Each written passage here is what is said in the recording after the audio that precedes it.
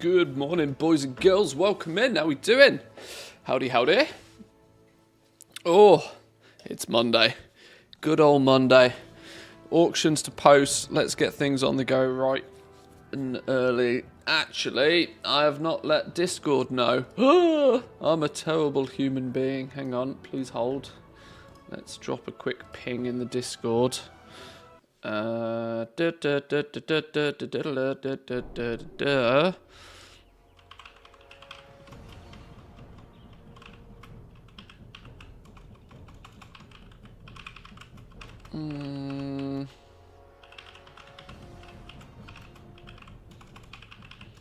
I can't type today. Can't type. That's not how you spell discoveries. Discoveries. It's an IES job, right? Discovery IES? I don't know. What's the plural of discovery? Discoveries? Discoveries to find. It's not like English is my native language.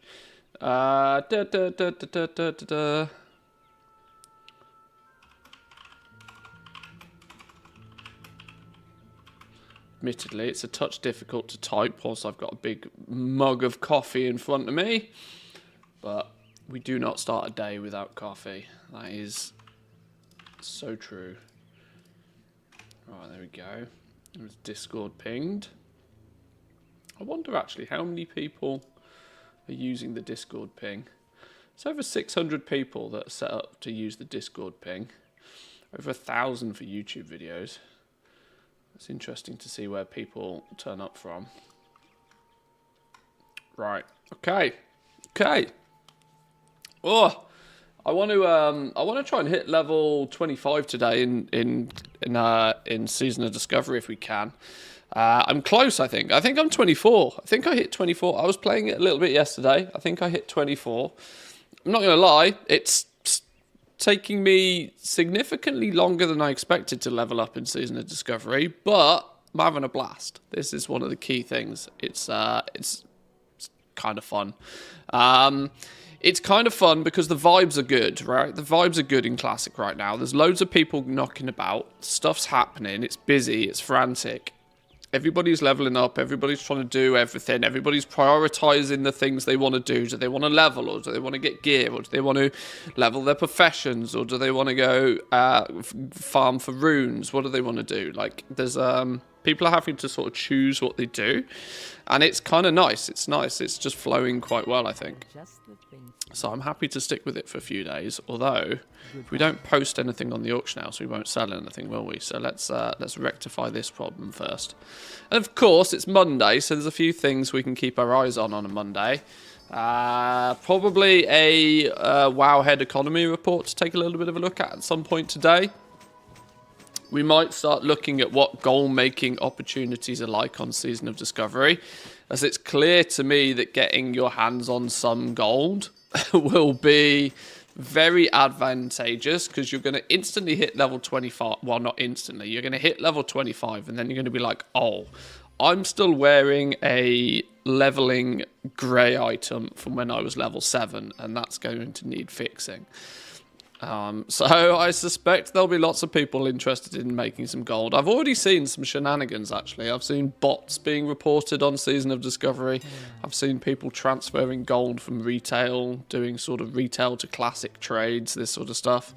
I'm not entirely sure if that's frowned upon by Blizzard. I would imagine it is, though. I can't imagine that they're too comfortable promoting anything that's not within the four walls of their game themselves. If it's a service that they provide, they can get behind it. Otherwise, sus, right? But I hope everybody had a good weekend. It was fun streaming on Saturday. We don't usually do this, but we got a Saturday stream in this week, which was quite nice. We got to play some games and chill on a Saturday. Often brings about a few new faces in the stream when we do a Saturday stream or a bonus evening stream, because, of course, I know my stream schedule doesn't work for many people. But it's nice to see some new, fresh faces. And of course, it's fantastic to see all of you original boys and girls as well. As long as Blizzard are getting their cut, it's okay. Well, yeah, see, this is the thing, right? If they can get their... If they can take a slice... If they can get their slice of the pie, they're all for it. It's when they don't get any slice of the pie. When they don't get any slice of the pie, and B, it causes them customer service issues when scams happen. Yeah, that's when they're probably less happy about it. But Season of Discovery seems to be pretty popping at the moment. We'll stick with it for a few days, I think. There's 10.2 is on. It's so weird right now that the pace of retail is just outrageous. It's so fast. This is one of the things that you notice if you go play Classic at any point. I've never been a big Classic Andy, but Season of Discovery is such a dramatic change of pace. You can casually just go do some quests. Everything's so much slower. You know, even your GCD, your global cooldown, because you're not mashing 12 buttons a second like you are in retail, the game feels so much more relaxed. As a hunter, you're often waiting for like a swing timer. You're waiting for your bow to go dunk, and then you've got time to relax and play at your own pace. This also means that it doesn't really matter if it takes you 2 hours to gain a single level, because that more relaxed pace is quite enjoyable. Everything in retail is go, go, go, go, go, go, go, go, go. And then once you've gone for a week, you then like, well, there's nothing to do. It's not a problem that's easily fixed. It's just the style of the game. You guys may have noticed I've got 250 of these flipping Dreaming Antlers in my bags. I am absolutely desperate for Blizzard to do something on these. I am desperate for Blizzard to turn around and go, you know what? We're going to switch things up. We're going to make these BIS all of a sudden. Even Cobra skins are down to 6k. Sheesh.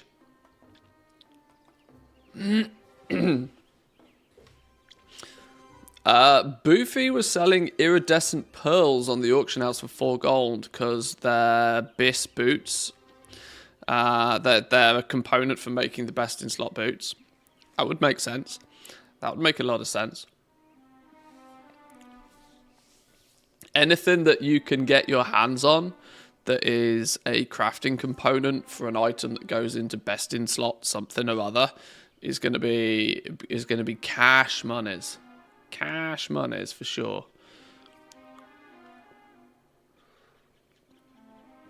This is where actually, if you're looking to make some gold in Season of Discovery, a smart thing to do is not only look through like your class guide, but also look through a few others. Look to see what is best in slot for another few classes.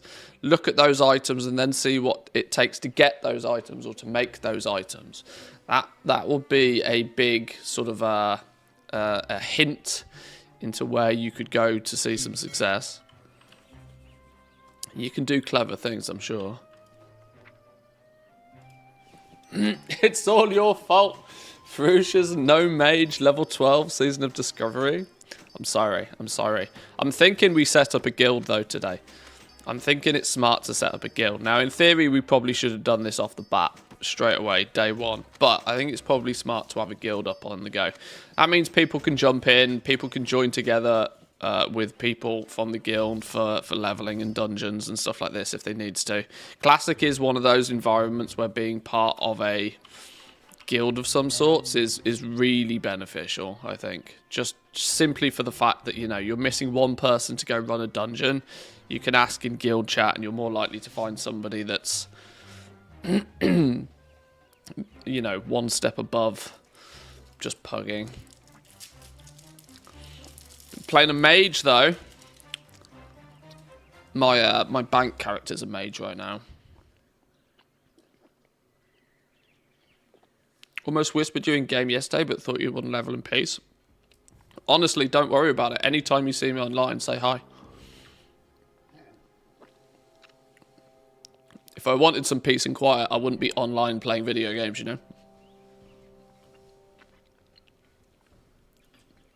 Always more than welcome for people to say hi. But I'm going to get a few things posted first thing this morning. Check over a few bits and pieces, and then we'll jump back into Season of Discovery.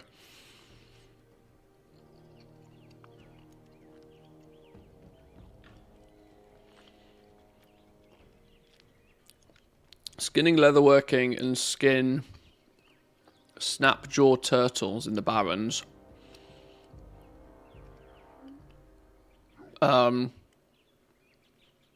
Is turtle shell, what's the turtle hide or something? I can't remember what it's called. Sorry, I'm eating candy. But there's some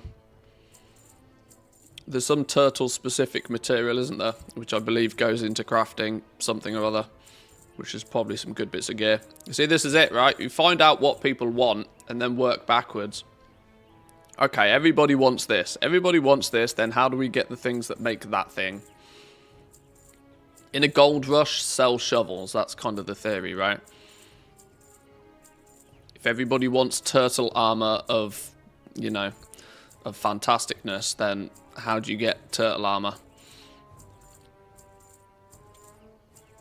That's the theory, at least.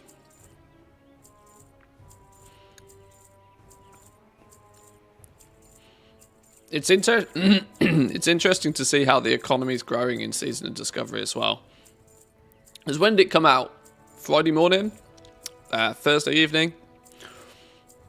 So we've really only had the weekend, to be fair. And unless you've had the opportunity to pump at the weekend, I can't imagine most people who are playing Season of Discovery. You obviously have your first few, right? You have your first few that absolutely zug all the way to max level super quickly.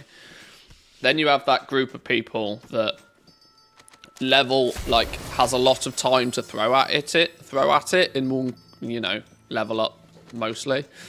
I would suspect most people are sort of somewhere, mid-teens, I would guess, is probably like where the cluster is, where there's a clump of people right now.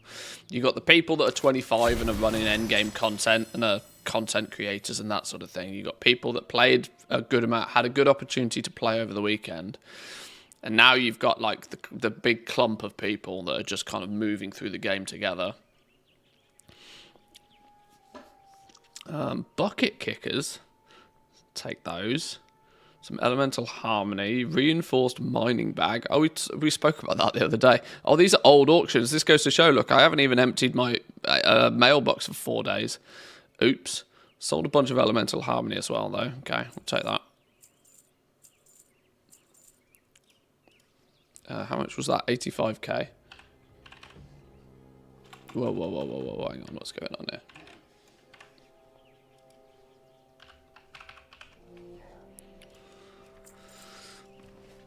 Okay. Which country am I from? I'm English, but I live in Finland currently. But welcome in.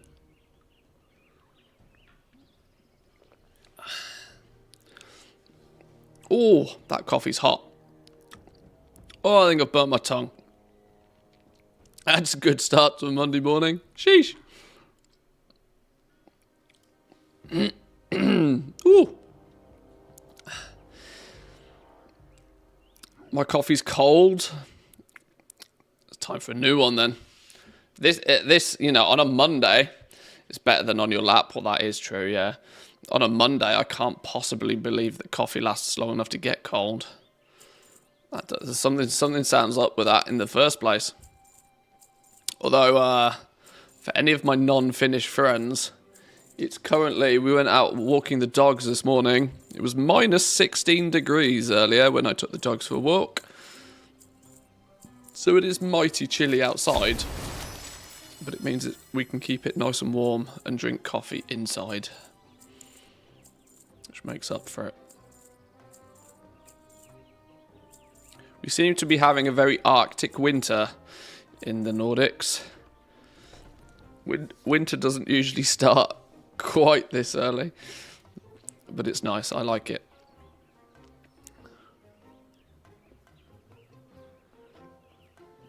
Where's the background on my cam got? I know. Where's it gone? Where's it gone? It's magic, right? Magic. I've been testing this for a couple of days to see if I like it or not. I haven't quite decided. I mean, I am still technically here. Hi. Still technically here. But testing some technologies. It seems to, interestingly, it seems to make me semi-transparent as well. It's quite sharp around the edges. I think it's doing a good job of green screening. It's because I've got it quite well lit, but it's making me slightly transparent, and I don't quite know why. Might actually have snow for Christmas in Sweden this year. Yeah, Christmas is always hit and miss, isn't it? Obviously, it depends where you live in Sweden. If you're up north in Sweden, you probably got snow already. But yeah, this year at least, it's nice and chilly. Could be good. Could be good. No more complaining about the TV being off. Can't complain about the TV being off if you can't see the TV. Smart that, right? Clever, clever. Okay, we quickly got that lot listed, which is good. I don't think I need to do much of anything else, particularly on retail. Oh, actually, that's a lie. One thing I do want to do. What's Yoldi token doing? I haven't looked at the token in a few days. Where's me token tracking one? Let's go 1 month. Let's take out that one, take out that one, take out that one. Ah, you see what I said? See what I said the other day? You see what I said the other day? That it might start to dip early and then plateau off.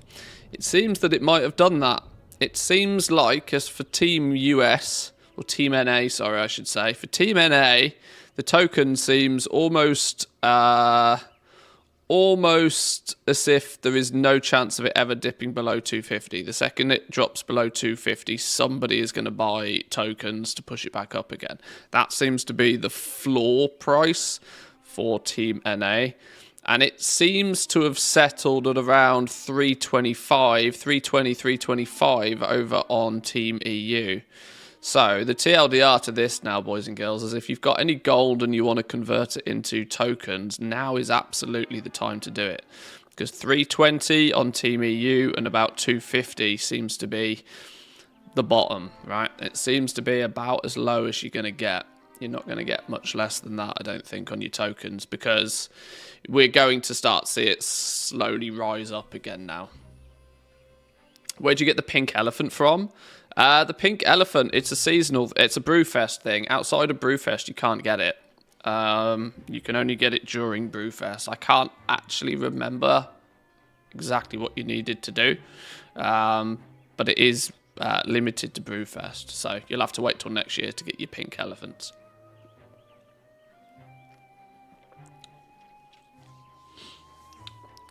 Good morning, Manthieus. Welcome in, Boofy. Welcome, welcome.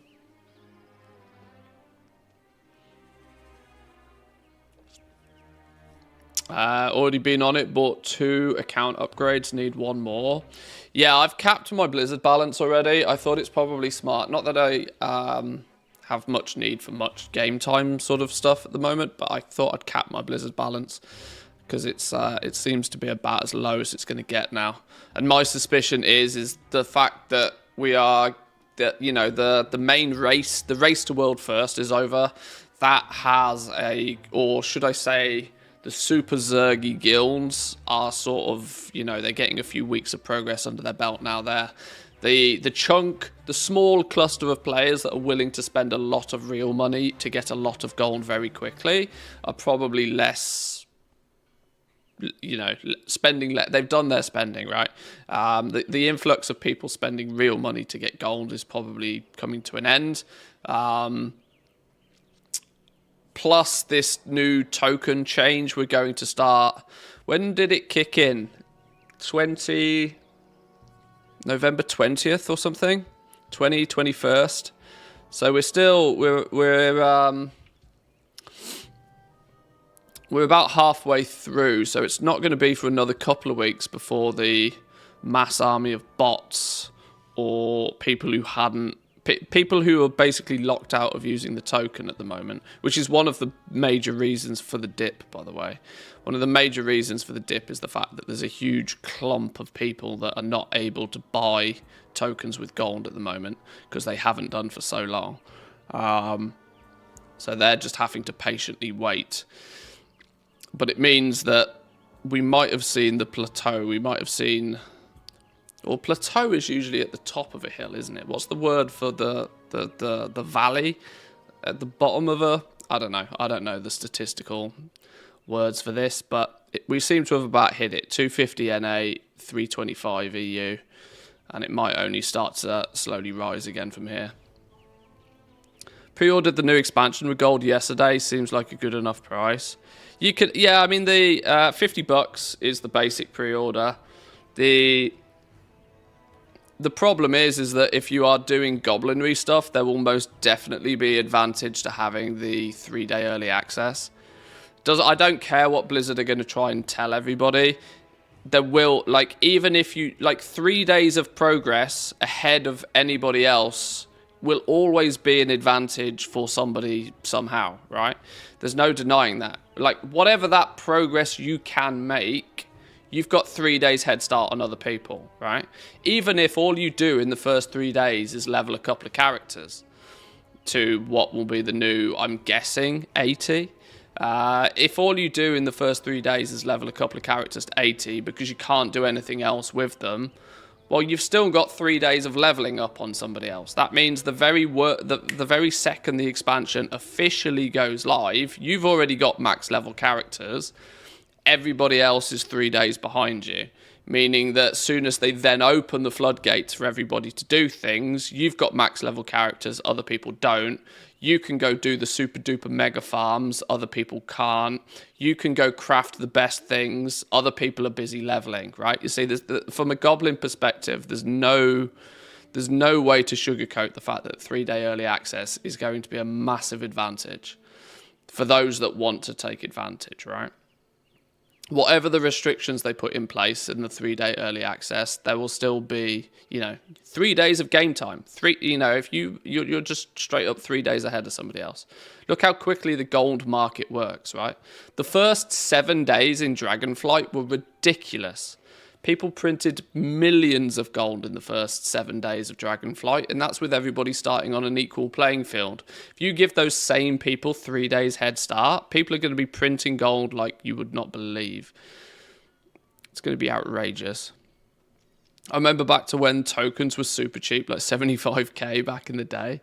Yeah, I think the starting price of the tokens was like 30k, like way back when they first initially launched them. When was it? 2016, I think. 2016, I think, was when they launched the token, roughly. Does that mean it's been 4, 5, 6... We've had the token for 7 years now? No, 2015, late 2015, maybe? I can't remember exactly, but I know when they first introduced them, they were like 30k a piece. And it was like, yeah, I'll have some of that, please. I'll have an entire month of game time for an hour's worth of farming. Don't mind if I do. That was ridiculous. And then they just went up and up and up and up and up and up and up. Let's say somebody paid for their account with gold and bought a year's worth of game time. Can this person not buy a token for 13 months then? No. The restriction was worded so that you had to have purchased and consumed 30 days of game time. If you bought a year, you've got 365. You don't have to consume that 365 days of game time. You only need to consume 30. So it basically was putting a 30-day lockout on the token for a bunch of people. And most of those people would have been bots anyway. I don't think this was a change that really would have affected basically anybody. I mean, even big goblins, right, who have got so much gold they never need to have paid it. I didn't get affected by it. I've clearly bought game time at some point with my credit card, or, I've done something, because sometimes you just do. I don't really think that legitimate players, this would have affected many of them at all.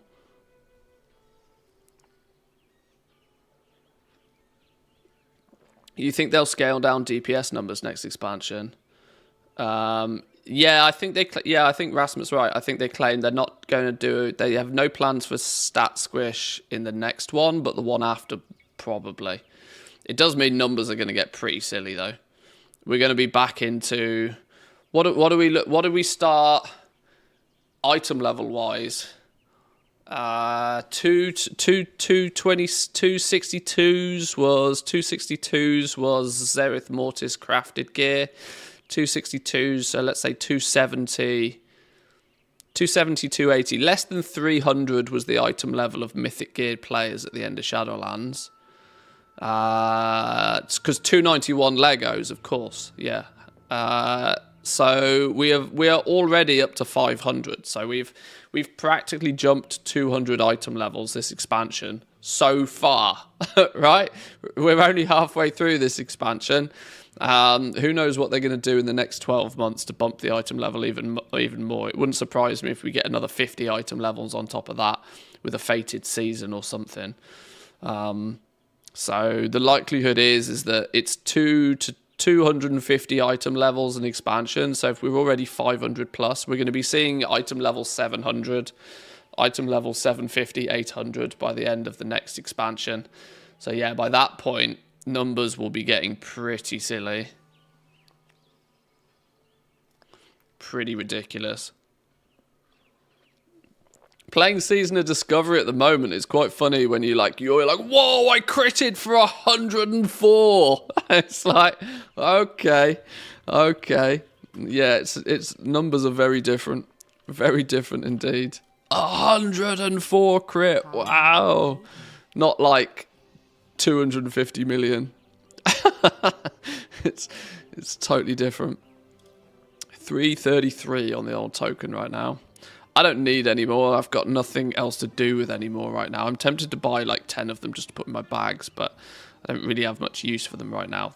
That said, if I do my little leveling on, if I multi-box leveling for a while, that's going to instantly cost me somewhere in the region of about 200 euros of Blizzard balance. So I need to, in fact, no, probably more than that because I need game time on 4 of those accounts as well. Yeah, that's going to start getting pretty expensive pretty quickly. Maybe I should buy some tokens just so that they're spare. I'll see if there's another dip later on today. I'll see if there's another dip. Goodbye.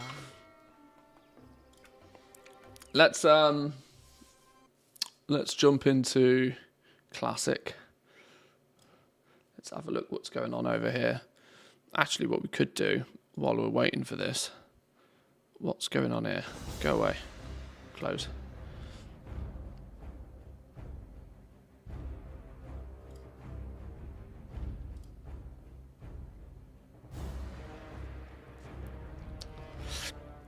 I wanted to have a quick little look at the... oh my god, where's it gone? Buried. Sheesh. I wanted to have a little bit of a look at this. I wanted to have a little poke around here, see what was going on. There was...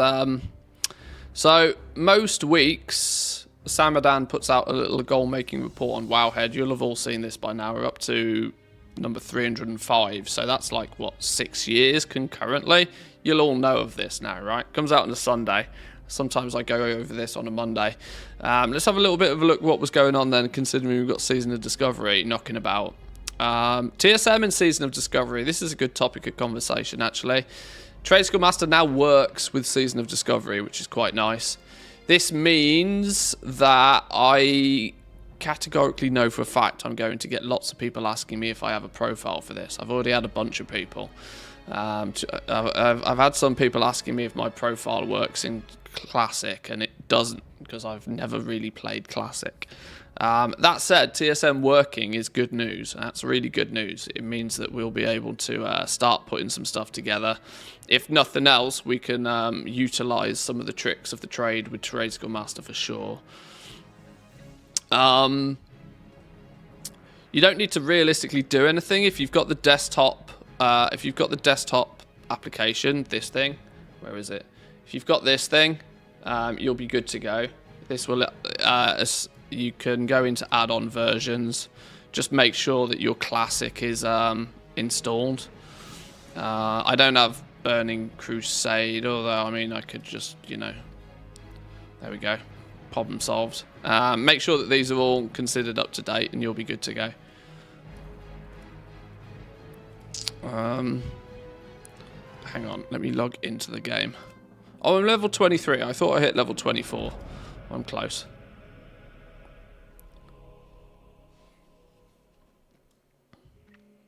Just chill in Ashenvale while we have a little bit of a look through this. So yeah, TSM works, which is nice. TSM works. Good. Realistically, not too much to report about that, other than TSM does TSM stuff, right? If you know what you're doing with TSM, you'll have a good time in Classic, I imagine. Best professions for Season of Discovery. This gets asked 10 times a day. The Lazy Goldmaker's put together a little video on this. He is considerably more embedded within the Classic game. He plays Classic quite frequently, I think. Season of Discovery, we get back to Classic with the initial level cap of 25. So what profession should we pick? Obviously, we don't know. So we started with a question and we answered it by saying we don't actually know. But this is mostly this is the safest actual possible reply. But simply because, to be fair, we don't really. We don't quite fully understand just how this level 25 cap is going to structure the meta for this first phase. You can look at Classic as a whole, where, you know, engineering is always very useful, but useful from a, you know, from a selfish perspective. Engineering is a very good profession to have for you, yet it is rarely good for making gold with. It depends what your actual focus with the professions are. I would suspect that there is, you know, your armor crafting ones will give players opportunities for sure. But of course, even simple stuff like the gathering professions, we're going to need mats. And equally, there's a new thing. I wonder if he talks about this, actually. In fact, the video is just about professions, so I imagine he probably doesn't. But there's the shipment turn-ins. The shipment turn-ins, I think, is a really good opportunity for people as well. Have I got one in my bags currently? I probably should. These things, right? The waylaid supplies. The turn-ins for these, anything that goes into one of these boxes will be good business. Anybody and everybody is probably going to want to, at some point, playing Season of Discovery. People are going to want to complete a bunch of these and hand in a bunch of these. They offer access to gear. They then ultimately offer access to runes, meaning people will want to do these. Anything that goes in one of these boxes could be big business, which will also then tie into the professions. Of course, I'm kind of going in a different direction, but overall the meta at the end game will likely be the same as what it is in Classic, engineers being top dog. That said, the meta at lower level caps, as well as any surprises we get in terms of new bonuses, meaning that everything is a little bit up in the air at this early point. For goal making, all of the professions can provide gold, and there's even some new interesting recipes on Wowhead, so let's take a look. We'll focus on the level 25 meta and then see what happens for the next phase when they roll around. Oh, I'm actually intrigued now. I'm intrigued. Should we? We're going to watch this. We're going to watch this. I'm sure Lazy won't mind a bit of React Andy. Hang on, let me make sure that I've got audio for you guys as well. That one. Let's have a little look at this then.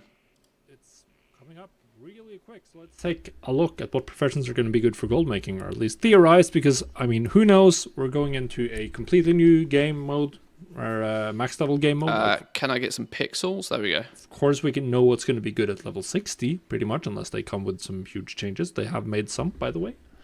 But what's going to be the thing at level 25?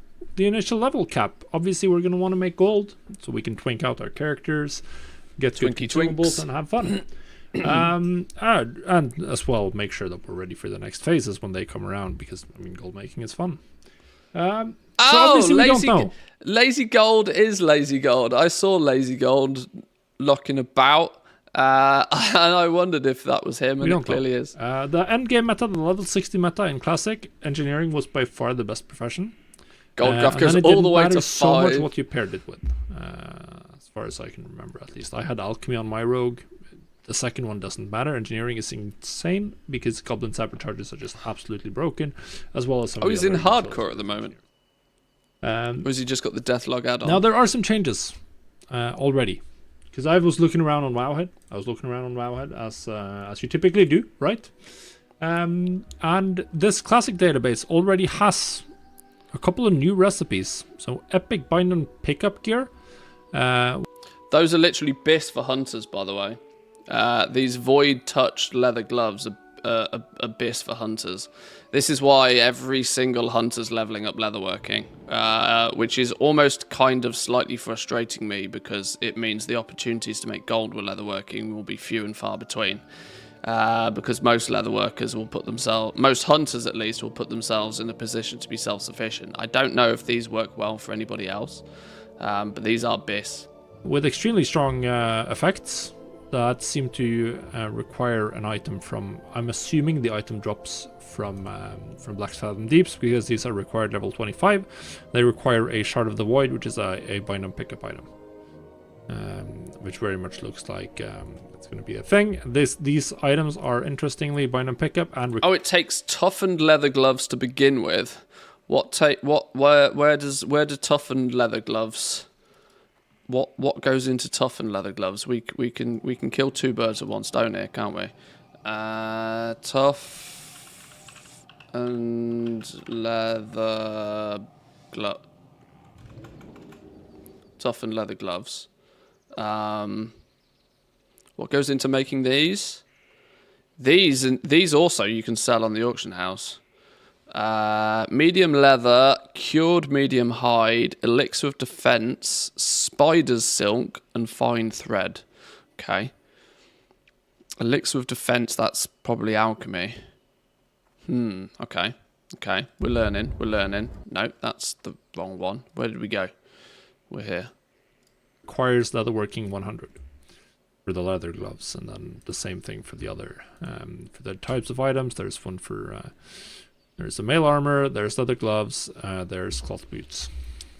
The cloth one also looked like spider silk, so maybe whatever the hell you need to do to farm spider silk is a good opportunity.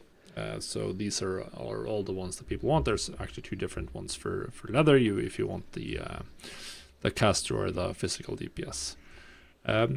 So that's obviously one big change, and we might see similar changes coming further down the line. But this means that in Season of Discovery, it's definitely going to be optimal, probably to have to be able to craft your own armor type if you really want to min-max your professions.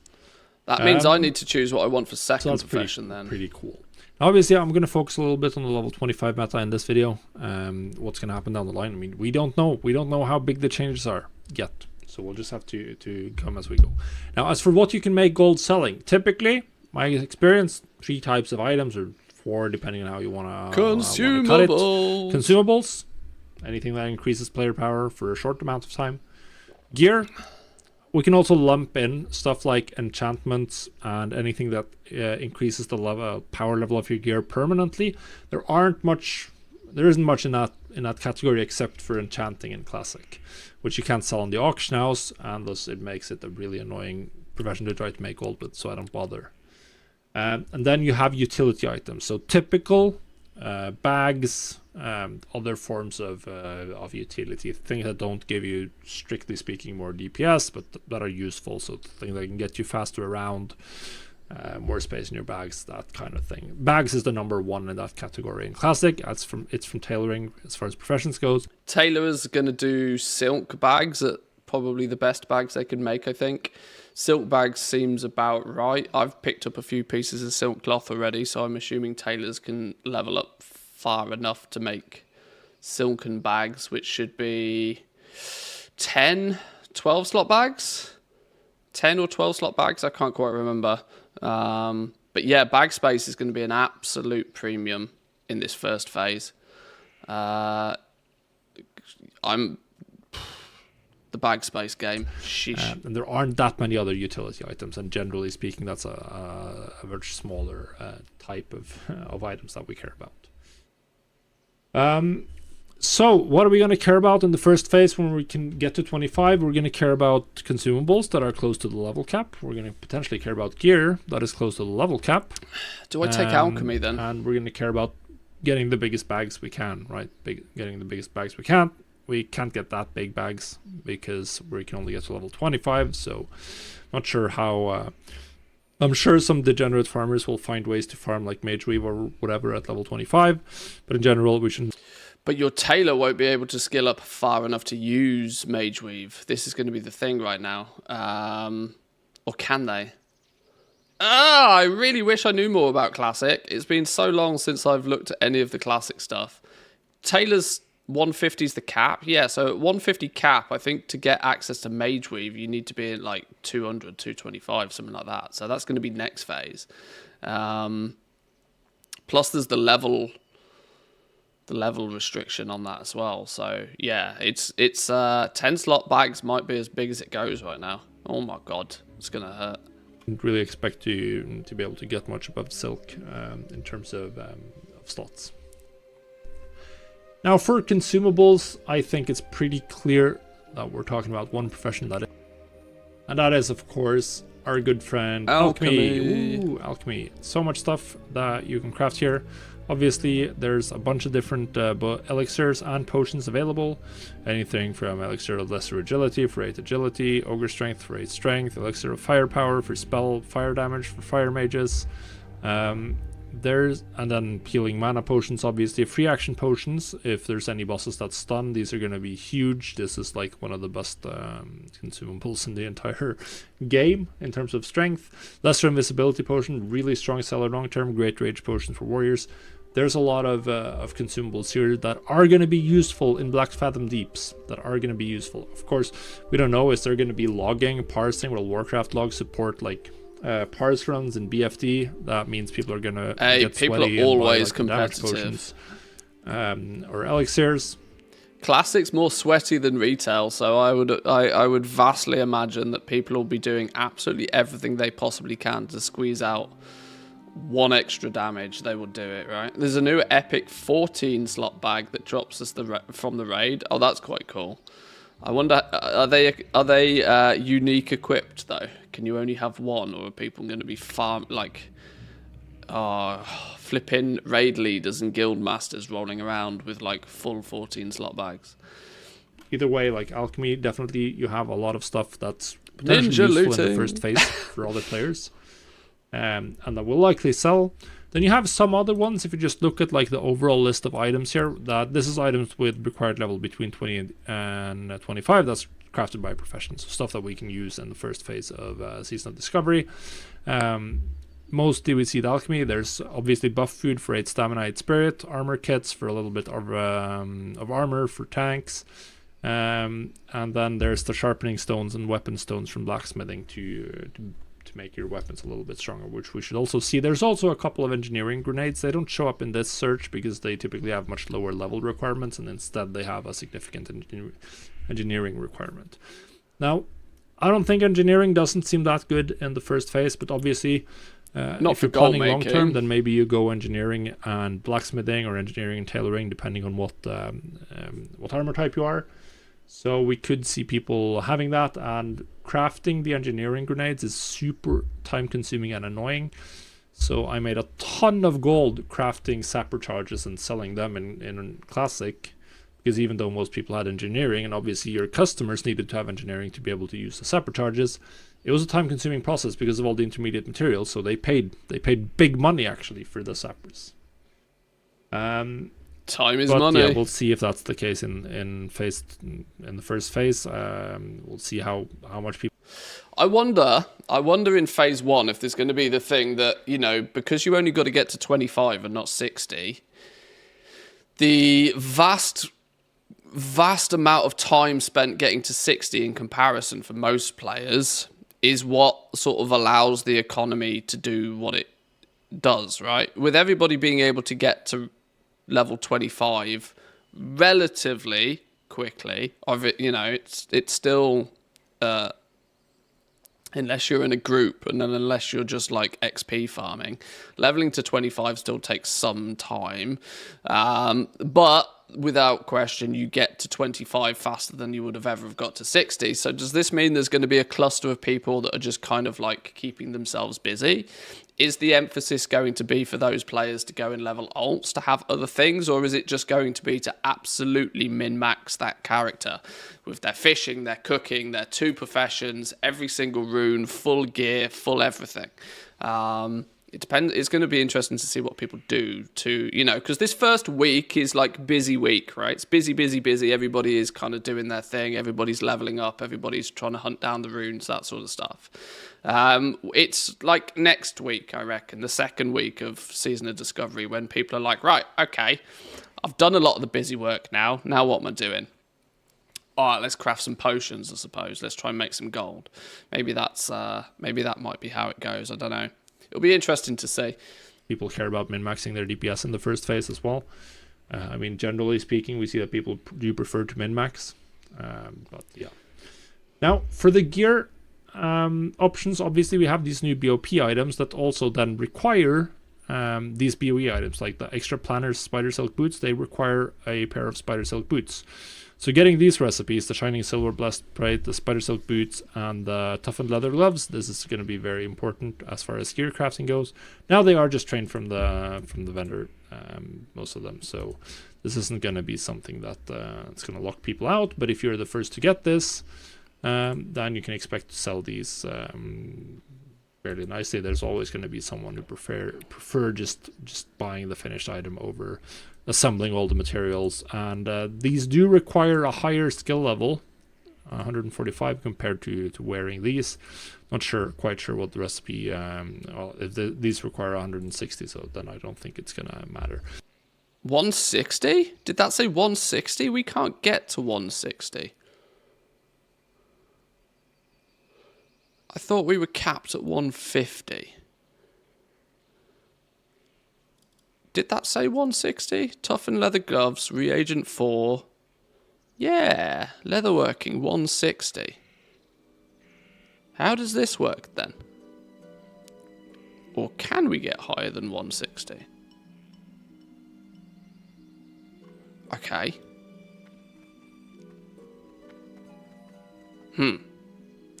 One thing to take note though, since the level cap is what it is, there's not much gold to go around at all.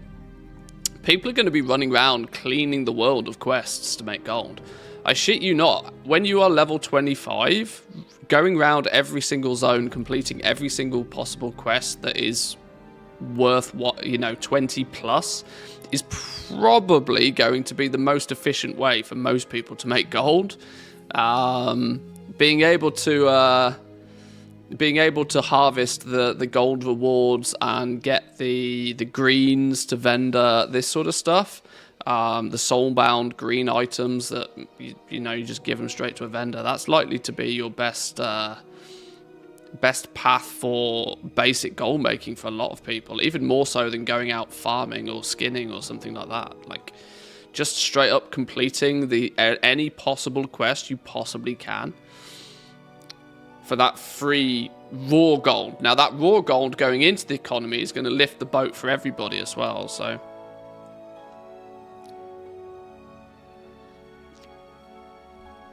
What's this wall of a text? Professions locked at 150 skill in phase 1. Yeah, so this is, how are you going to get, maybe 160 was just a placeholder on them?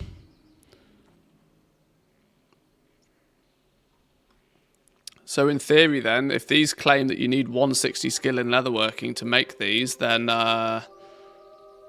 these aren't strictly... It requires leatherworking 100 to equip them, but if you need leatherworking 160 to craft the damn things, maybe racials? Do you get plus 10 leatherworking racial? Would that mean... only yeah, but these are then also bind-on pickups, so that would like limit it to only one race that would be able to actually wear these. What's the race that has leatherworking bonus in Classic?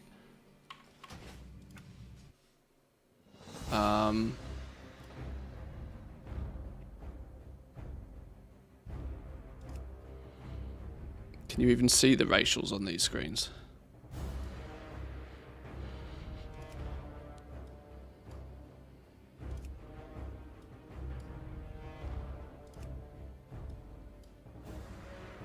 Engineering on gnomes.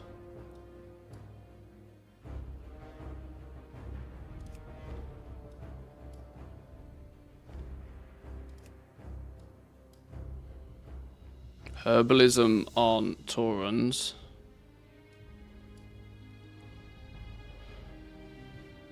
Maybe there's I don't know the racials well enough, but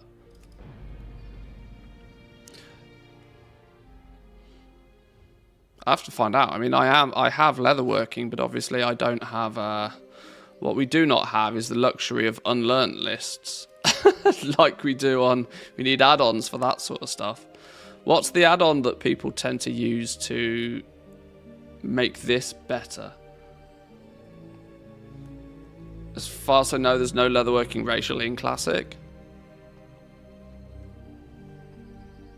Maybe 160 was a Wowhead data mining thing that's not strictly true. Who knows? I don't know. It's on 125 already, and I've got like 7 recipes. Maybe going around collecting all of the... See, this is actually... In fact, no, I think I tell a lie. I think leatherworking still could be really good because people are going to do exactly what I've done, which is just power level it to be able to make their bind-on pickup stuff and then do nothing else with it, right? If I go out and I try and collect all the recipes for leatherworking and craft a bunch of stuff, then that's how you would sell it to people leveling, right? Pretty much all of these have only been... can we group for a short while? I have a little present for you that might solve some bag space problems. Colour me interested.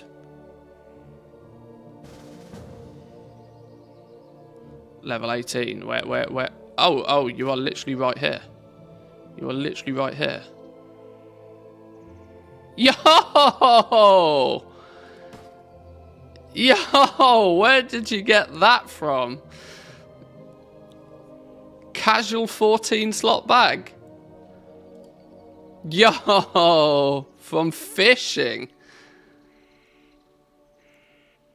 That is big. That is big.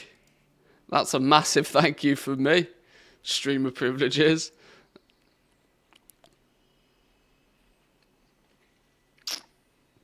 Thank you very much. That not only is A, very generous, but B, genius.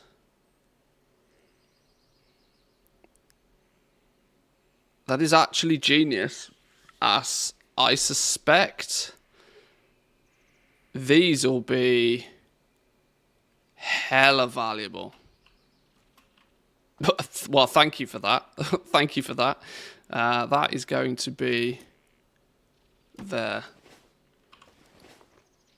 Oh my god, look at the size of that. Now, Ian Hazakostis, if you're listening, that is big. That is big. I appreciate it. We might investigate the that's going on my notes list. Woo! That's going on my to-do list to explore more.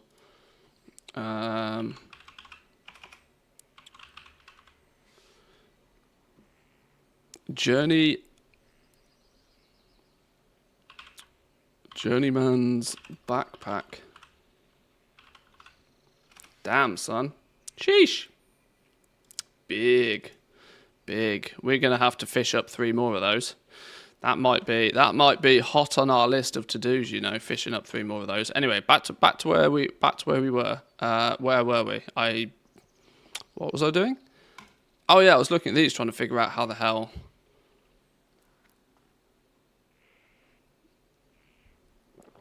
Fishing in Stranglethorn in the pools might give you some backs, and those contain the bags. That's pretty cool.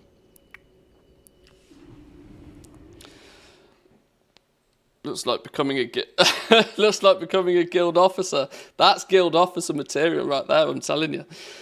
We need to set the guild up today. You know, we should set a guild up today. I think it's worthwhile, even if it's just for people leveling and stuff. That's big. That's big. Okay.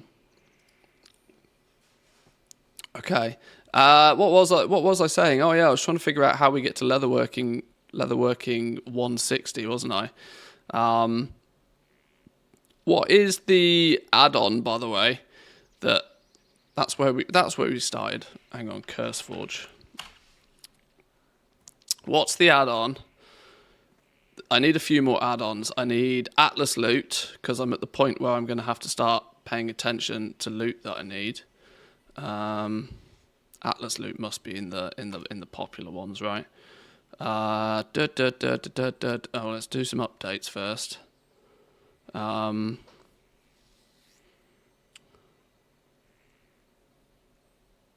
What's the one? There's one, I can't remember what it's called. Oh, let's get Atlas loot. We need that for starters. It's probably not that popular, is it? But oh my god, there's... Oh no. Oh no. Oh, this could be the end of me.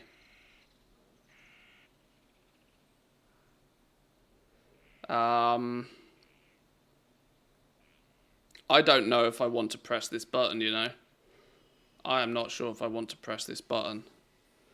I might want all the things just purely from a crafting perspective, because it will at least show me all of the recipes I don't have, and at least give me a hint on how to go get them.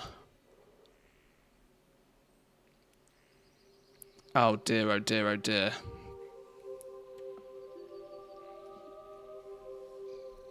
Okay, I'll come back to that one.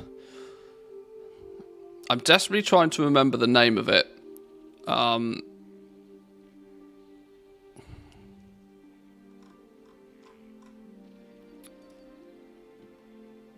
It was the profession one that shows you all of the recipes. Recipe list, profession recipe list or something. But I can't remember what the hell it's called. Browse by category.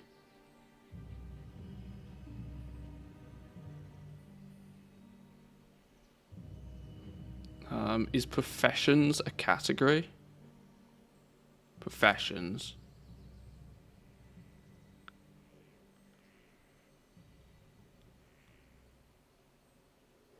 Better fishing?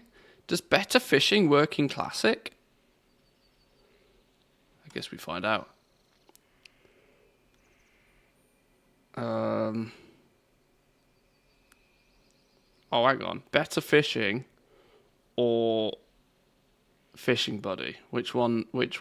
Fishing buddy seems to be the one people have. Akis recipe list. Now we're talking. That's exactly the one I'm talking about. Does that exist in? Does that still exist in Classic?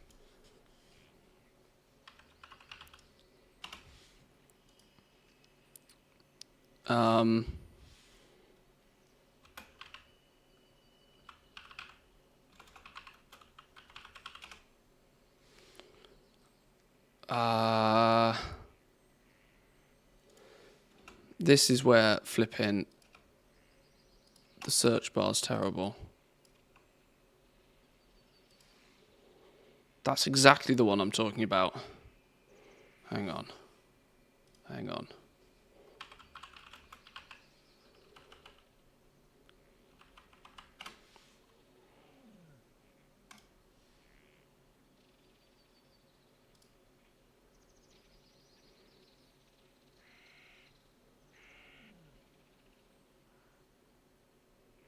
ARL. No. Okay. Apparently it doesn't exist in Classic.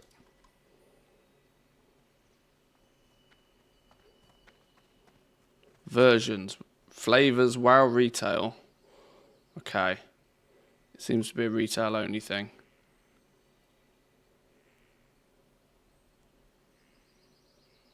Not been updated since October last year. Okay, I'm going to assume that doesn't exist anymore. Boo. Dare I say it then, all the things might be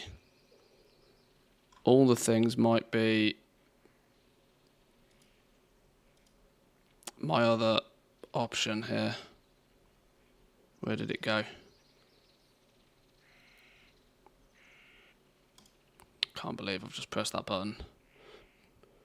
I'm in Classic and it's saying Tomcat Tall Zarelek Cavern. Recipe Radar, is that the one?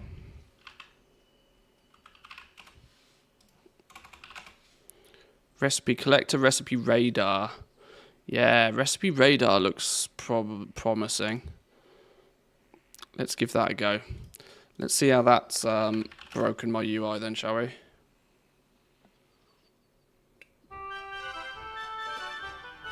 Oh my god. Oh my god, we got the noises. We got the all the things noises. I need to redo my UI. I want my retail UI. I want my retail UI back. I feel weird not having the right UI. Do we have... Whoa! Okay, well actually all the things appears to do exactly what I want it to do here actually. This is predominantly what I wanted.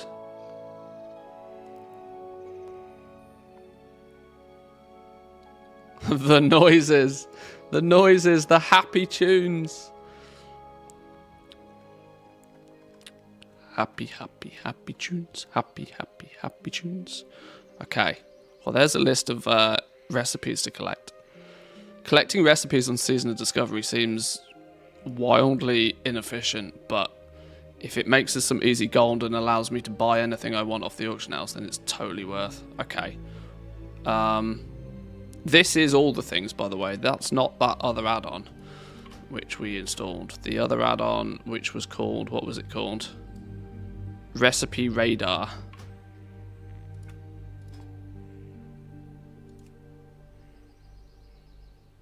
Show minimap button.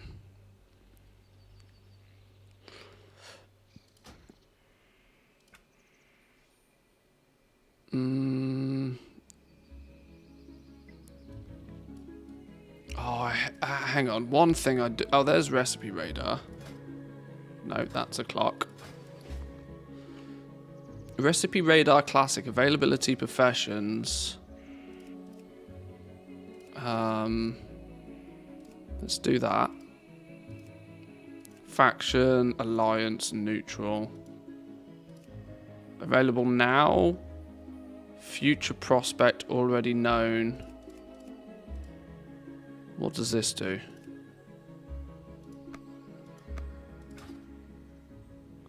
Okay, I'm not sure what that... Oh, is that meant to say that, look, if I'm in a zone, it's going to say, oi, go here, go buy a thing. Or maybe that's what that's doing. That's not strictly what I wanted it to do.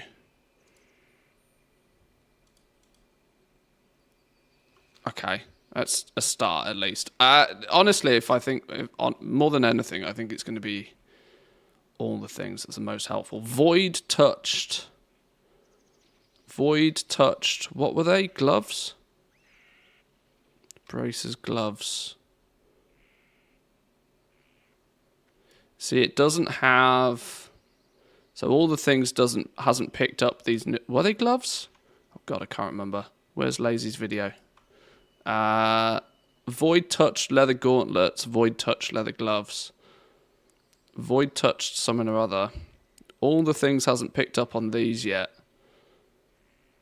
which is an indication either it's not been updated or they don't know about them yet. Okay.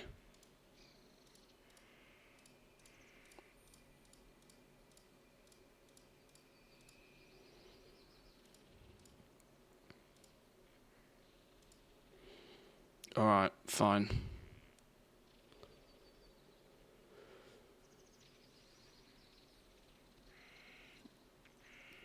Coffee Bean Redeem ATT Random. We might do that for retail. We can do that for retail. I'm not crazy enough to do that for classic, but for retail we can do that.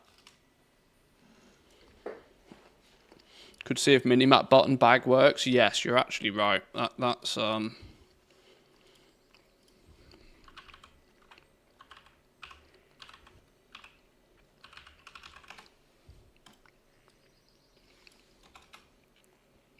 minimap button. Minimap button. I guess minimap button.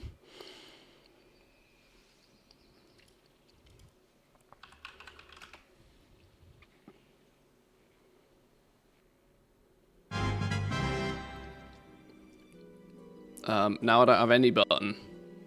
Button, where's the button? Oh, it's that one. Drag the button using the middle mouse button. Minimap button. Ta-da! Absolute godsend. Okay. Atlas loot. I've never used this before.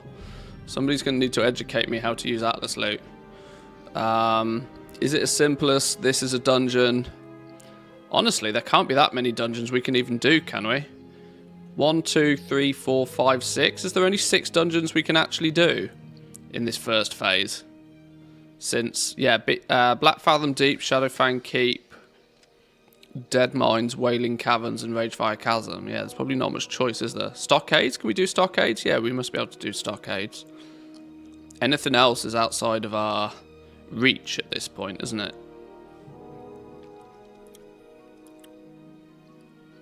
Crafting. Leatherworking.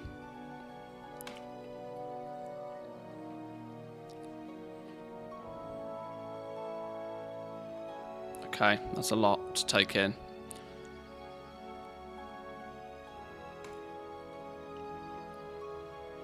Can you cap the requirement? These add-ons are clearly not designed for... Clearly not quite designed for Season of Discovery yet, are they?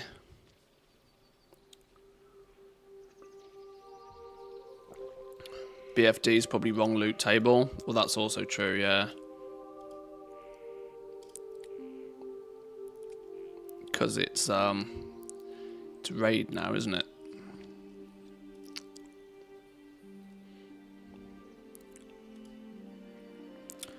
Rugged Spaulders from Shadowfang Keep. Don't I have a pair of these? Oh, I have patched leather shoulders, which is three armor less.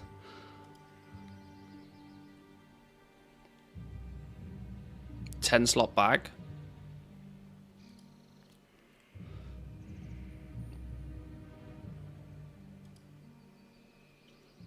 Strength, stamina, strength. How is it showing all of these as hunter loot when it's an axe? Oh, I suppose I technically can learn how to use an axe, can't I? I need some clever hunter to find me Abyss list, and I'll just work towards that. That's probably the play, isn't it? Agi stamina. Oh, that's big. This gets removed with patch 4.0.3. Thanks for that, ATT. Appreciate it.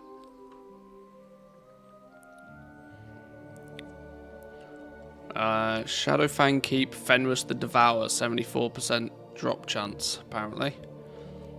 Black leather gauntlets, Wolf Master Nando's.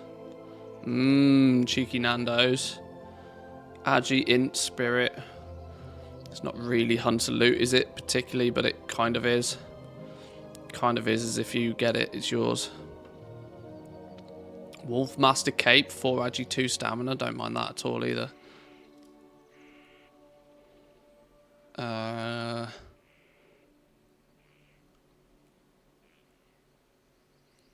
Okay.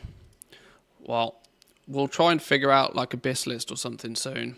We got to get 25 first. We are 23 and oh my god, we were really close to 24.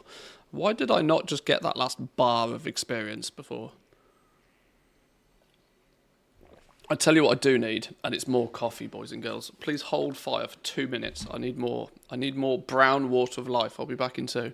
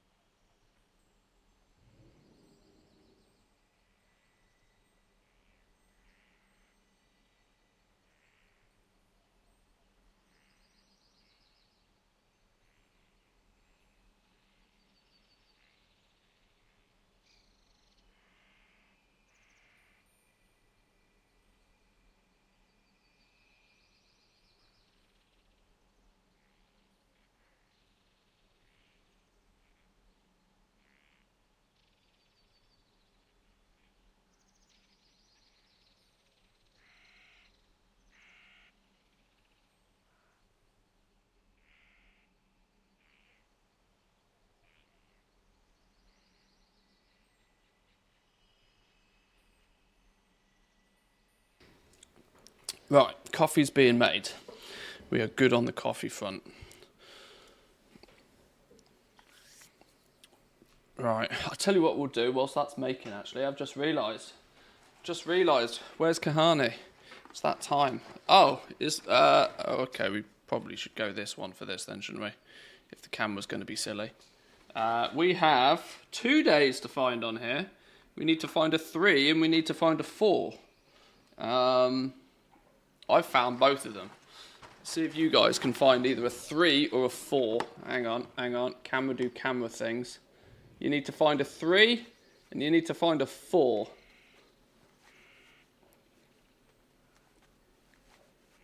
Kahani usually gets these before I even put the damn thing in front of the camera somehow, so I don't know how that works, but a 3 and a 4. Bottom left for you. 3 by the bottom M. Boop, boop, boop, boop, boop. Congratulations, well done. Yellow dude, right hand. Right of the half. Bingo, got him. Right, number 3. What are we saying for number 3? Number 3. It's, your options are on the back here, right? They're your options. Today, I can give you a hint. Today's number 3 is a touch tropical.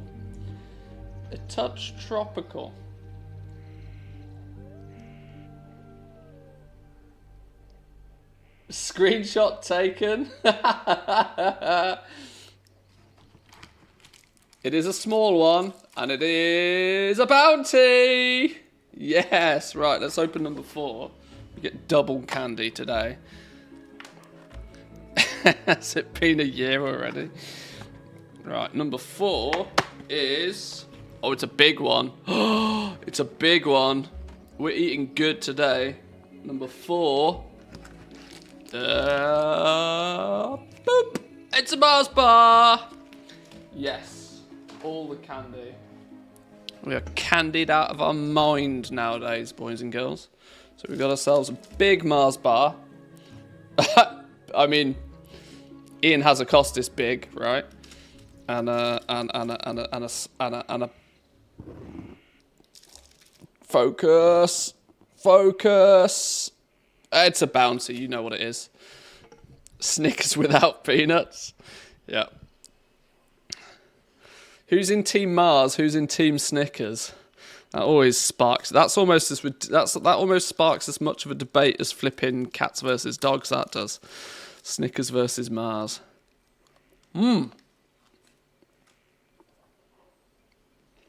Snickers bish.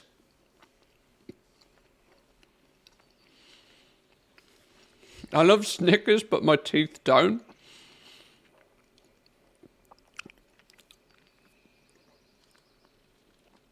Also feed Bear before he runs away. Oh, goddamn.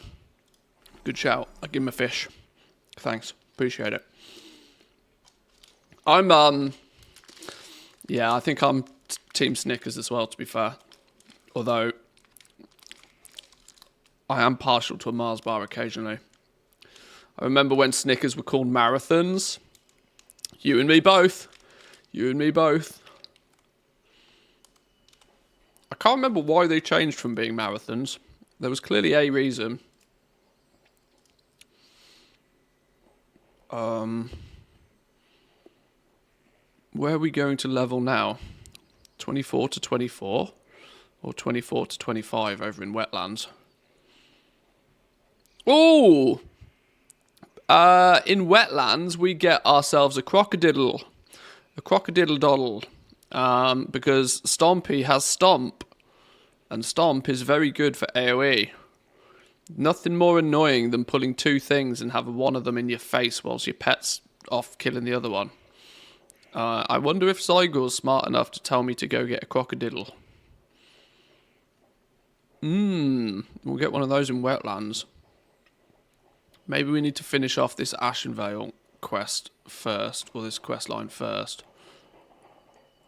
Discover the flight point, we've done that. Marcus complete.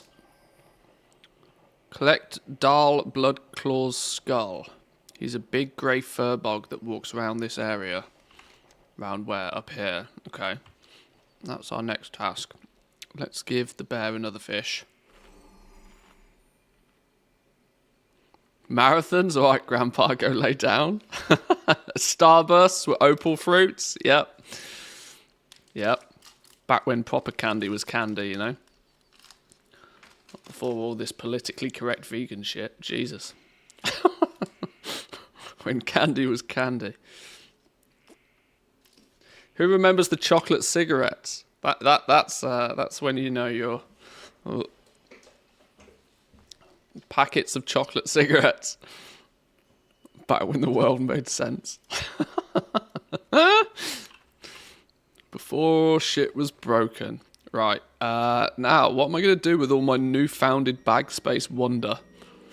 I'm going to drink coffee, that's what we're going to do. I heard the beep. I heard the coffee beep.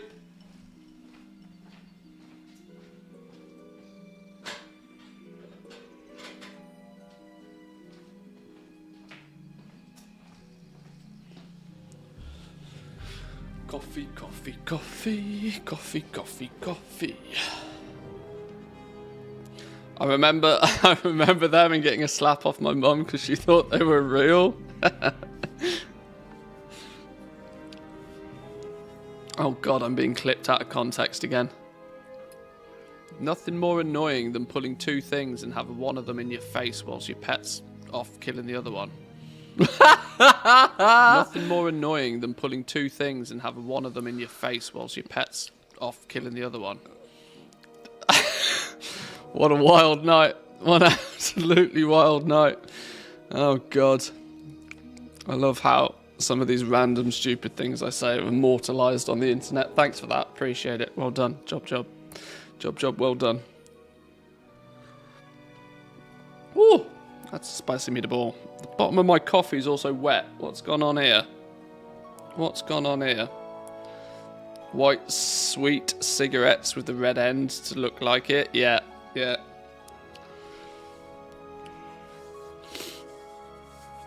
I remember one time I bought this candy that was in the shape of a gun as well. It was like, I can't remember what it was, but it was like a water pistol. And it had like some candy, like some sugar juice or some shit in it. I can't remember what it was, but this was back when they would sell anything to kids. Going into Woolworths as a kid. Who remembers Woolies? You all got to remember Woolies, right? Who's old enough to remember Woolies?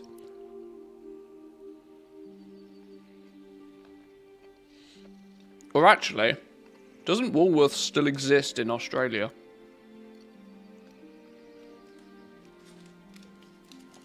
Is that a British thing? It is, unfortunately, yeah, sorry. Woolies was the best, yeah. Woolies pick and mix. Absolutely spot on. Absolutely spot on. Right, let's go gadget. I'm still only rocking 1 rune. I feel like a bit of a scumbag, the fact that I'm 23 and I've still only got 1 rune, but we might need to fix this as well today. But I kind of want to get to 25. We'll set up the guild.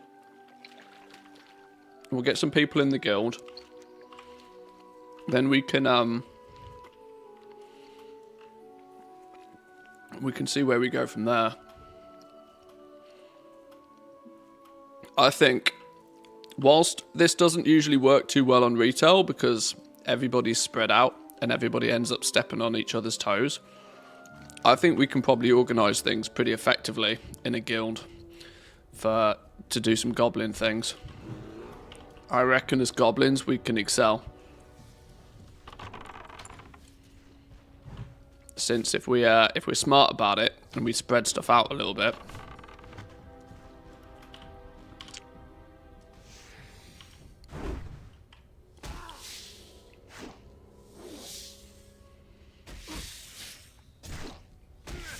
just spent the time trying to get the Divine Storm. I reckon there's going to be a bunch of paladins in there.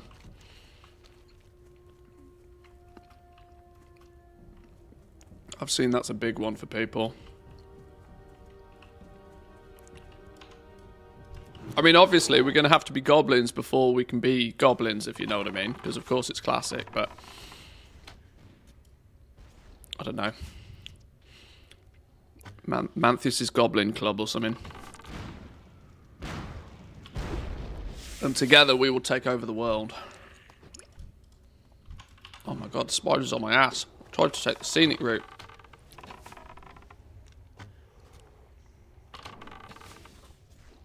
I'm going to turn off all the things for now. Because that could get very dangerous very quickly.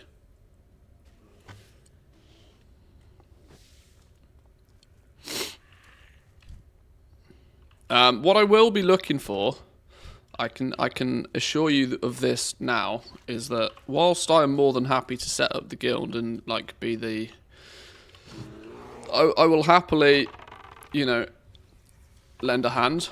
I would be looking for some more budding classic Andes, people who know the classic game a touch better than I, to assist. There will be a couple of officer spots open. For those that have the know-how. The know-how or the desire. No strict experience required to apply. But just enthusiasm.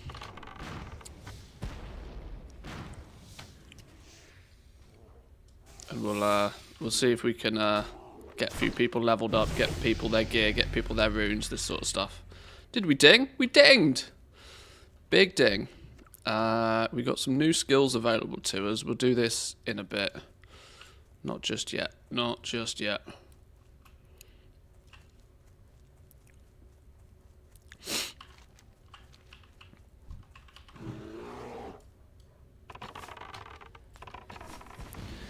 Yeah, we need to come up with a guild name as well. Entirely for the purpose of branding, I'm very tempted to have my name in it. But it's not strictly needed. I'm not going to go the Student Albatross route and just call the guild Student Albatross. That's amusing. But Manthieus, guild leader of Manthieus. Probably it's not quite as catchy, is it? Go with Manthieus TTV. Oh, I can't. I meme on people that put TTV in their names. If I can't. That would be there's a word for that. I can't be putting TTV in anything. Manthieus wild things. I'm tempted by pet do pet things, but it might just attract or nothing but hunters. Now I don't mind there being a bunch of hunters, but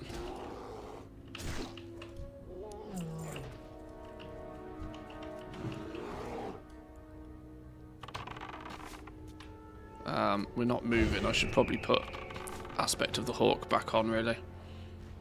What's the character limit on the name? I don't know what the character limit is for guilds. It's not very long though. It's surprisingly short.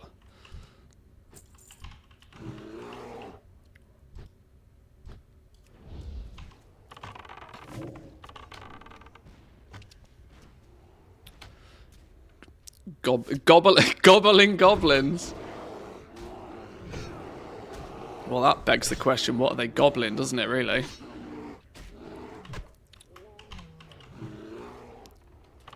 Gobbling goblins. I do kind of like it, though. It could work.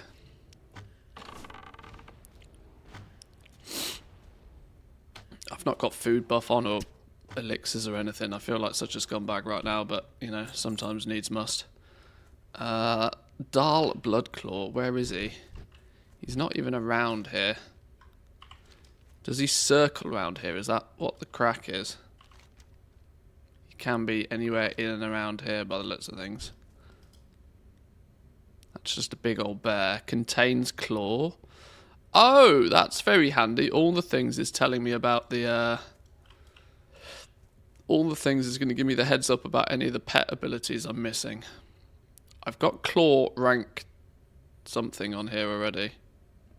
Oh, now it doesn't show me which rank I've got of their abilities. What have I got for my pet? I've got claw rank 2 currently.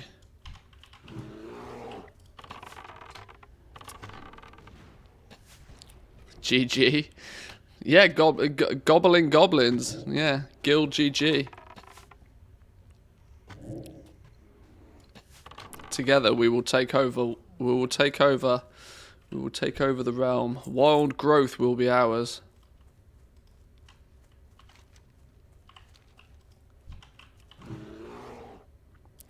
Right, I think we might just need to continue killing a bunch of things. This dude, he's a grey one that walks around the area. My little Zygor add-on is not highlighting him on my map, so maybe we need to kill a few of these to make him spawn. Gold gobbling goblins. GGG is a bit close to KKK. Like, that's just, you know, it's a bit close. I like the alliteration, but it's yeah, 3 of the same letters is a bit sus. Bit sus if you ask me. Post-lust clarity. Oh, I do like that actually. Post-lust clarity, yeah. Before you pull a boss, lust. Just to make sure you really do want to pull a boss. Never go out with your lust loaded. That is quite a good guild name actually. Right, this dude is clearly not round here.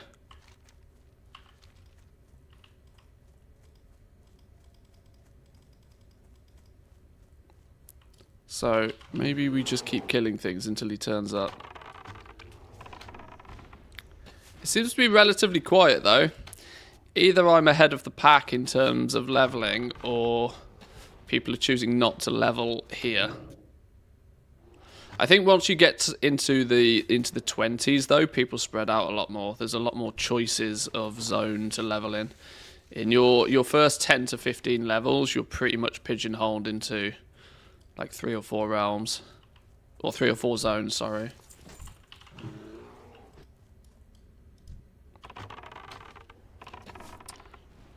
Have you hit your first mill yet, or are you a bad goblin? Well, first mill, I mean the gold cap's 214,000 gold. I'd be super impressed if I hit a mill. I'd need 4 characters. I'd need 5 characters to do that. We're not there yet though. We're not. No, I'm not gonna lie. I've focused almost entirely on leveling rather than aggressive gold making. Though we have we've set the foundation a little bit. Skinning's capped. We've got skinning capped already, and leatherworking is 125 out of 150. So we're kind of, our professions are actually almost done. But we have basically no recipes for leatherworking. I've only bought the recipes that will actually needed for like power leveling.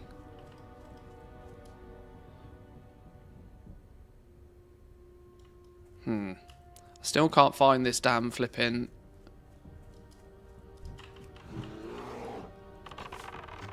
Getting there slow and steady. Well, you know, we'll get there eventually. I am at 5 gold, which I don't think is actually terrible. I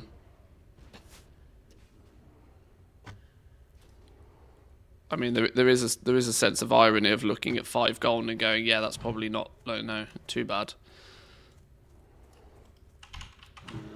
But for anybody still rocking in the teens, 5 gold is loads of money.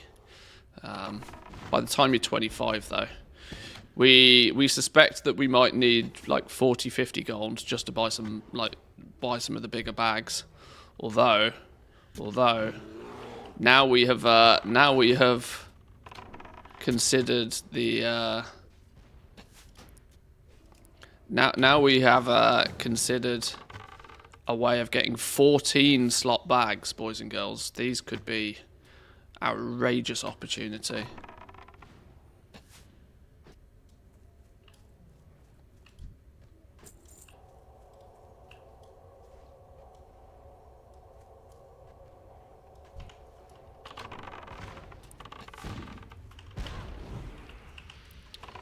Right, we got somebody else in the group here that's looking for this quest as well, so if he does spawn,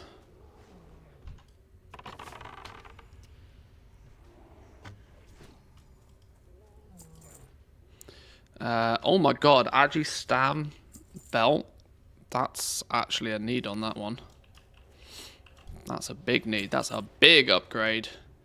Big upgrade.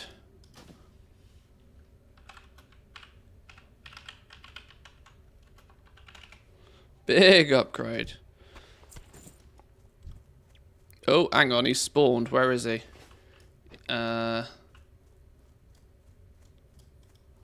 He's back this way.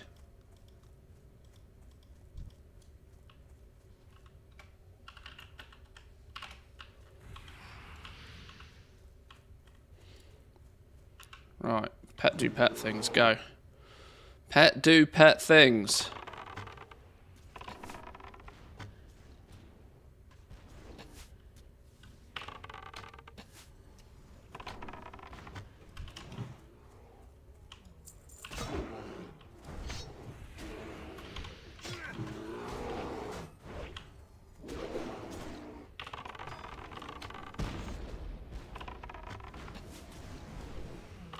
Right, we got this. Beautiful! Nice. The fact we can't skin the fur bugs. Yeah, it'd be nice if we could, but can't win everything. Can I win everything? That seems like an incredibly short distance to Hearth. I suppose we do it anyway.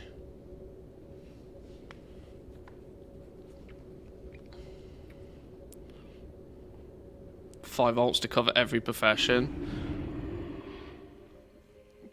I'm not gonna lie, it's tempting. It's very tempting. I mean, it's there's no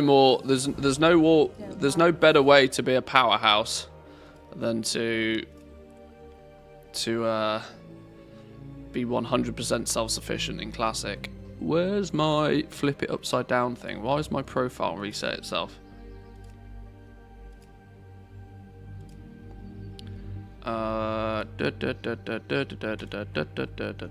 We flip it upside down so it sits just above our chat. There we go. Fly to Orberdeen in Darkshore. Where the hell are we going? Oh, we're off to the wetlands. We are off to the wetlands for the final stretch. Now, I wonder if it's going to tell me to summon a crocodile for Stomp. Is it crocodiles that get Stomp? Where's my hunters? Where's my classic hunter Andy's at? Is it crocodiles that get Stomp? The AoE aggro. Have a great day streaming. Going to get some lunch, then pretend to work a bit more. I appreciate it. Thank you very much. Have a good day yourself. Oh, all the things sounds. All the things is going to end up being very dangerous, isn't it? But what are you going to do? 1 level to go. 1 to go. Less than 1 to go. 25k experience to go. Actually, I'm just thinking about this. There's I should start to pay attention to where my runes are, you know. I think it was this one. There's 3 runes that I really should get. Master Marksman is very good. Increases your crit chance by 5% and reduces the mana cost of all of your shots by 25%. That's huge. Now this turns up. There's a rustling bush in Teldrassil. Use Hunter's Mark on the bush and it will spawn a mob. We're going to be right near Teldrassil now. I'm thinking we should go and get that one, because that's very cool for a chest piece.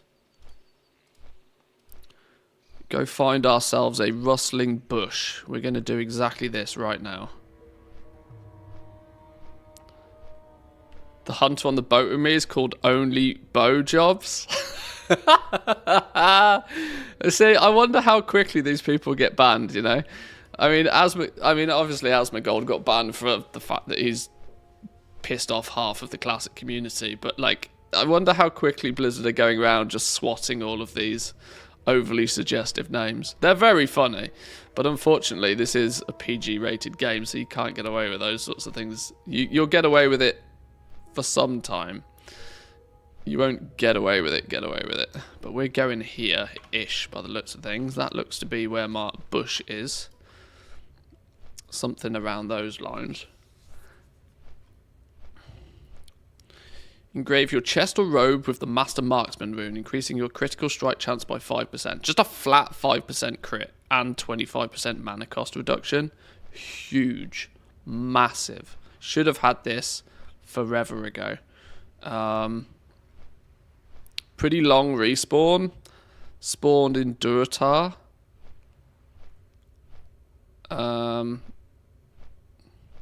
Night Elf in Teldrassil. It's groupable. Okay.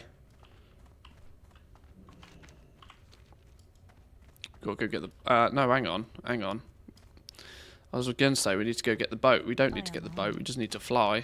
Farewell. We just need to fly away.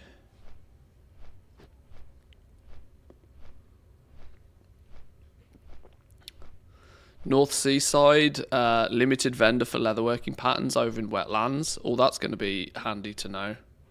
We'll have to we'll have to get lucky over there. Cash in some streamer luck, maybe.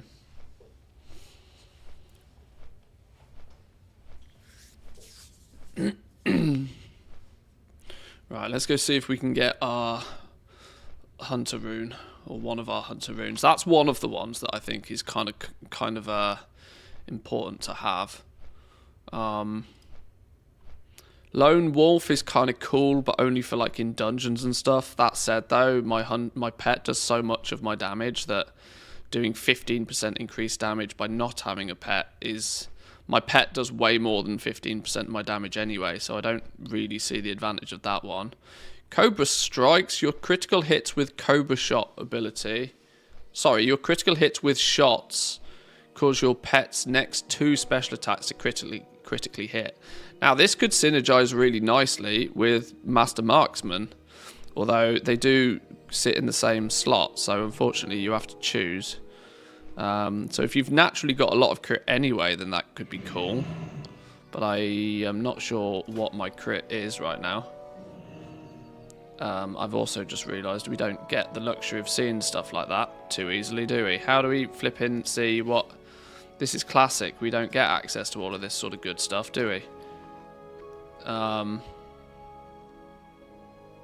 do I ever figure out what my crit chance is? Can I even figure out what my crit chance is?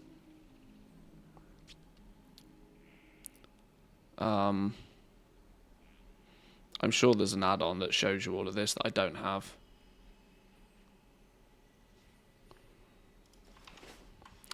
Hang on. There's a good chance we might have to do some camping for this one, so maybe let's get on our way there.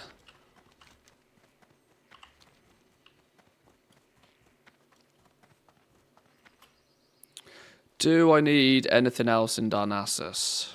Do we need to be in Darnassus for anything else? I don't think we... I mean, we could do with cleaning our bags a touch, maybe.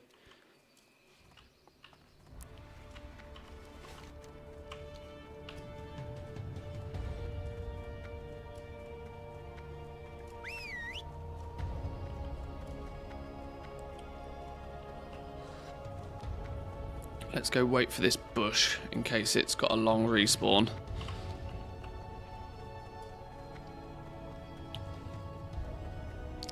Does anybody know how much it costs to start a guild in Classic?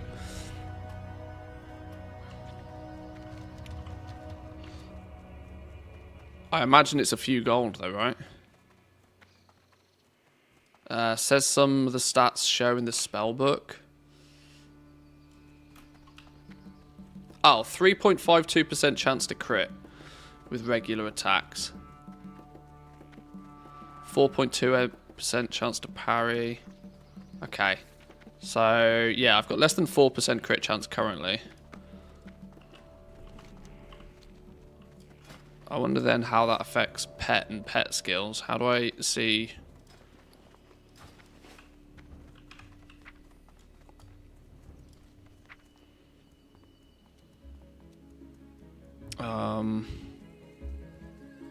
Yeah, I've no way of seeing how pet does pet things.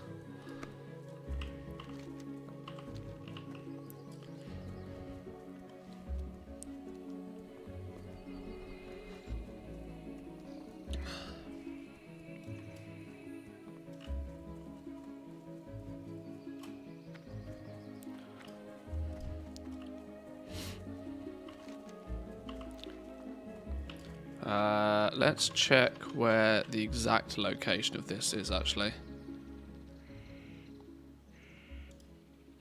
Right here. 46, 46. 46, 46. There we go. I did get it spot on. We're good. We're good.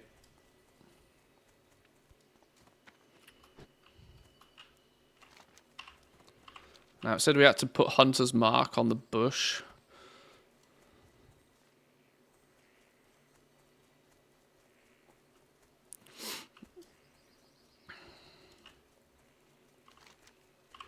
Nearly there.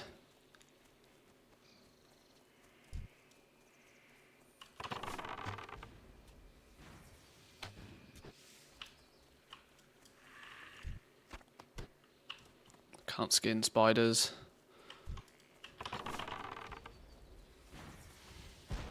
Rustling bush. Oh my god, it's here.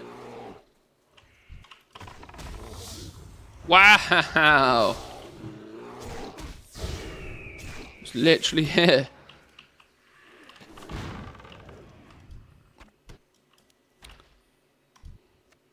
Woohoo! Rune of marksmanship.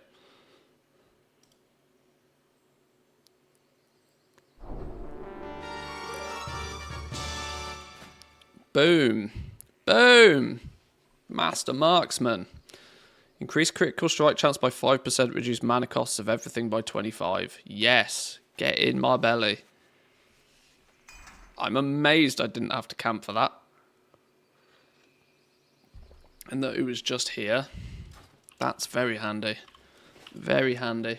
I've actually just thought I need to do something real quick. Let's do a...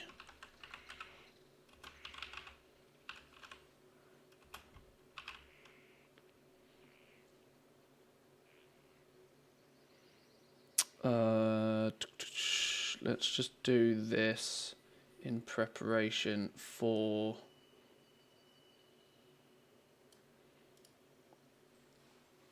we're going to put the guild name down here as well in a minute once we make the guild.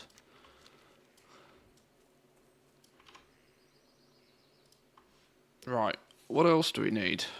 That's not the right one. Right, we got our rustling bush one. So I need one for the legs. I'm probably going to use Master Marksman on the chest. Your critical hits with shot abilities cause your pet's next 2 attacks to critically hit. Cobra Strike's one is also quite good, but I think just a flat 5% crit chance and the mana reduction is going to be huge. I mean, you know, more mana, press more buttons. Legs, we have kill command. Give the command to kill, increasing your pet's damage done from special attacks by 60% for 30 seconds. Each special attack done by the pet reduces the damage bonus by 20%. 1 minute cooldown on kill command. 1 minute cooldown, 30 seconds uptime. 60%. Okay, that feels quite strong. Alternatively, for legs, your shot abilities gain 10% increased critical strike chance while you have not moved for the last 6 seconds. Ooh. Ooh, sniper training feels good. Sniper training feels very good. It's between these two. Do I want the 1 minute cooldown to make pet do pet things? Or do I want just a flat 10% increased crit chance? I mean, that synergizes very nice with this, doesn't it? That's like 15% crit chance. Assuming I haven't moved for 6 seconds, which is easy to do. You can't be a goblin and not snipe. It would just be wrong. You're right. You're right. It's very true. It's very true. What's the situation to get this?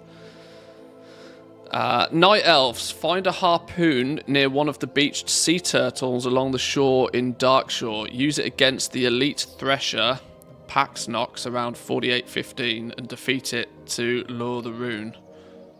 Oh my god, I think I had that harpoon.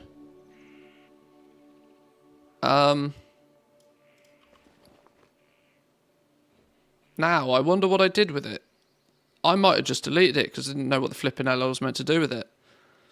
Not even considering the fact it was probably for a rune. That, or I put it in the bank. That, or I put it in the bank.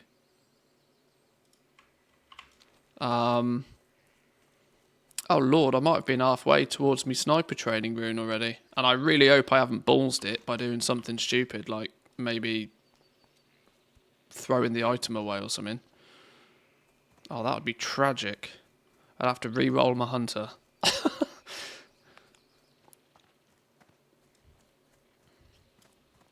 Let's put speedy boots back on.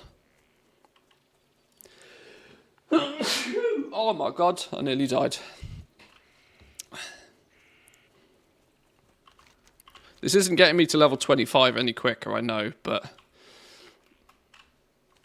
the if we're in the season of discovery, we should probably go discover things. And I'm hoping I'm not going to discover that I was a moron and have vended a item that I shouldn't have.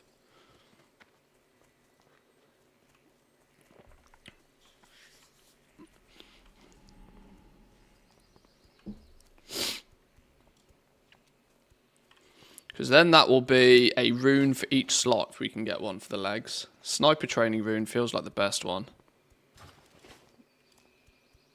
Oh, I really hope I haven't done something stupid. Soul security? I wonder if they were Soul fanboy. Right, let's check the bank, because I'm kind of really hoping I put that harpoon in the bank. Because I think I even know exactly what harpoon it was meant to be. Alternatively, I'll have to go get another one. Find a harpoon near one of the beached sea turtles along the shore in Darkshore.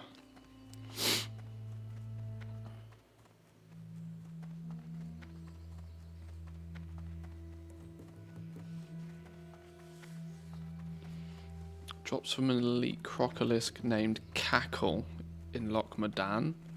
Oh, that's for dwarfs. Oh, that's a way for... Oh, maybe there's multiple ways to get these runes. It's just listing which ones are easier to do for certain people.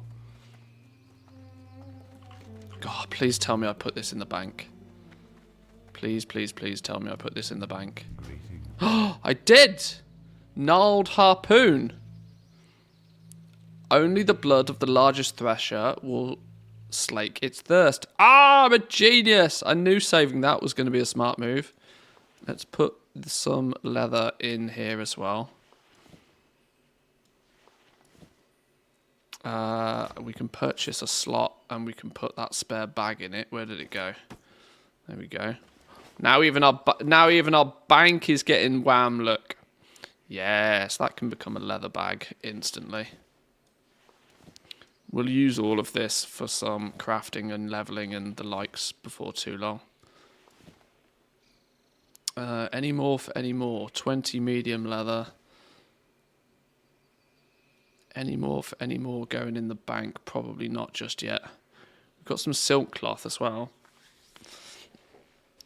Might need that for some silk bags maybe.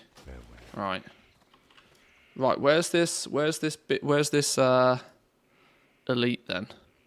A level 20 elite. Ooh, could be spicy. This dude up here. Pax Noz.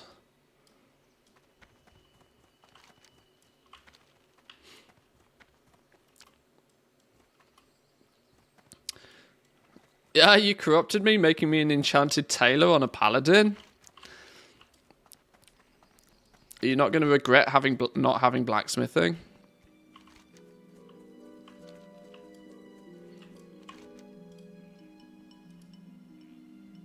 It's around here somewhere. I hope you won't regret not having.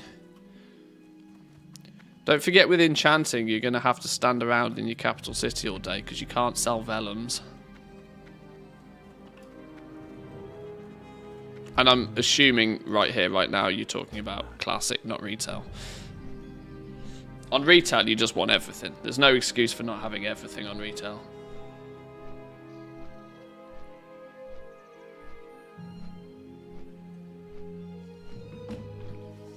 Yeah, enchanting's great and all, but it's like crafting orders in disguise.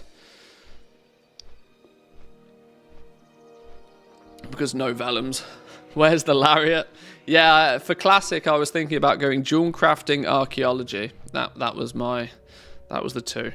Jewel crafting, inscription, please.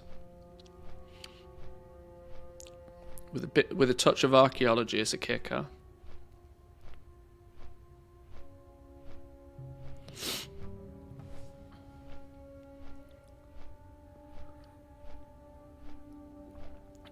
Now, if we can actually pew this dude, he's a level 20 elite.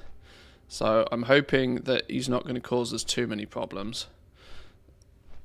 That, or we'll just recruit some people to help out.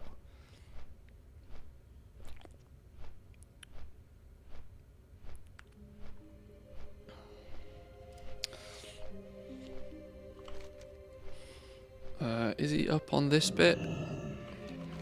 He's actually around... Yeah, he's around here somewhere. Right, let's go on a run.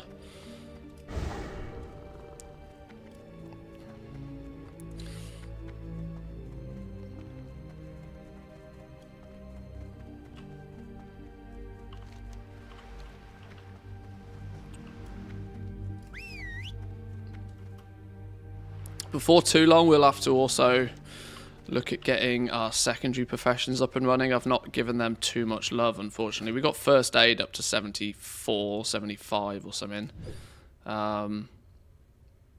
This goes green at 75, doesn't it? Yeah. We need to make a few more to pick up wool bandages.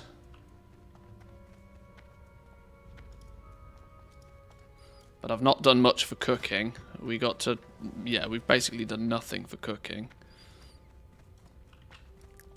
If we're going to go hardcore goblin mode, we need some boosts. We need some bonuses to our secondary skills even. Something to craft and churn out that others may not be willing to do. I'm intrigued to see just how goblineering is going to work on this, though, considering that, you know, there's so few realms and how it's not going to take that many people to, like, corner the market. Busy gamer dad. I do love the names that some people come up with. As long as they're not too overly sexual puns, you'll probably get away with having a silly name in Classic.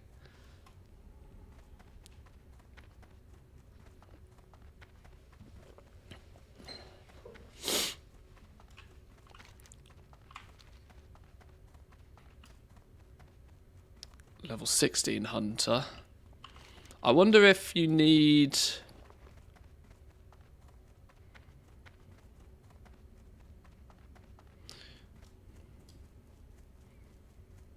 Throw the harpoon at the target. I also worry that this is going to be like a consume on use thing. What if I then consume it and it doesn't... I don't kill him and I don't get my rune? What if I just straight up don't get the rune? How sad would that be?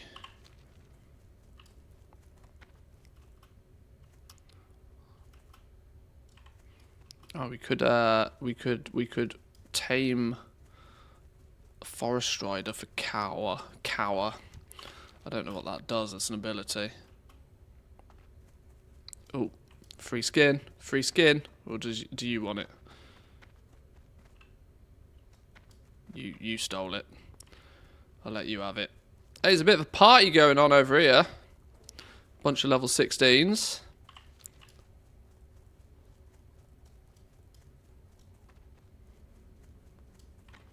Rock in, steal the loot. Rock in, steal the loot, rock out. Farmed it so it's free, yo.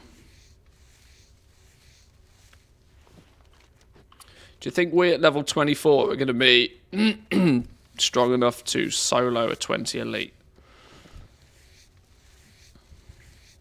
Or do we think it's going to go horribly wrong?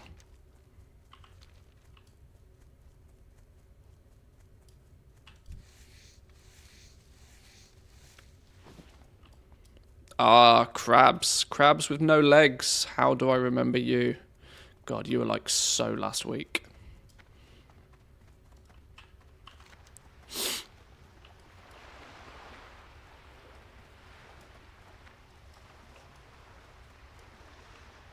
Elder Darkshore Thresher. No, it's the elite version of you. It's the elite version of you.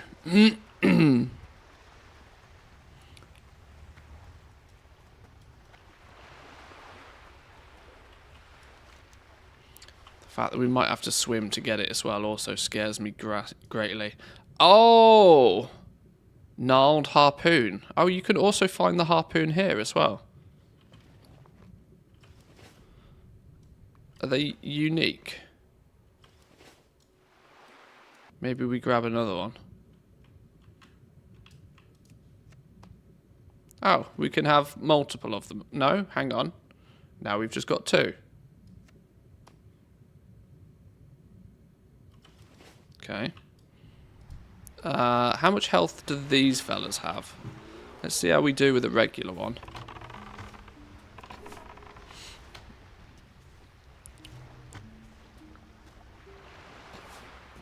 Right, absolutely no troubles whatsoever with a regular one.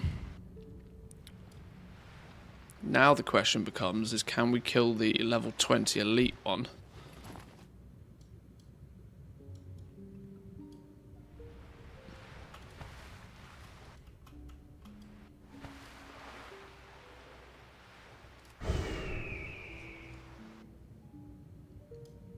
Got to find him first.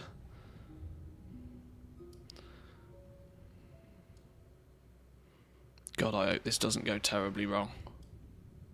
Is he going to be down in this, like, cavern area somewhere? Probably. There's an elder one. Elder.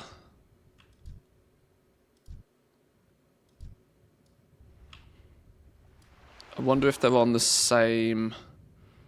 Maybe we should kill a few of these.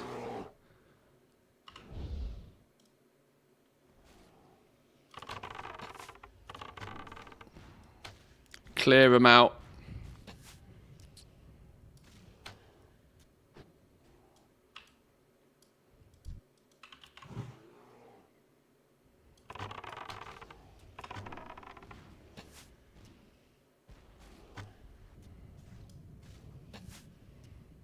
There's corpses here, which is semi-worrying.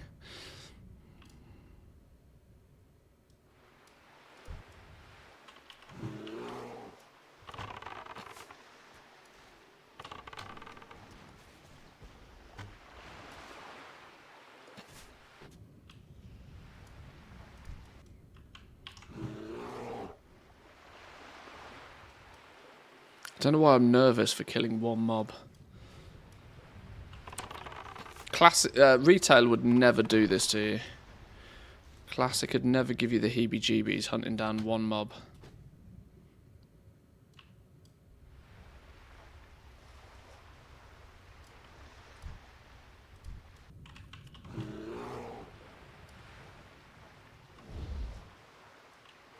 There's a reef shark. That's a 22 elite. I don't think I want to take you on, do I? It's not hardcore, just give it a try. Oh, we will. I'm just hoping it doesn't go horribly wrong. Is that a box down there? Is that a chest? That's a chest. It's a chest that we can't click on. What are you then?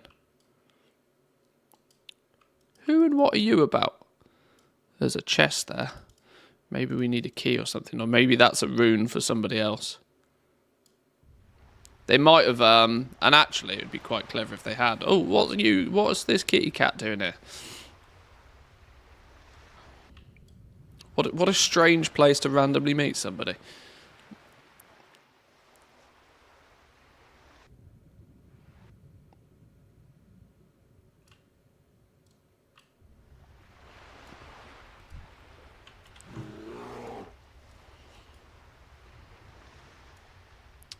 Right, Pax Nox, apparently, he's even a different colour by the looks of things on here. He's even got a different appearance to him. What are the comments on this?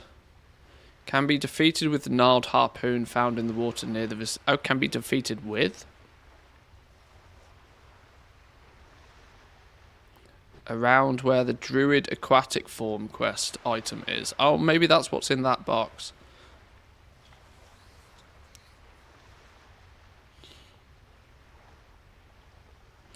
It's a level 20 elite mob. I used 3 harpoons and it didn't kill him. Apparently it only reduces the amount of life. Go prepared if you're below level 20. Oh, okay. Well, I've got 2 harpoons, so that's convenient. Just got to wait for the goddamn guy to appear now. He's there. There he is, boys and girls. There he is. Right. Clear you out first.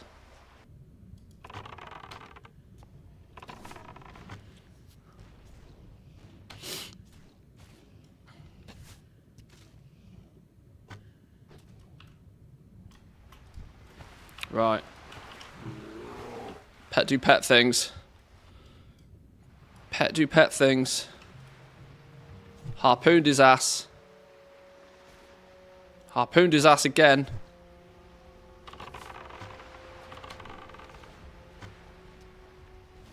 Easy. We got this. In the bag. In the bag. Nice.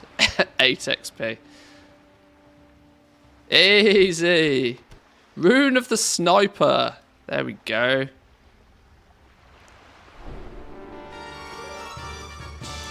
Bingo was his name-o. 10% increased critical strike while you have not moved for 6 seconds. All runed up, boys and girls. All runed up. Easy game. Oh, we can skin him as well. For medium leather, don't mind if I do. So then, what does that put our 8.25% chance to crit? What if I stand still for 6 seconds? Critical strike chance with shot abilities increased by 10%. So that's going to put me at like nearly 20% crit chance. Woo! Spicy meatball. Nice. How do I add the classic realms to the TSM app? You don't need to. You don't need to. You just need to make sure that you've got the classic helper thing installed. So if you go... Where's it gone? Make sure that you've got Trade School Master Classic and TSM App Helper Classic installed, and it'll automatically, it'll do it automatically. You'll end up with a big long list of. See, for me, it'll figure out where your characters are, So TSM have got you covered.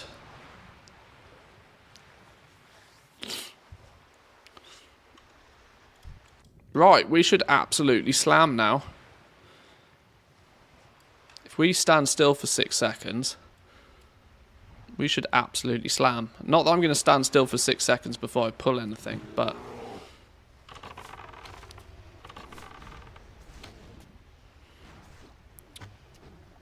Oh, so fat, so juicy.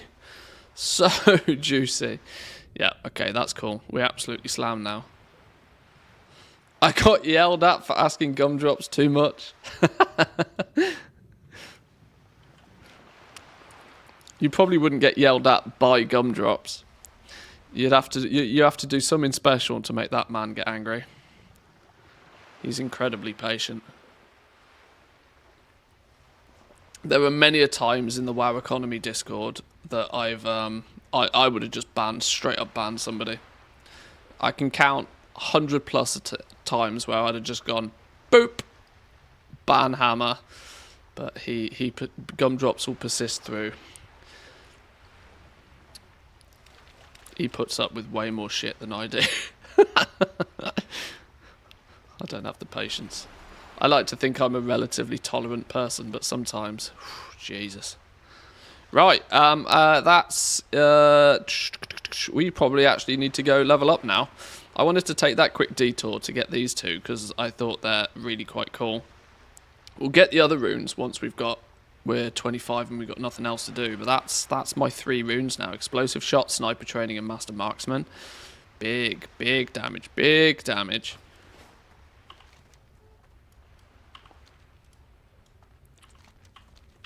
We should be able to pop off now. Now we just need some gear. I am lacking in the gear department very aggressively. Very aggressively. Sapu asks me why I keep asking for him. Oh, I see. If you at gumdrops in the WoW Economy subreddit, you are going to get slapped, yeah. The channels there are for anybody to be able to answer who knows the answer, sort of thing. If you at gumdrops all the time, then yeah, you will get poked. There's no need to at anybody specifically over there. You can just ask your question, and there's plenty of people.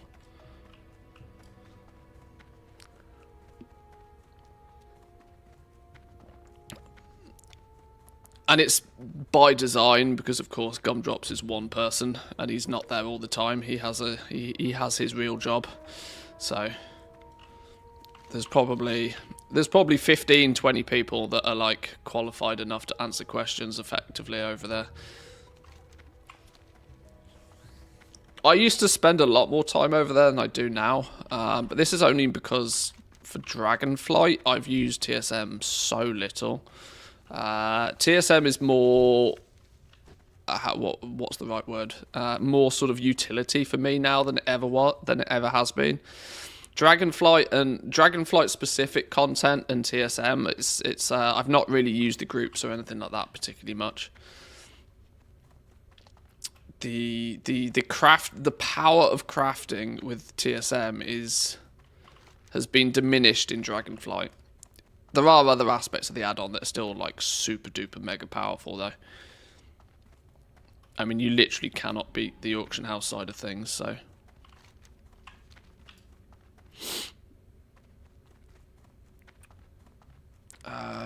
That we can probably abandon now because it's grey.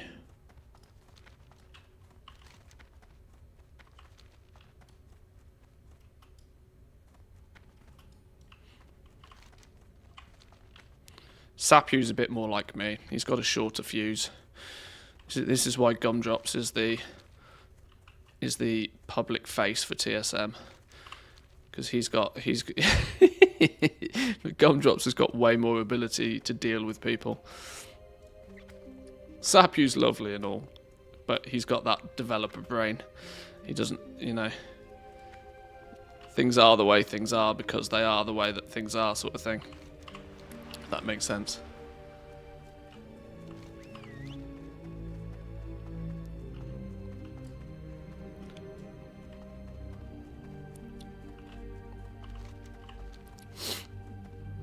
Right, to Manthieus Harbour. Oh no, I'm going to miss the boat. I can't go any faster than I'm already going.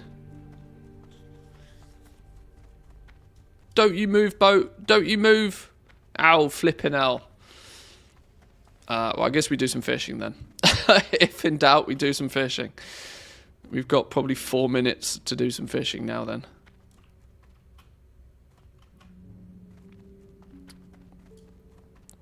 Rods at the ready. Where's me rod? Rods at the ready. Didn't I install better fishing? I wonder if better fishing, what better fishing does here.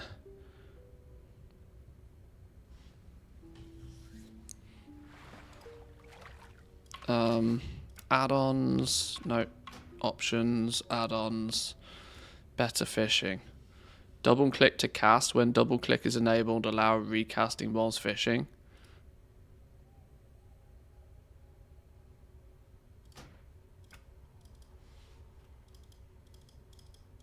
Okay, well, double clicking doesn't work.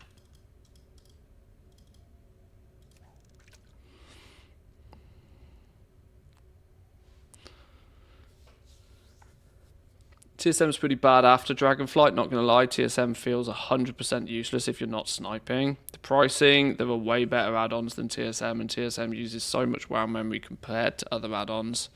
The groups in TSM was God mode, but doesn't work in Dragonflight. Really a shame. Oh no, where did you go? Oh, maybe he's done that deliberately. The power is less in Dragonflight with TSM. There's no denying that. Although... and it's by proxy of how they've designed the crafting system now. TSM ended up being so powerful due to the... how's the right way of describing this? The fact that everything was so precise, right? X amount of materials went into... oh, double right click, okay. X amount of materials went into... every single item, and the outcome of every item was exactly the same. Which meant that there was no variables to take into consideration. With Dragonflight adding significant variety to everything, it became a lot more difficult for TSM to do what TSM was good at, right? Which was to say, right, I want to have 50 of these potions.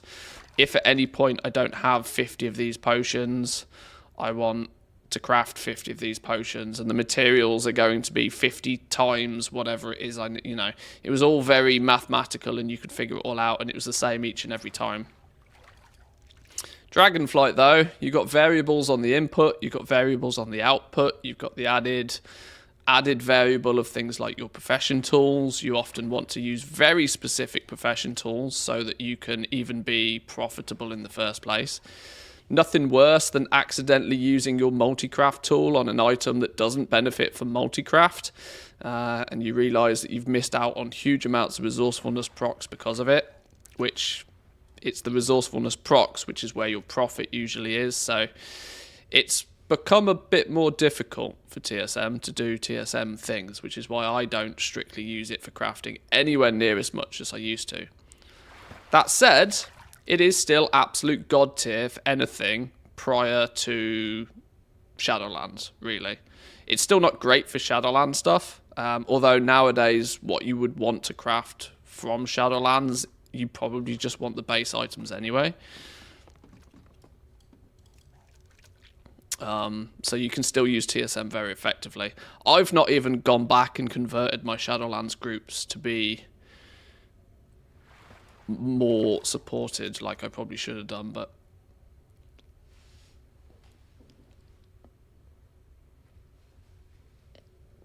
you just cannot beat TSM's auction house side of things, though. This is the thing. This is where it's got all of the advantages. Oh, hello. Hello.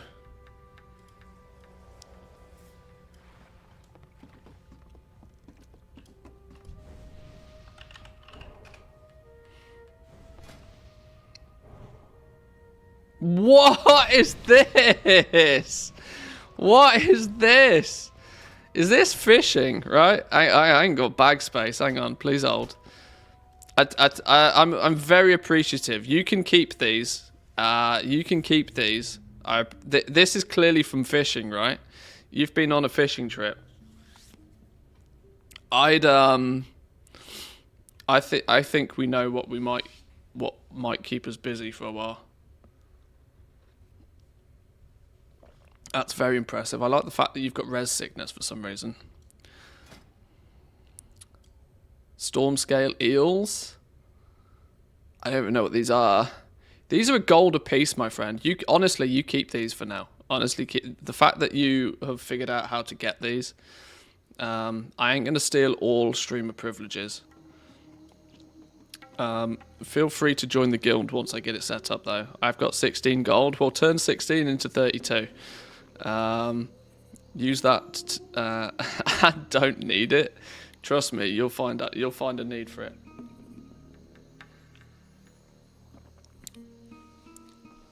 That's pretty impressive, though. Let me take it off your hands.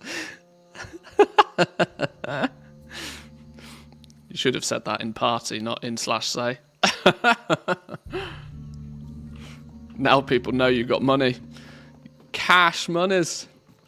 Who am I talking to in stream, by the way? I feel bad for. I don't know who that is in stream. You can get a lot for mailbox dancing, I've heard. That you can. That you can.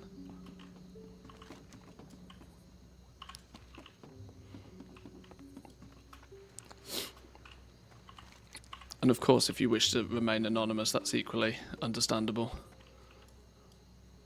Ah, I see. Okay, nice, nice. Thank you, thank you. Light me with you. You need something? Any other trash I can quickly get rid of. Clear some bag space a little bit. They're not needed for anything. I'll investigate this situation with some fishing soon. It will go on the list of things to take a little bit of a look at. I need to level my fishing though first. This is the problem.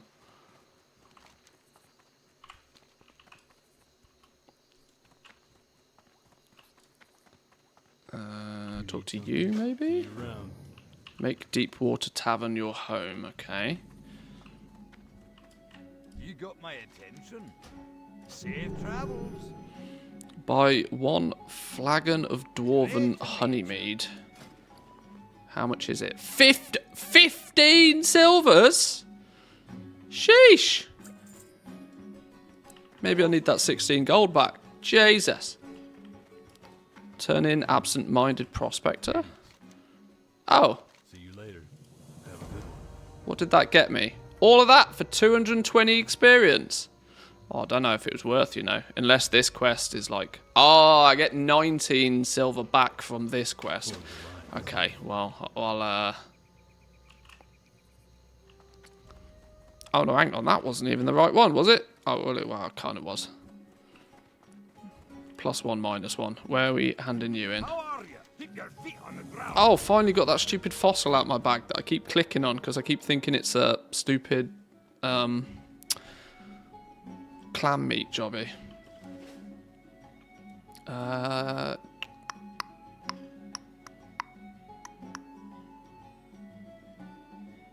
we not picking this quest up? Apparently not. Visit the vendor. Who are we visiting? She walks around this area only if you need any more, but buy enough level 10 ammo to get you to 25. You'll switch to 25 ammo at 25. Now I've got 1,000. How much is enough? How much ammo are we going to need to get this last level? Buy enough level 25 ammo to fill your bag and save it in your bags to switch to later once you hit level 25 soon. Okay.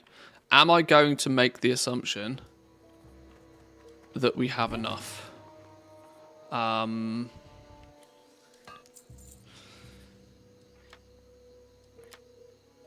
2... Okay.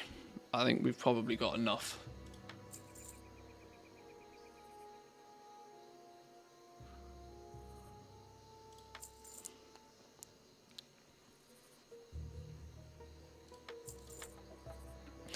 Start buying up some razor arrows. That'll do us for now. Okay, digging through the ooze. Oh, I've given myself the hiccups. This is not good.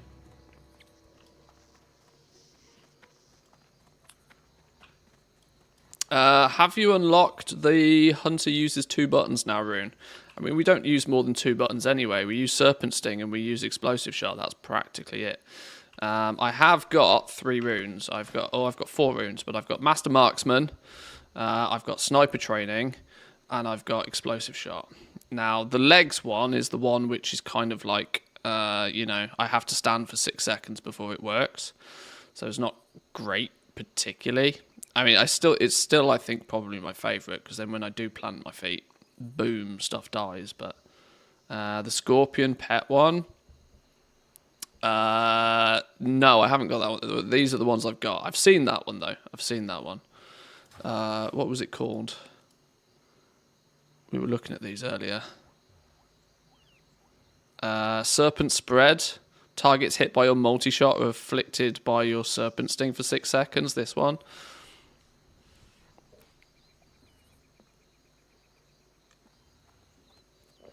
That would replace my Sniper Training one. Alternatively, there's Flanking Strikes, but I don't particularly plan on doing much melee weaving. You and your pet deal simultaneously instant 100% melee damage. Afterwards, your Mongoose Bite and Raptor Strike deal 10% increased damage for 10 seconds, stacking up to 3 times. Raptor Strike has a 20% chance to reset the cooldown on Flanking Strike. Yeah, if you were melee weaving, sure. I was just memeing. Oh, well, yeah. We only press 2 buttons anyway. So joke's on you, really. Joke's on you. What are my other glove ones? Your pet's damage and health are increased by 30%, and its focus regeneration by 80. In addition, your pet's growl now also taunts the target to attack it for 3 seconds. That doesn't seem too bad, but Explosive Shot is doing bits for me anyway. Carve Rune, a sweeping attack that strikes all enemies in front of you. Oh no, I'm not doing any melee stuff. Okay, so yeah, I probably want this one, although I'm not this is good for just going around questing and stuff, I suppose. Then I literally don't have any buttons to press though. Arcane Shot, Serpent Sting, multi-shot if needed.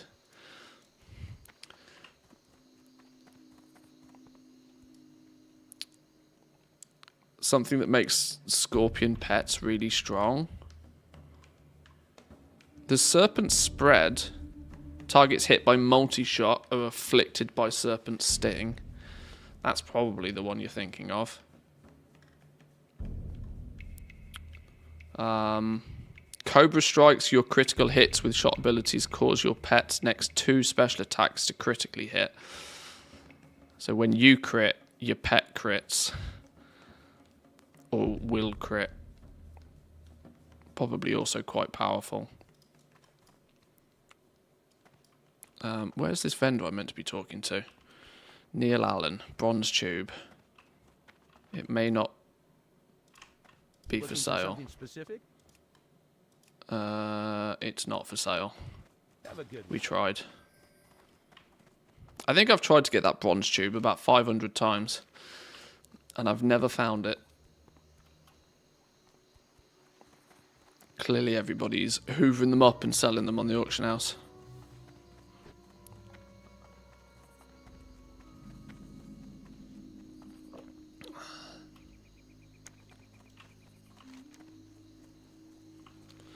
Who are we killing? Young wetland crocolisks.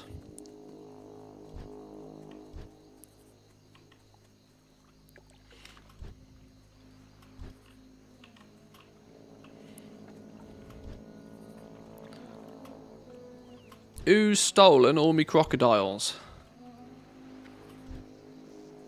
This area is usually full of the damn things.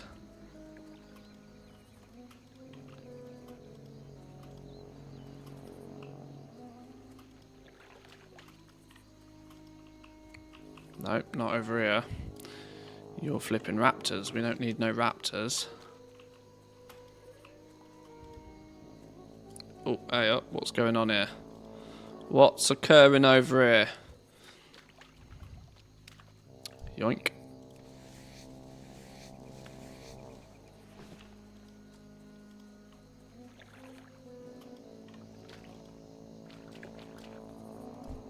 No, fen dweller. Who's yoinked all the crocodiles? How are we meant to level up with no crocodiles?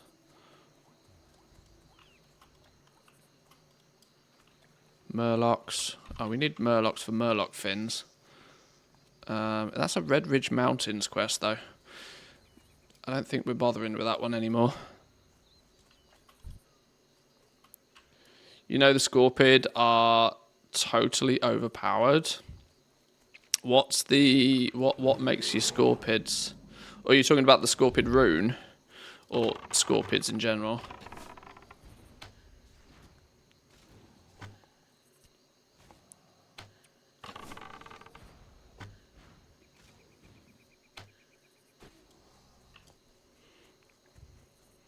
It's weird because Hunters have already had a pretty sizable nerf. Because Explosive Shot was broken on launch. It's been toned back a touch now.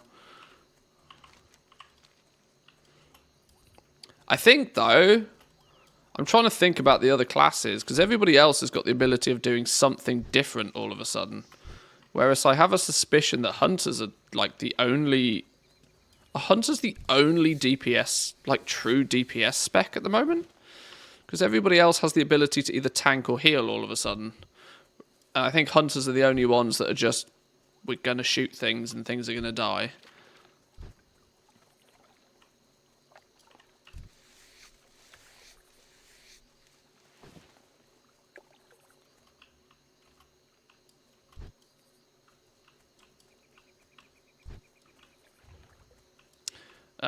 Scorpid pets, it's the dot from the pets.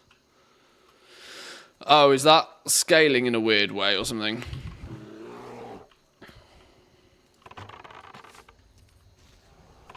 Tanking pets when? Yeah, that would be cool.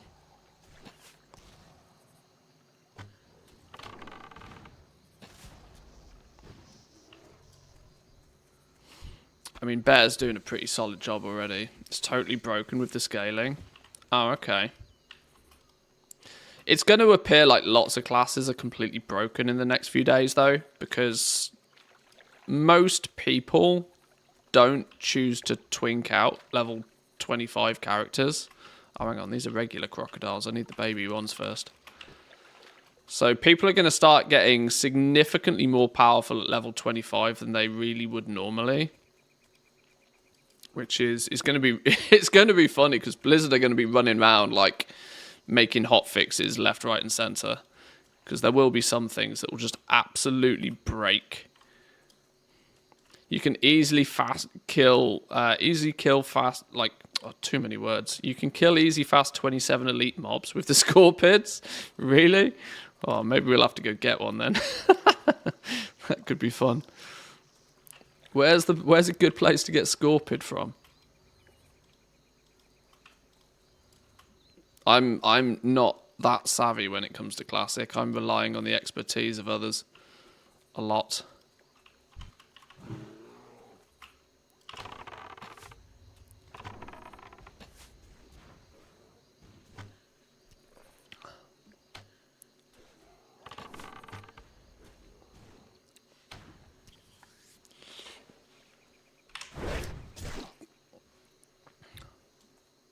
Where's my pet gone? Oh, there we go.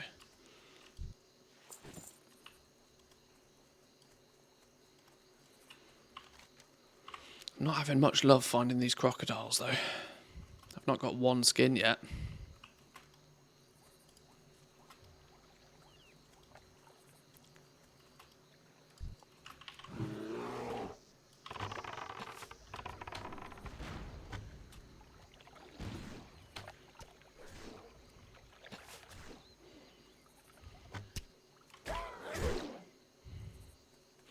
You only have to skill in BM. Well, I have, luckily. I'm currently, like, full Beastmaster spec. My last point will go into Unleashed Fury 5 of 5, so then I'll be full Beastmaster spec.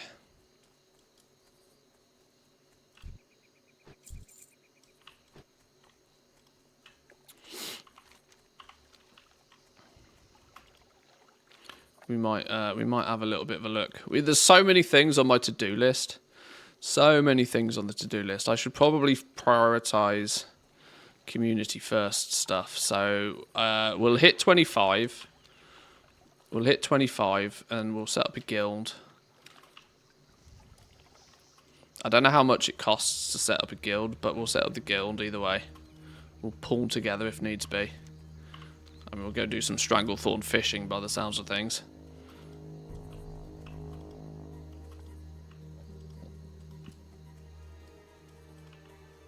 Although if I can't find any crocodiles anytime soon, we ain't going to be leveling anytime soon.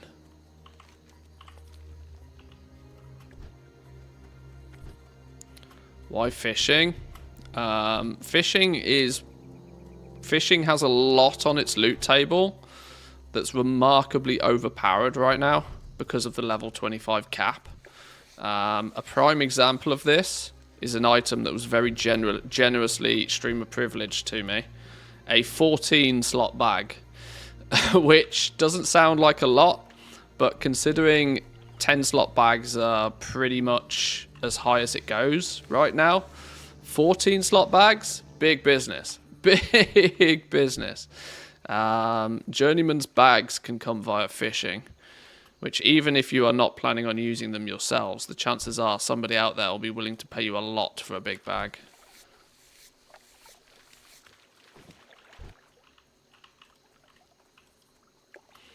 I am not aware fully of the ins and outs of doing such shenanigans just yet, but it's on our list of things to investigate.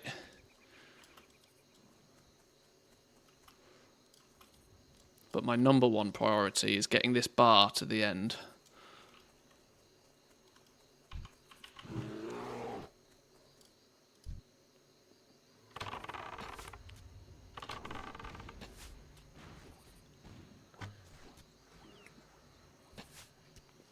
And then we might mess around and do some silly things. Loads of time. Loads of time.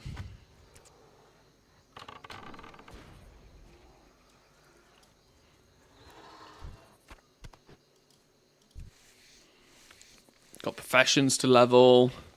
Huge amounts of things to keep us busy.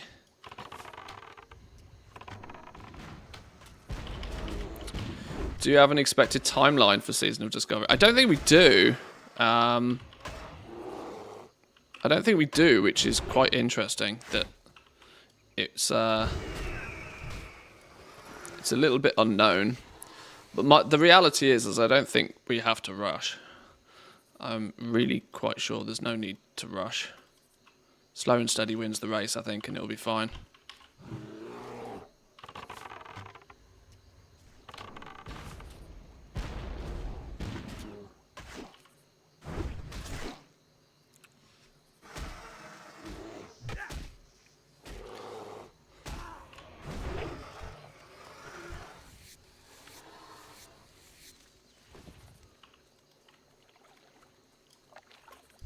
Right, I can find these fen dwellers.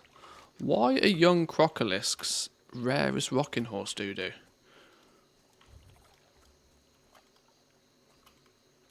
They said after some months will increase level in the presentation, so probably similar to a season retail of 5-ish months. Well, they don't.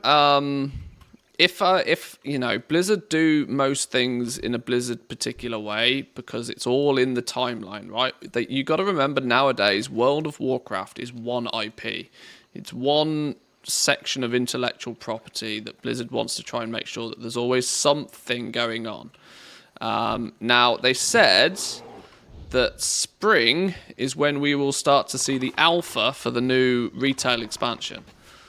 That leads me to believe that Season of Discovery will probably take place until the spring. It will keep people busy until there's an alpha for people to be interested in retail again, is my guess. Then we'll have an alpha for a little while. That will go quiet. Something will turn up, probably a 10.2.5. A 10.2.5 will probably turn up at a similar time as what the alpha will do. You know, bring a huge amount of attention back to retail temporarily. Because this season of Discovery is just that. It's a seasonal thing, right? It will come and go. It's kind of quite fun to have a bit of a play with now, mess about with runes. When they plan on doing the different phases for it, though, we don't really know. All we do know is there's 4 phases to it. So we're 25 now. They'll up it to 40. Once we've been 40 for a while, it goes to 50, and then finally 60. But an exact timeline, not sure.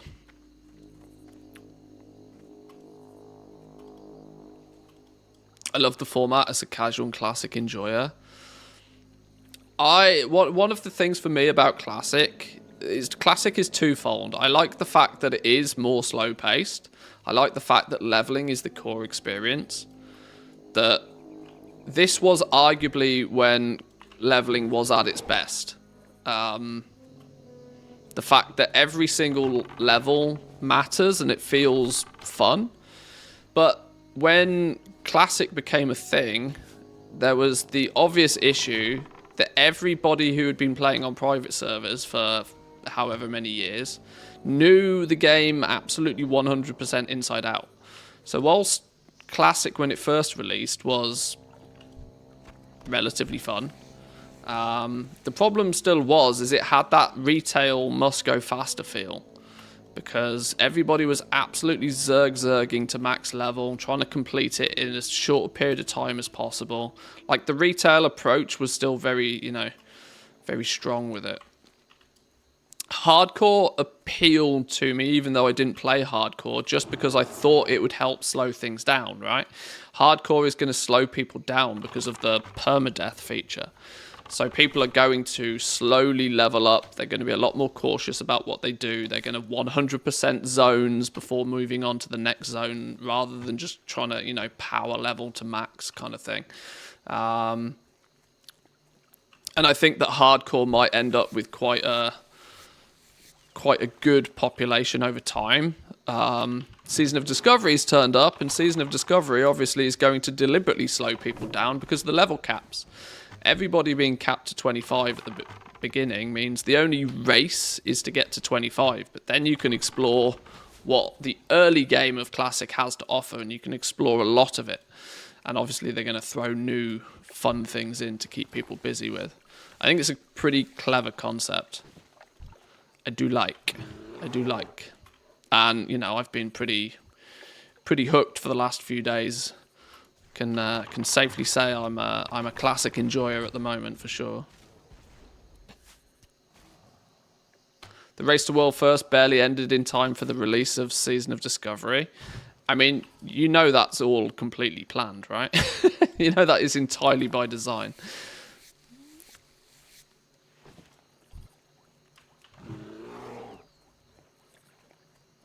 Like I said, World of Warcraft is one of Blizzard's IPs. One of their pieces of intellectual property. Classic, retail, hardcore, Season of Discovery, it's all under one, it's all on the same diary, it's all on the same calendar. This happens, then this happens, then this happens.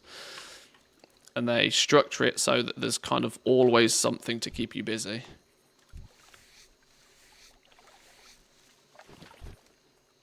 The only downside for me about this whole adventure is that there is no permanence to it. That is one of the big drawbacks for me with these kind of like seasonal game modes, that there's no permanence. One thing I like about World of Warcraft, and have always liked, is that any progress you make, once you've made it and it's yours. And retail especially has the advantage that there's just so much to achieve in retail that you can seemingly never finish it.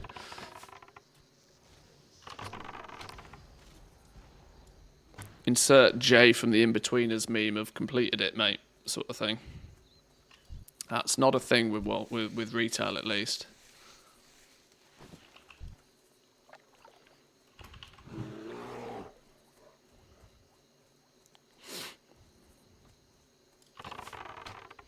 Just opened the mailbox on my auctioneer. 376,000 gold, 121 mail still hidden even. Good day in the office by the sounds of things. Welcome in, addressed to you. Welcome, welcome.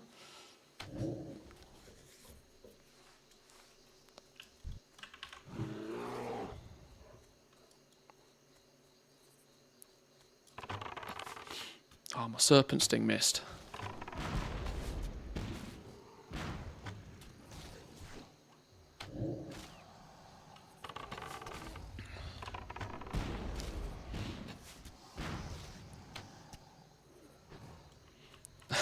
Productive lunch break. It sounds like it.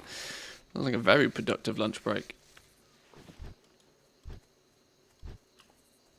Oh, that's not a young one. I need the young ones.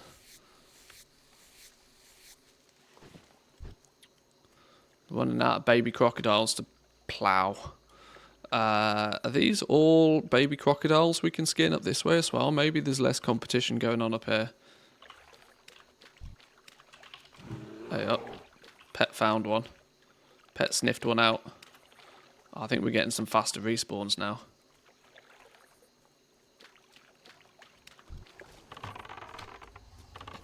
Mr. Warlock, if you don't want it, then I'll kill it for you. It's fine. Oh, at least come and loot it. Ah, flipping donkey. Done with the mail, 411k total. Solid day in the office, that. Well done. They mentioned something about where the characters will go after Season of Discovery. I think they will do a similar thing to what PoE does. Every new season will start fresh, but all the old characters will go onto one universal server that has all the previous seasons. Yeah, I mean, that's a level of permanence that's nice and all. But look what happened with Classic Era. It just turns into a graveyard for those characters, realistically. Nobody's there actively playing that, I don't think, unfortunately. Not with that same MMO feel. Yeah, of course your pet isn't deleted, but it doesn't really hold any long-term value, if that makes sense.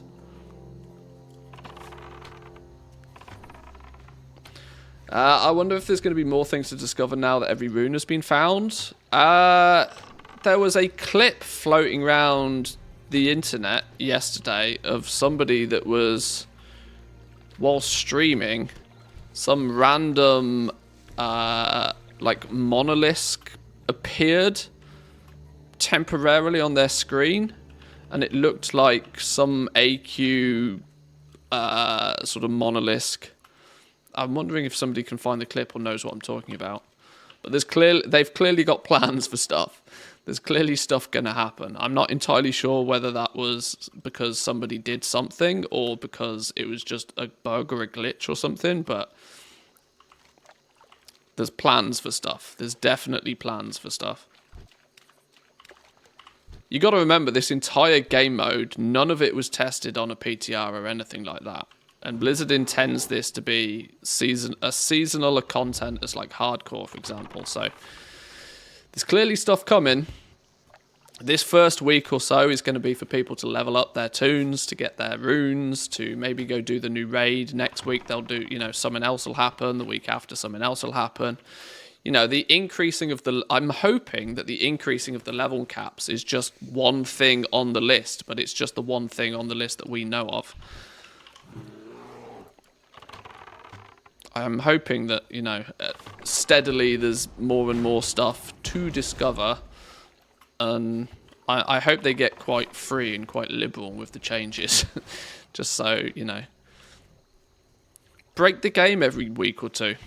Make it so the meta isn't, so strict. Give people a chance to mess around a bit. Oh no, you're a regular one. Well, we'll kill you anyway in case you're on the same respawn. Sold a jeweled Onyx Panther and a geosynchronous world spinner. 170k together. I stopped making the Onyx Panthers for a long time. The I mean, because it's obviously a crafted mount that's still realm specific, so your mileage may vary, but it was a huge amount of gold to have invested, and often when you did the maths on it, there was often less than 10% profit on them. Which, I mean, you know, it's 10% on 100k, so it's still 10k profit potentially if it sells, but they sell so infrequently nowadays. Crafting old mounts was such a goblin meta for so long that it's just, in my opinion, just very, very, very, very, very saturated now. Only if you play on a server that's any bigger than average, it's 2 in 60 days. Yeah, selling 1 a month doesn't excite me anymore, unfortunately. But it's one of those, if you've got huge amounts of gold sat there not doing anything, you might as well go buy yourself 4... What are the flipping... Oh, what are they called? Brain things. The 20k orb things you need to buy.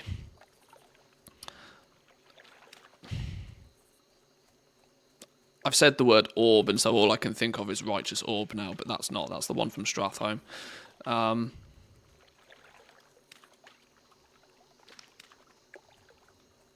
Nope, can't remember it. Brain doesn't want to do brain things, but the big vendor item.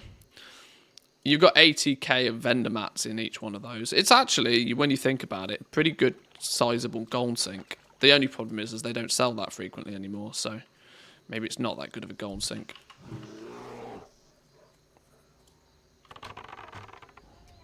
Sky Golem's annoying. 30 days of cooldowns just to make one. People have made a sizable amount of gold on... and I think well, we'll see what happens, really. Because the Sky Golem... If the Sky Golem gets dragon riding... it might see more appeal again. Dragonflight killed the Sky Golem market, though, because, well, for starters, you couldn't use it in Dragonflight, so that's kind of an obvious reason why it died there, but, yeah, people would just set up alts, because you only need to be, you need very little to get going to make a Sky Golem factory, per se.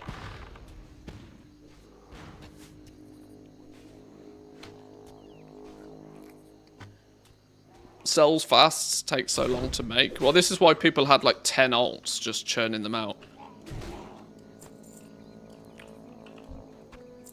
A plan for 25. My plan for 25 is, firstly, make a guild. I think I should have done this a few days ago, but I think we should probably set up a guild as the first thing. That means we can get people in, and anybody that's not leveled, we can help get them leveled. And we can also start considering what our long-term plans after that would be. Now, I'm aware, obviously, that if I invite a bunch of goblins to a guild, it's going to get pretty chaotic. But goblin guilds don't often see great success because everybody's stepping on everybody else's toes. But with only a handful of realms for Season of Discovery anyway, that's going to happen regardless. So...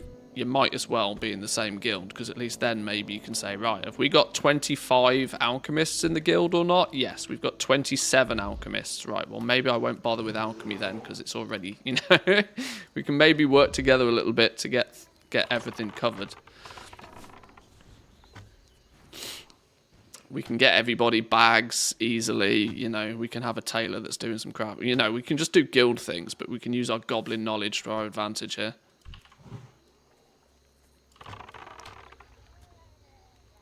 A cooperative goblin guild. Well, you see, like I said, it's a bit of an oxymoron in the first place. I'm aware of that.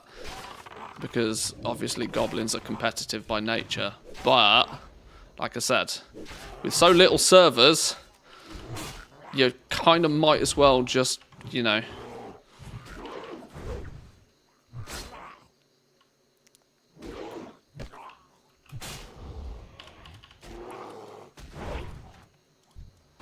Oh my god. Flipping bears pulling everything. Is there an add-on that tells you what skill trees you need for specific craft, e.g. tiered medallion setting? Craft Sim will tell you that. Craft Sim has a box on the side when you open your profession window. Craft Sim will show you what nodes in your spec tree go into making that thing.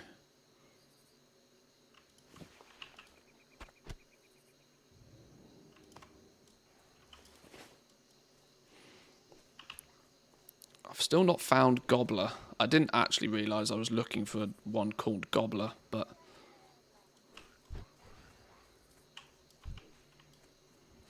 this mage is doing mage things.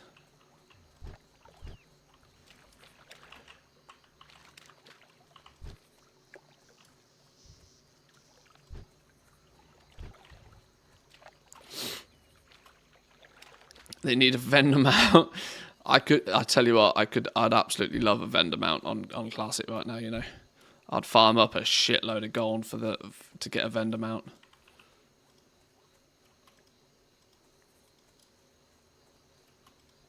Wow, are these mages just hardcore farming these? I think they're just getting hardcore farmed, aren't they, these things? Because they're relatively high level. Oh my god, yeah, there's groups of people just hardcore farming these murlocs.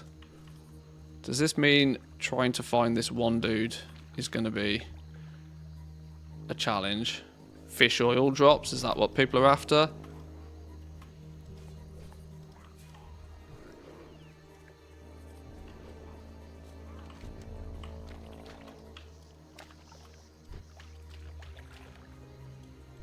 $3 to 4 gold each? Jesus.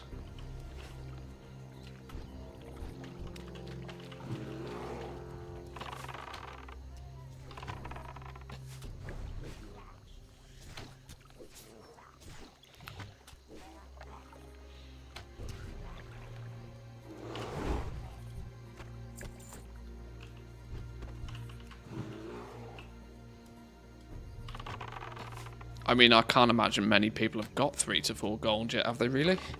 I'm about to ding level 25 and have been very thrifty, and I'm still only on like 5 gold.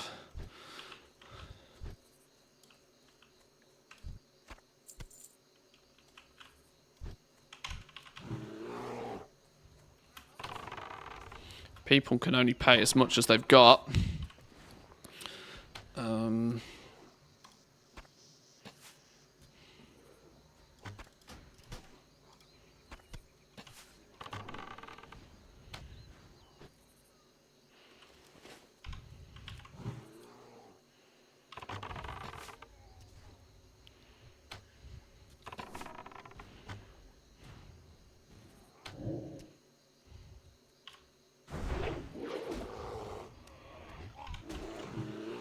'It's only 25 murlocs plus that can drop it.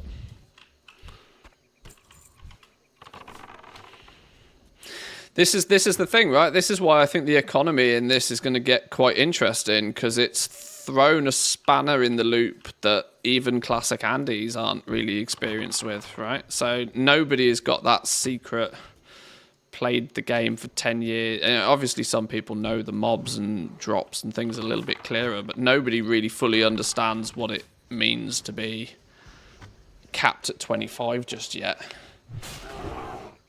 So I think in that regard, it's you know, kind of quite healthy experience for everybody. And the market will sort of build itself over time. I just think it's quite cool.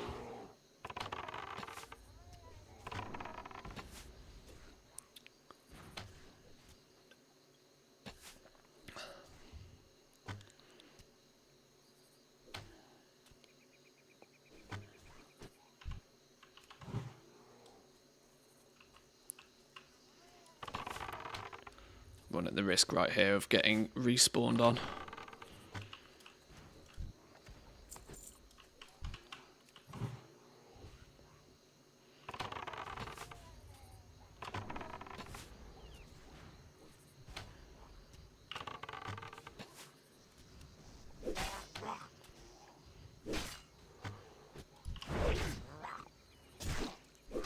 Get off me, you silly murloc.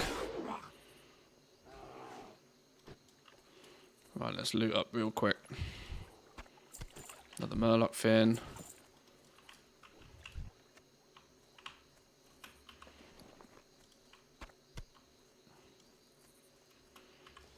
Maybe pearls? Is that maybe what people are farming for here?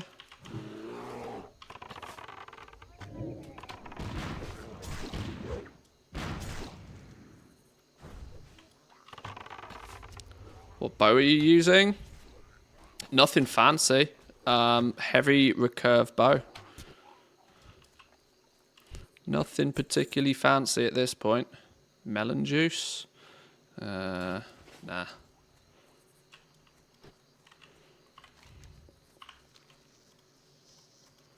I need to find this gobbler fella, but I can't seem to get him to spawn.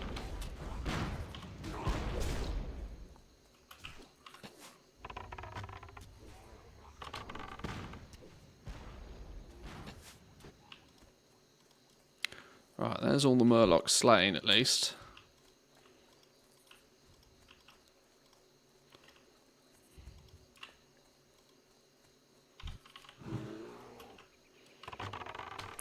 It's not a bad little farming spot though, all the same. If everybody over there is killing all of the Murlocs incredibly fast, then at least respawns are doing respawn things.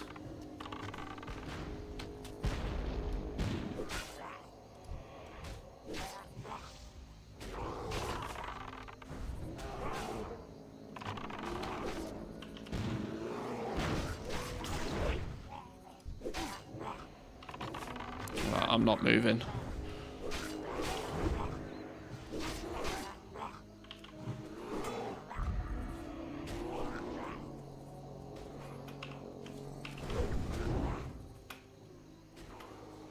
Do pet things.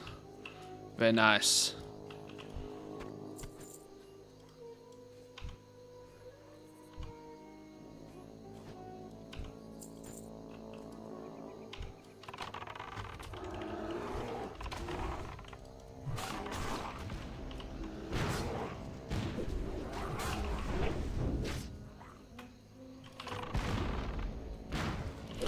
Ah, stop making me move. Oh, God. Okay. Respawns are making me move.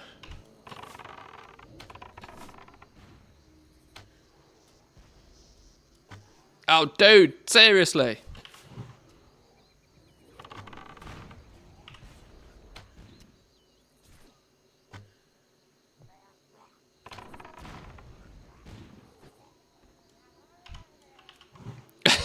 Stupid Murlocs.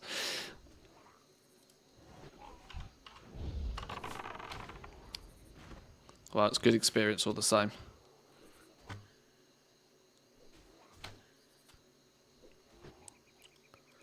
Right, I'm going to have to do something to find Gobbler.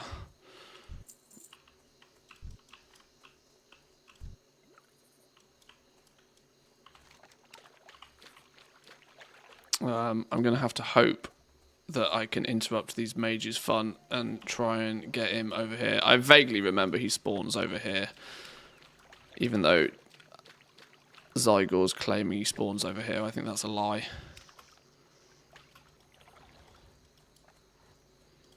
Let me see what we can do over here.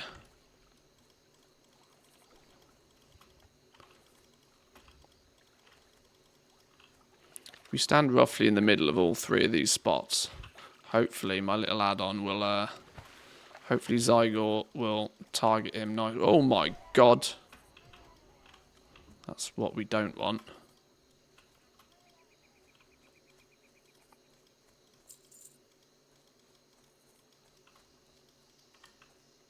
Hang on, have a Scooby snack.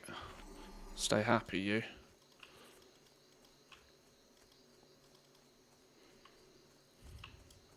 That's a chest. Battered footlocker. What's in these things then? Rogues do rogue things. Open these.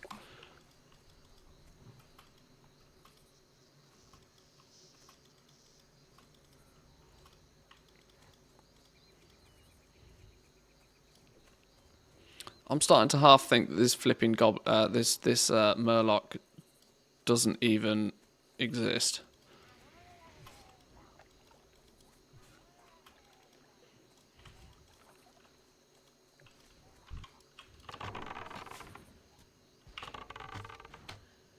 Help out a little bit over there.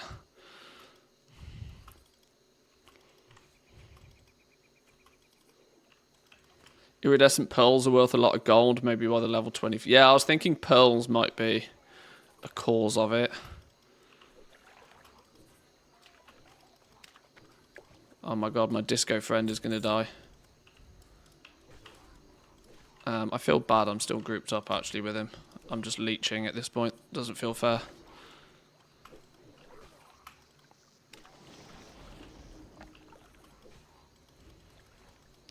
Come on, where's Gobbler? I might just pass on this one. It's clearly being hyper farmed over here. Can we maybe move on from this? I think we'll pass on this one. It's taking us far too... Oh, and then we hit a grind stage. Of course we do. No, we're not doing grinding. You now have access to stronger ammo. I don't yet because I'm not actually 25. You're asking me to go get a bronze tube again. We're going to skip this step. We're going all the way up here to get a bag, are we? Right, the problem with this is that my inventory is already full. God damn, I would really love a vendor mount. I also feel incredibly bad for destroying things that are worth 12 silver when I only have 5 silver to my name. Right, let's go back to town real quick. It's going to have to happen. Maybe getting to 25 is just going to have to wait. Maybe I should go do the sensible thing and make the guild. I've been, oh, well, you're going to get banned real quick. You're going to get banned real quick.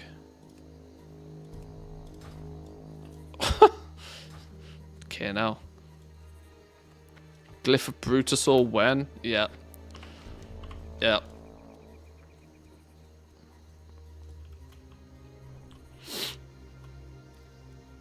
I would love me a vendor mount at the very least.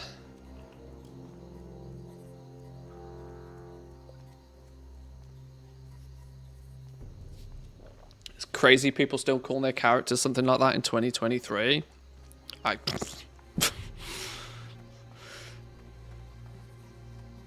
He'll be lucky if he reaches level 2 with a name like that.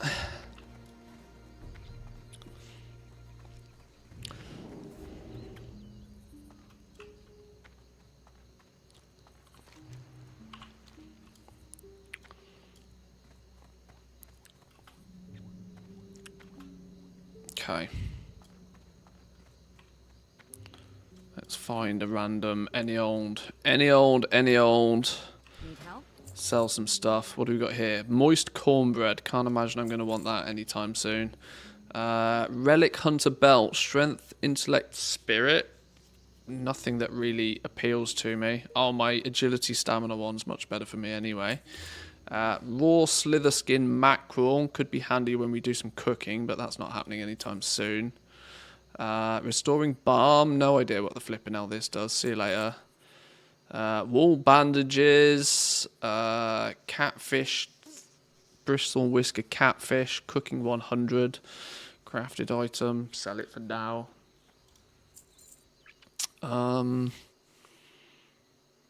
What's this flipping acorn nut sample? I don't want anybody, I don't want... I've just read the name on this. Oh, it's just clicked. A blackwood nut sample. Wow. Wow, Blizzard. Wow.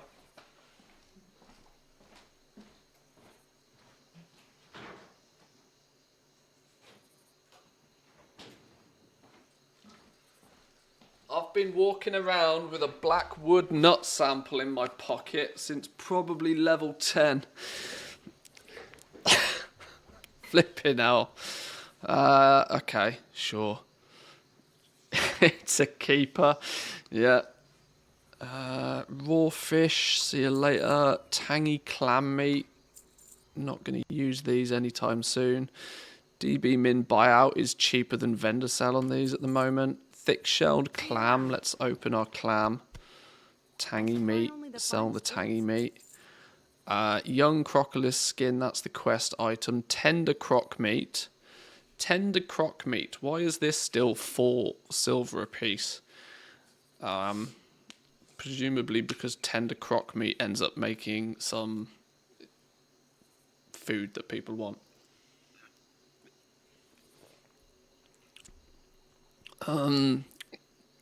We have Blackwood grain sample, which is slightly less traumatic than a Blackwood nut sample. The Book of Powers Below. Level 10 quest item. Don't know. Wild magic essence. Imbue a greater magic wand with wild magic. Well, I don't use a wand, so that's never happening. Merchant doesn't want that. Right, we'll see you later then. Bubbling water. That's actually going to be remarkably handy. That's top tier. Top tier mana juice there. Need to get rid of these patterns. Sell this. Tiger's Eye. On the auction house for less than its vendor price. That's an interesting move by players. Murloc fins. This is, by the looks of things, a quest item or something at the moment. Oily blackmouth. I don't know what this is for. Probably fished it up. Shiny fish scales. See you later. Murloc eyes. Currency for Westfall stew. Well, we're not going to be doing that anytime soon. Slimy Murloc scales. Get rid of those as well. Okay, right. Bags are a touch cleaner. And we have 5 gold 82. Are we saying 5 gold 82 is going to be enough to set the guild up? Shall we navigate? Let's make this easy for ourselves. Let's get to Stormwind. I think from Stormwind is probably the best way to do it. Stormwind or Ironforge, technically, but maybe we'll go Stormwind. What can I do for you? Okay. Okay again. Farewell. Have I tried the AI voice add-on for quest givers? I haven't. But I do think that I might have a little bit of an explorer of that at some point. Mostly because I spoke to the dude that made that add-on a while ago. And I quizzed him if he'd do it for retail. And he said he'd be more than happy to do it for retail if it wasn't for the fact that the cost of the AI, the generative AI speech comes at a cost. And it was cheap enough to do it for classic that he was willing to foot the bill, but he wasn't willing to do it for retail because it was quite substantially more text to convert into AI speech. So, which add-on is it that tells you which quest it's for? Well, Zygor does some of it. I know Zygor's doing some of that. I don't know what. All the things might also be showing that it's a currency for something. It's a combination of add-ons, but I think it's mostly Zygor that's actually doing it for me.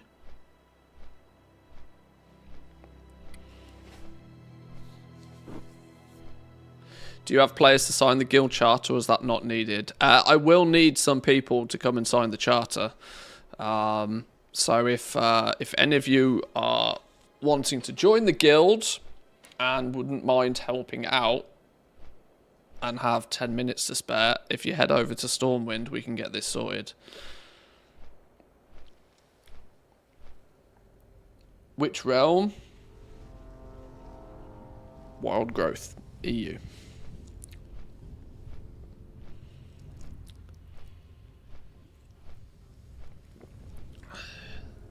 I'm hoping 5 gold is enough to set up the guild. I'm not sure though. Monday blindness. Don't worry. Don't worry. It's all good.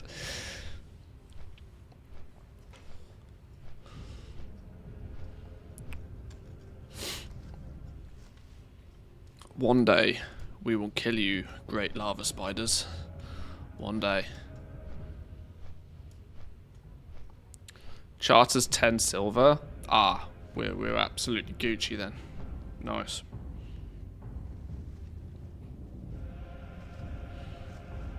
Already had to get used to you sitting on the other side. Well, I thought we'd try this out. I thought we'd try it out. Obviously, if we're doing some magical green screen action, then putting me in the other corner just to, you know, see what goes.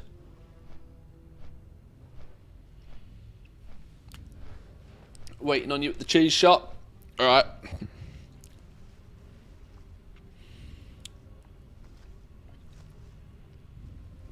This is where we need to come. We need to draw conclusions to what we're going to call it. I'm tempted to just, you know, Manthieus' Coffee Club feels very fitting. I'm not sure if it's too long though.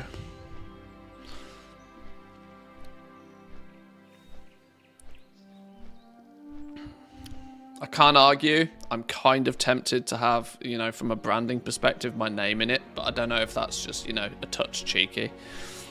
I'm not going to do the full Student Albatross, Guild Master of the Guild, Student Albatross.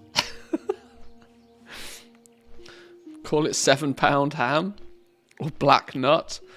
No, I don't. I'd rather the guild not get swatted.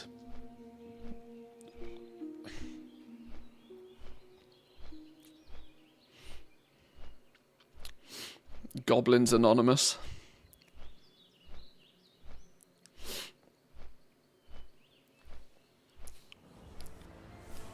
The coffee club might work. The coffee club might work. That might fit. Ooh, what in the world is going on here? Yeah. Cool. Another day. Decline.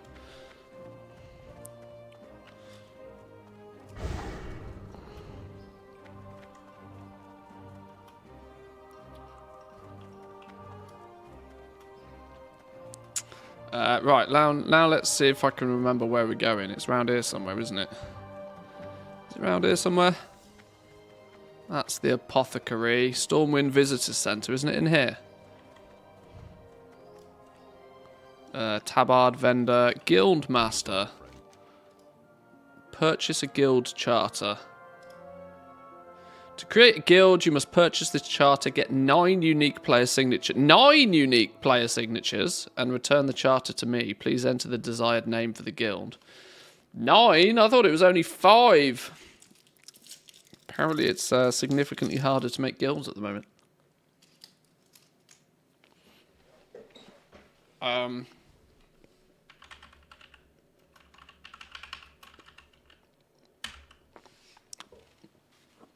Manthieus Coffee Club fits.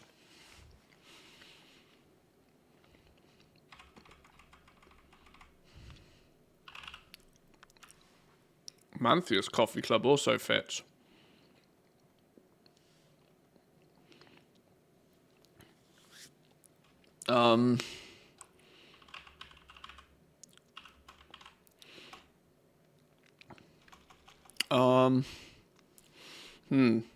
Should have decided on this before we got it, shouldn't we, really? Make a tabard and have the coffee mug on it. I'm tempted with just the coffee club. Manthieus Fangirl Club.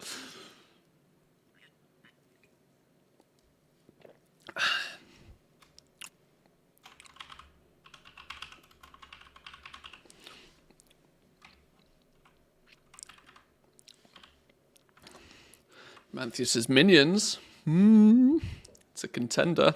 Bit of alliteration in there. Many Manthieus Minions? I don't know. We said we didn't want 3 of the same letters.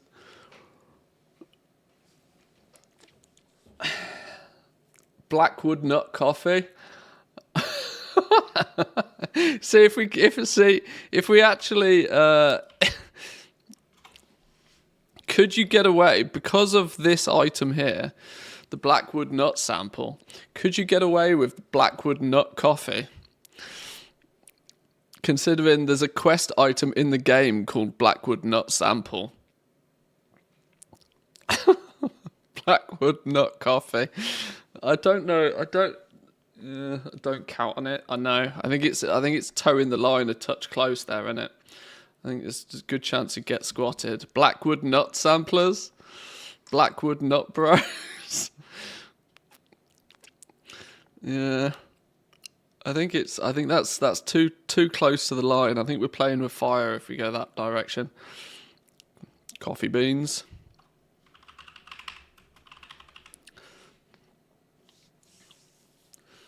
Oh, the coffee club.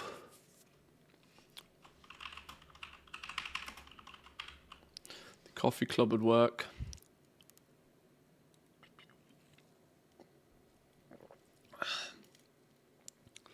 Crafting orders.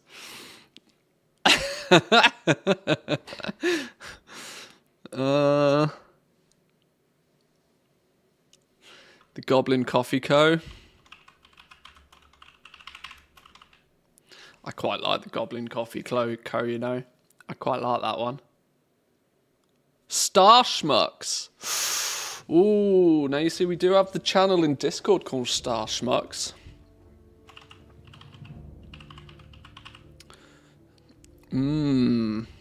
Star Schmucks is we're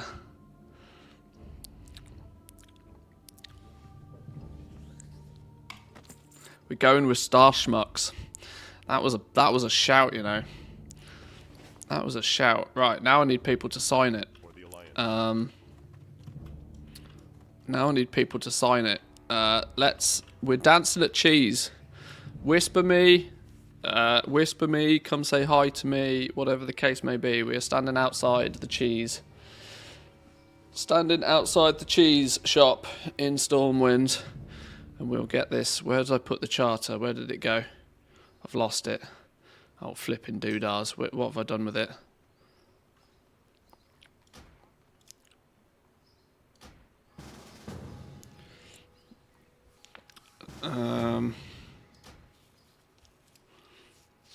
Just in case there's sharding issues. Right, let's get... where the flipping hell's the charter gone? What have I done with it? Hang on. Where the flipping hell did it go? That's a bandage.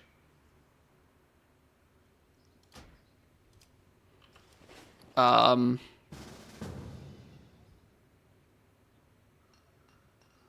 there it is. There it is. There it is.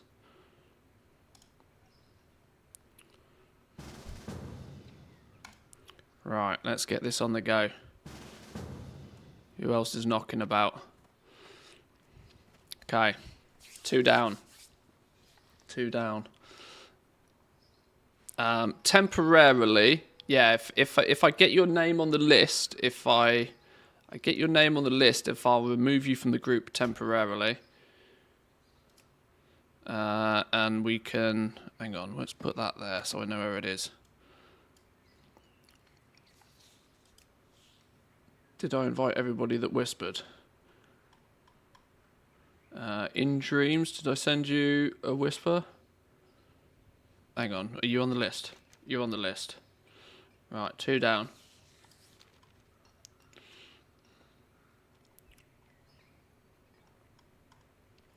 Might have a bank on Stormwind. Let me just check real quick. Okay.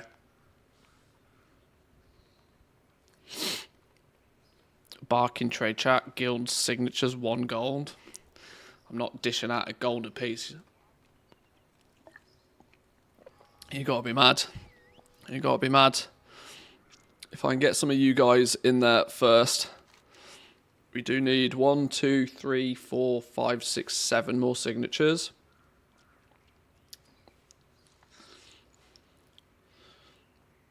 Running from the tram. Howard Lloyd. Send me a... Hey up. We got some bodies. We got some bodies.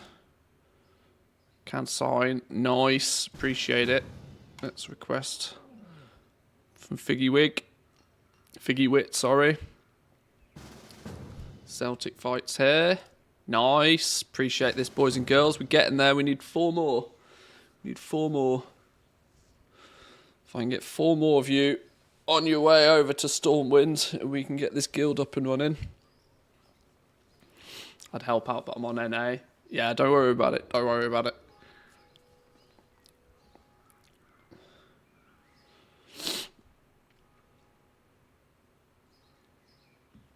If we can get this up and running, we can. I should probably go make the tabard as well, shouldn't I? Really, put some tabards in the bank.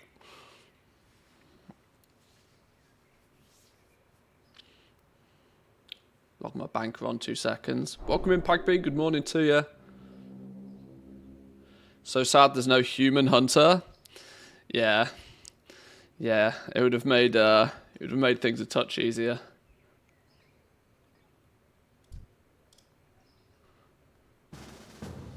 Three to go. 3 more, boys and girls. It's rude to not stand here dancing, isn't it? It's rude to not dance. More like noon though, haven't eaten.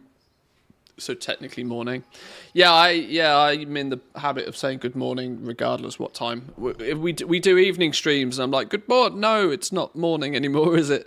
It's not morning anymore.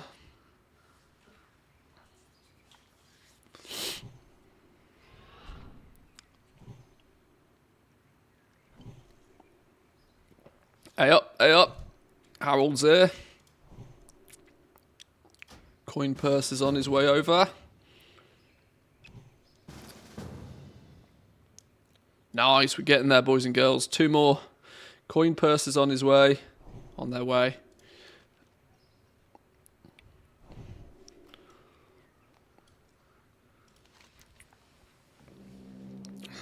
I'm hoping it's not too difficult to get to Stormwind.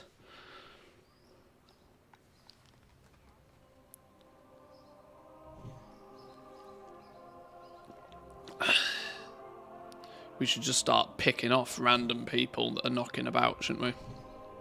On the off chance.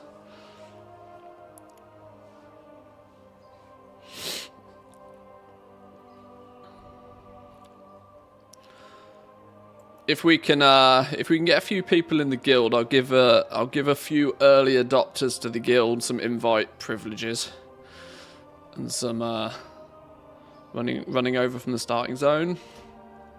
Drop you an invite. Fun fact, quests give gold at max level.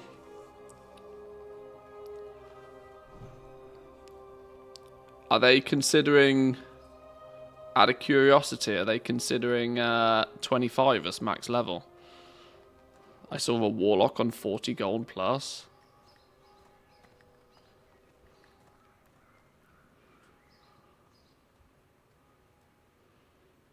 Because I did genuinely think that having just running around the map, clearing any quest you can possibly complete at level 25 is arguably quite a good way of making gold, believe it or not. Considering so few people have actually got gold that... or should I say there's so little gold in the economy as a whole, the questing is raw gold. Raw gold farming is going to be, big business, I reckon. Did I select coin purse for a signature? I think I did. 1 more, boys and girls. Have we got somebody else on the way? I need 1 more on the way. Who've we got? That's Trickster's on his way. So we should be able to get this up and running.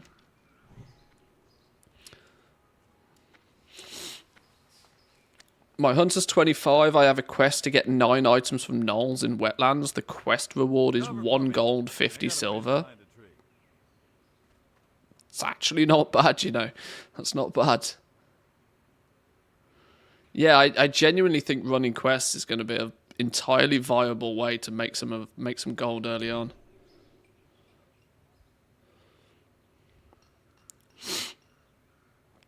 Imagine spamming all the quests available and then you can level from 25 to 40. You're forced to kill mobs to level up.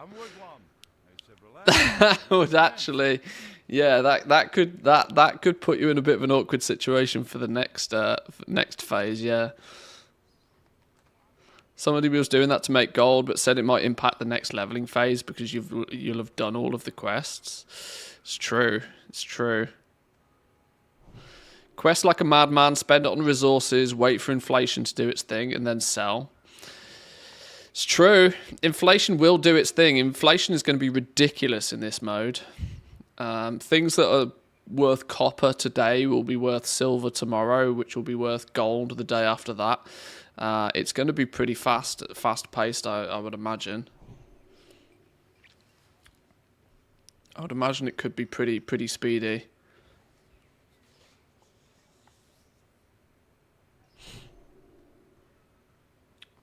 How are they planning on... What the thing is, people hit 25 in the first day because of dungeon spam in the first place, right? They were just XP farm, and you know that's how people hit 25. Solo leveling to quest is probably one of the slowest ways to do it. I mean, what's my /played right now? Just out of curiosity, my /played on this character is already 1 day 7 hours. So there's it's Trickster on a different phase. Let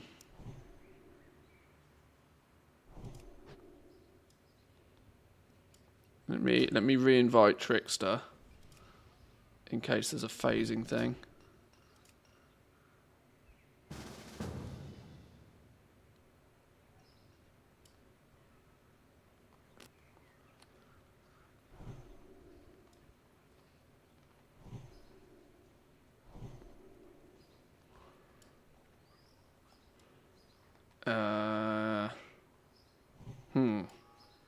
Are you here?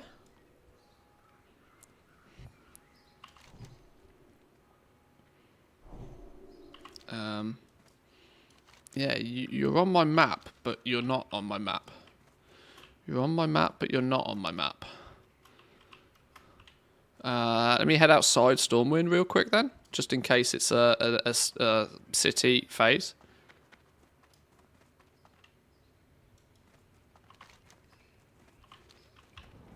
Once you get this Stormwind City pop up, it's technically a different phase, so try out here maybe.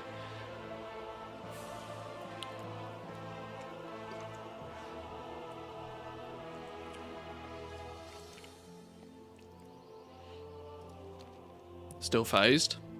Let me try again. Where are you here?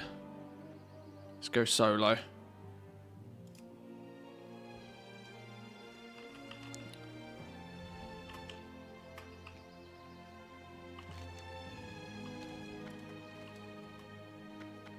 Try outside the gates.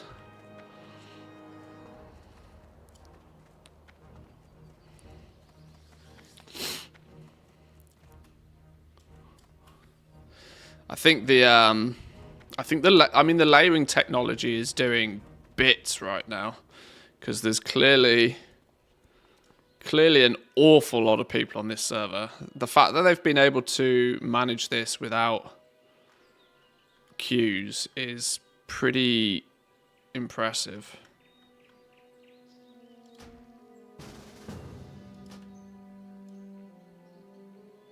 Hey, there we go. There we go.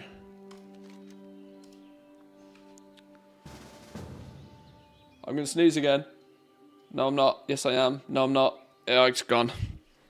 Right, let's go. Star Schmucks is nearly up and running. Let's hand it in. Let's hand it in. Let's get it on. I'll make a tabard, put a few in the guild bank. Unless they're like 50 gold a piece, and then you'll have to pay for your own.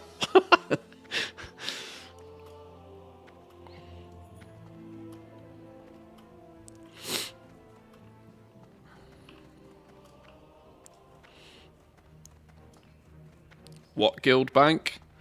Yeah, that's a point. Yeah. What can I do for you? Light bless you. Well met. Register a guild charter. Boom! I heard a boom.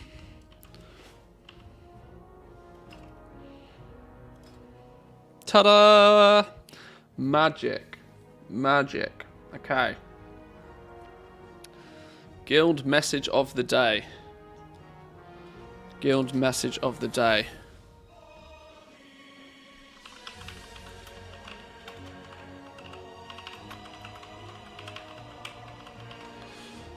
Guild message of the day. Let's start with that.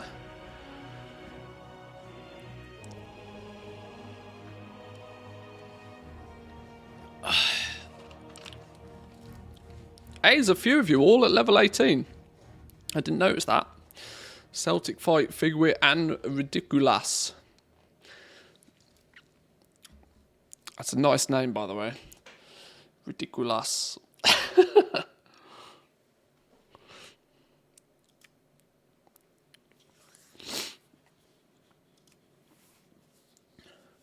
Must add 1 guild bank to build bank.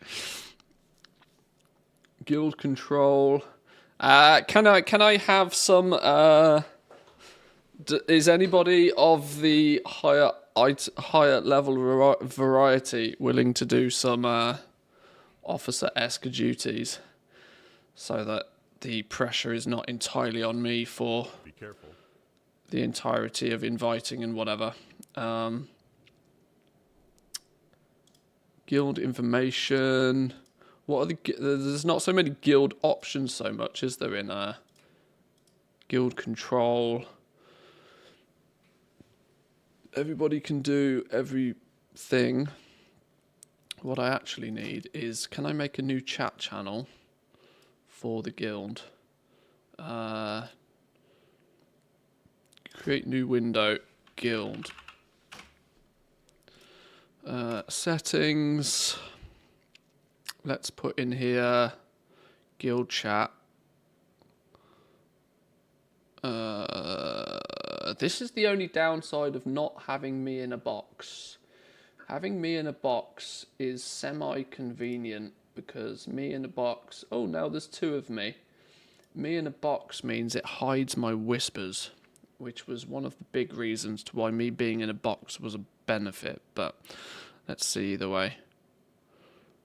At least you know if you whisper me while I'm on stream, it's a it's a public whisper.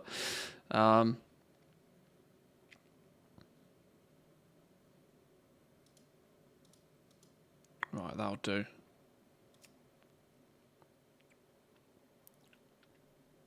I've got female druid alt called Ridiculous. Tried saving all variations of my name, but somebody beat me to Ridiculous. It is ridiculous.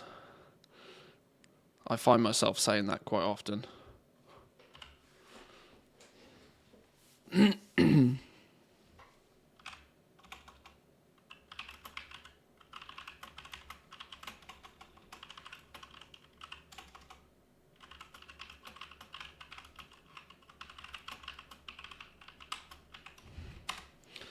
Go.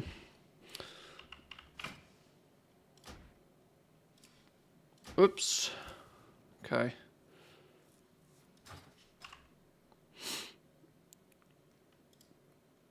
Right, if I give... Considering I know full well that you lot are...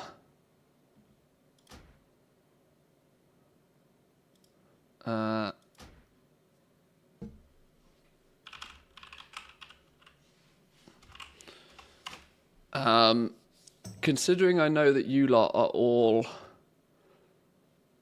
OGs, let's set up a...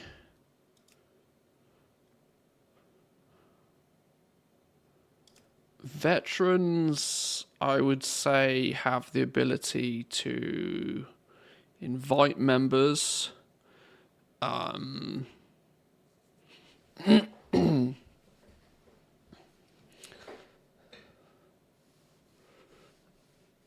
Let's see if I can make this so it works.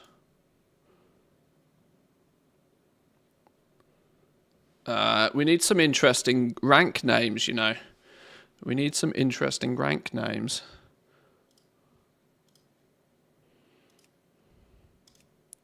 Officers will have the ability to do everything, because officers should.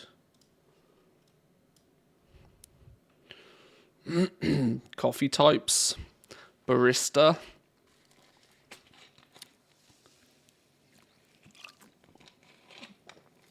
Baby Chino. Baby Chino for like... everybody starts off by default as an initiate, right? Everybody starts off as an initiate. So initiates can be Pup Cup. You're a Pup Cup if you were first initially applied.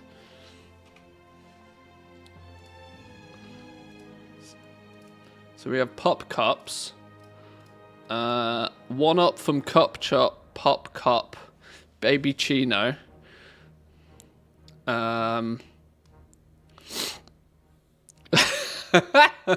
Black nut sample.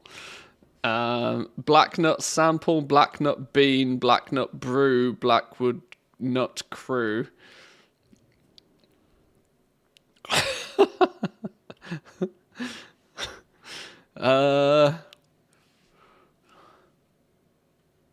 You can't have a rank called black though.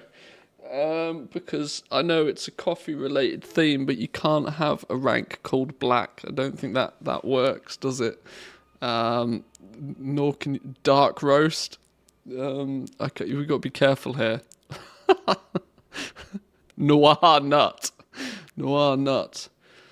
We got our Pop Cups espressos. Pop Nuts espressos.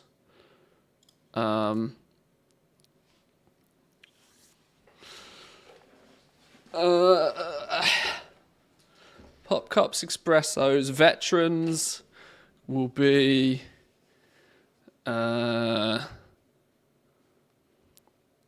Pop Cup sounds like something out of the furry community. Oh god. Don't start. Veterans can be well, let Guildmaster. This rank is called Manthieus.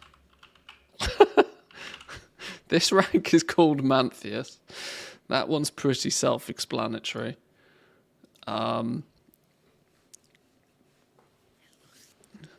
Too bad guilds are not cross-faction. You've gone Horde? Horde on Classic? Disgusting.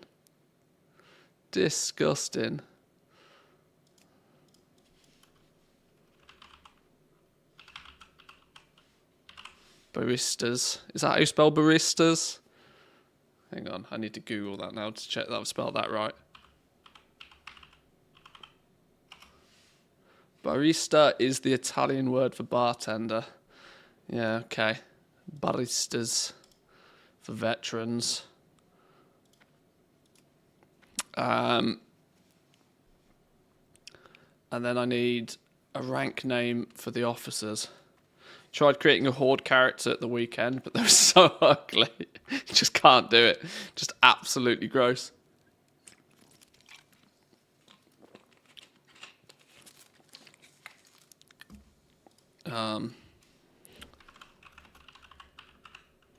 Top schmucks. The top schmucks. So my officers can be the top schmucks. Let's make sure that everybody has invite opportunities.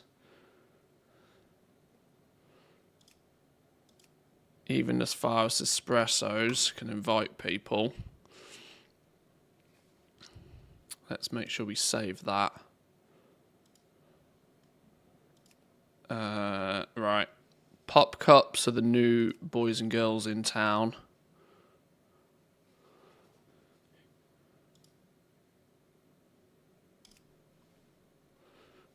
Anybody willing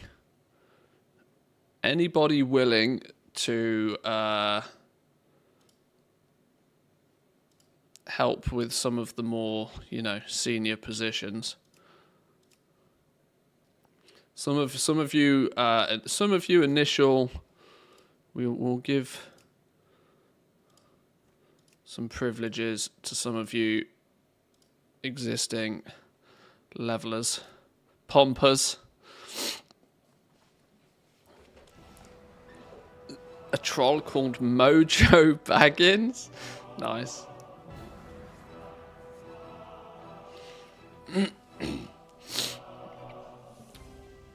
So, rules are simple.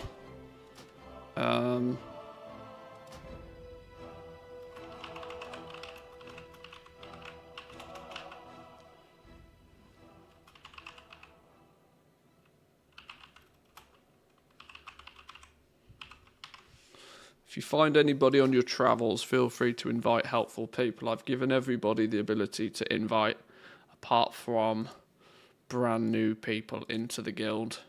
Although, should we even let Pup Cups in do inviting?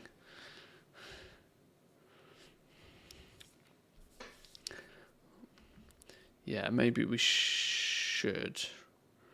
Maybe we should give anybody the ability to invite. There's no reason not to, is there really? Is there any reason not to? No, I think it all makes sense. Right, okay. I guess now we have the ability to change this.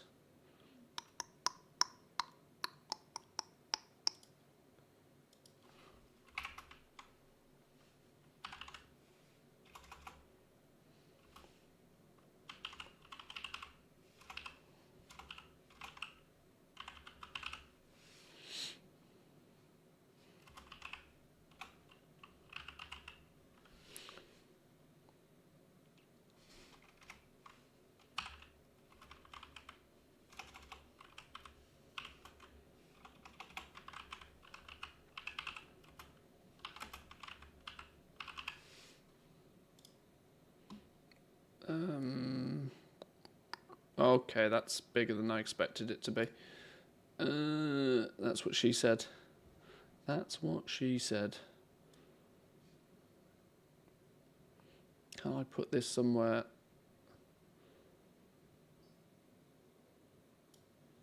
Like there. Let's make it a touch smaller, because I don't like it being Whammosaurus. And if it's going in the middle, it has to be centralized. Because otherwise my OCD will cry. Alignment center.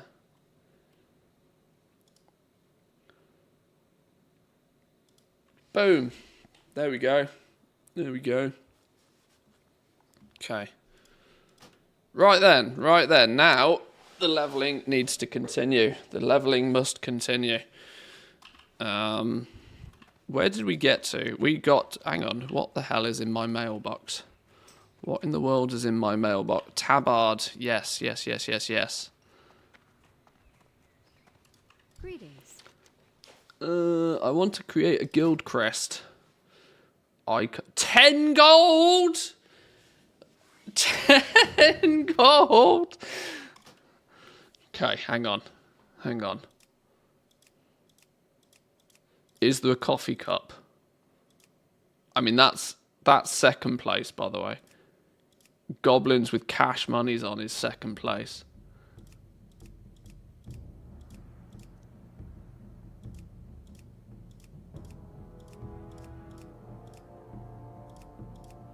It's beer steins.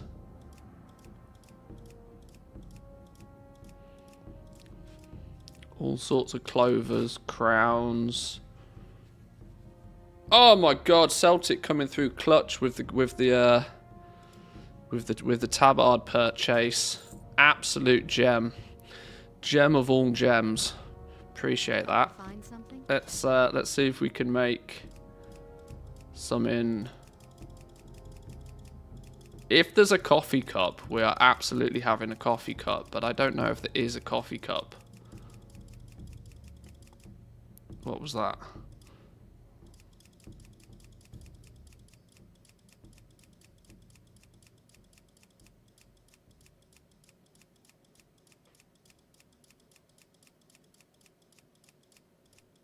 So many icons.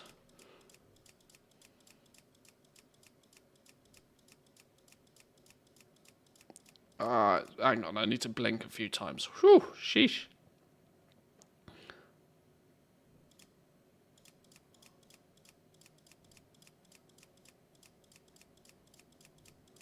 Have I gone through them all? No, I don't think I have.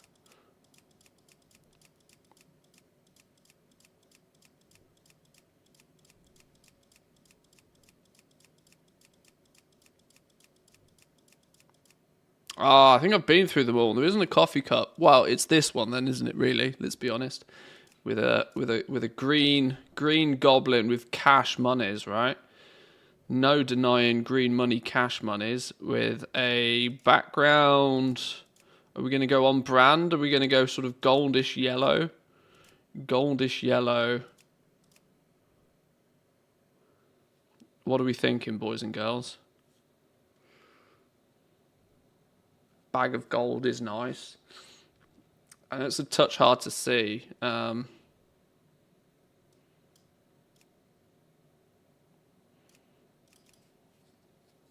I would obviously like to make it more coffee-esque, considering the name and the ranks in the guild, but there's not anything particularly coffee-ish. Green Goblin, gold tabard though. Try a white or a black background. What, make the icon pop a bit more.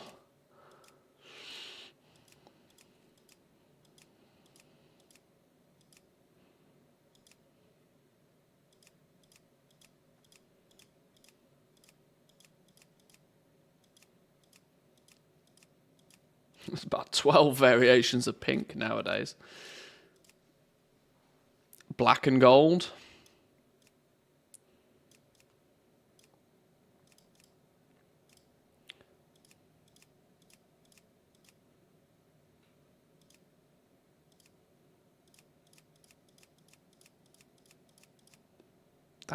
That's quite gold, isn't it? That's quite gold. Fishing it is. I like 16 bolts of silk cloth. Jesus, nice. We might have to get on that. What do we say, boys and girls? Black and gold? Is that as black as the black? I mean, black and gold is a classic, right? Absolute classic. Black and gold with a green goblin. That's about us, isn't it? TV's off again. What TV, Jack? I'm going to get that on a t-shirt. What TV? Welcome in, though, by the way. Hope you're well. I think we'll go with that. Absolute slamming 10 gold on a tabard. Guild emblem is saved. Right. Now I need one. Oh, spicy. Spicy. I've got to rep the brand, though. Got to rep the brand. Be careful. Right, where'd it go? Boom. Boom. Where's my zoom in buttons?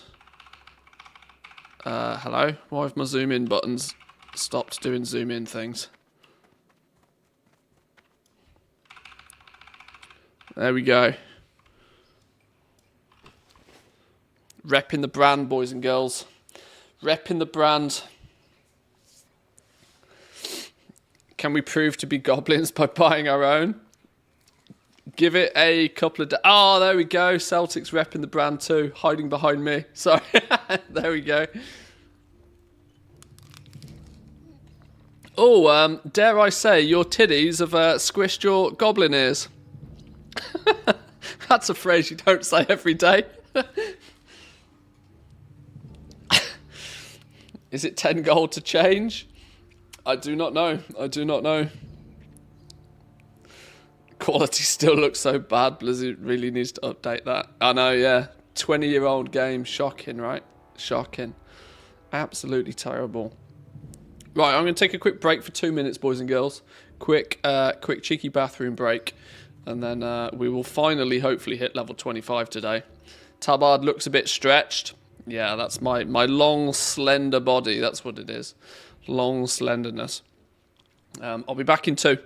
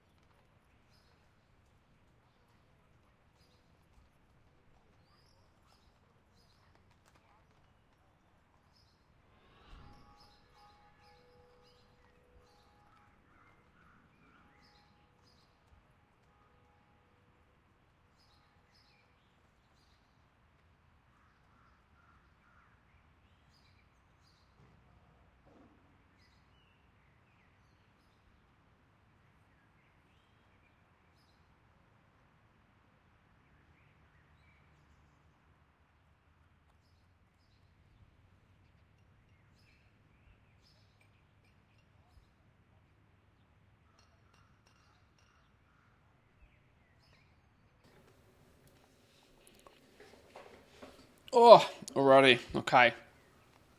Time to hit level 25. It's time. It is time. It is time. One thing I'm thinking that's probably a smart move, actually, would be, not to be quite so zoomed in, but I think we need to, if we set public notes.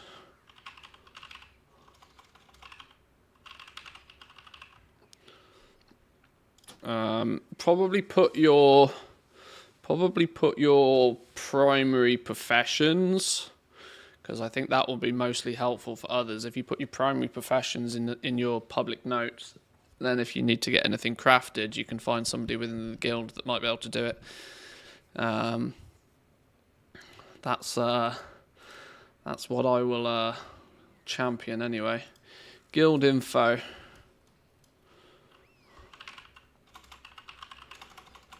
Alright, let's put something cheesy in here.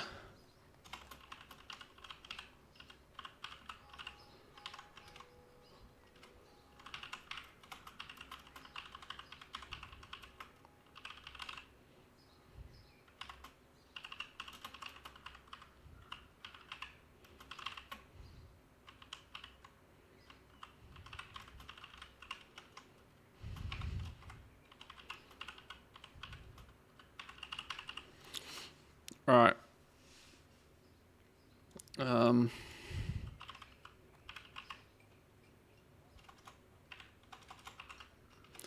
Let me...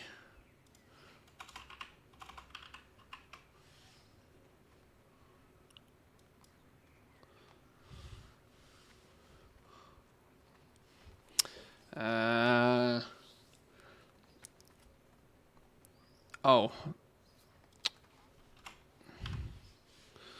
Oops. Thanks. Thanks. Is it ER or RE with conquer? Is it ER or... It's RE, right? Not concur. I concur, we will concur. Is it RE or ER?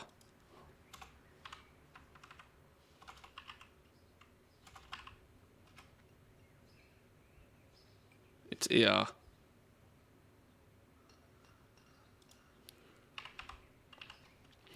Okay.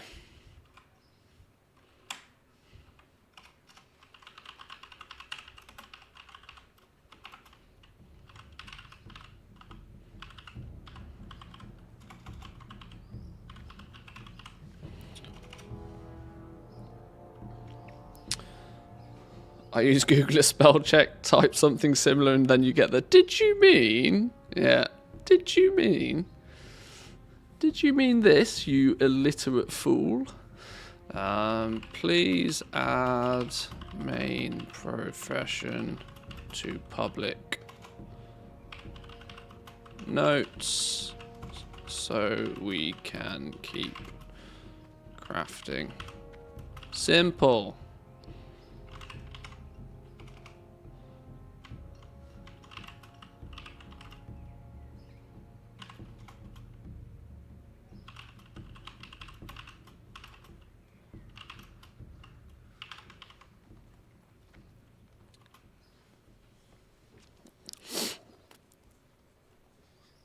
Here, repost the guild information here in chat. Oh, you want to... need to allow us to edit notes. Oh, you should be able to edit your public notes, though, shouldn't you? Hang on. Maybe that is a... Maybe that is a... Oh, edit public notes. Yeah, you're right. Baristas, public notes...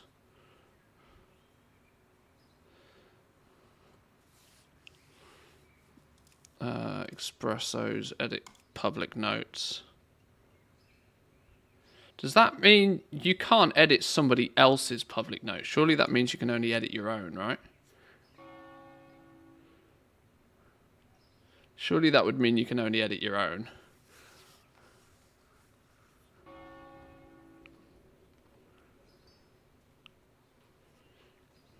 I would guess. I mean, I could probably... Could I go... I could go in and I could change somebody else's.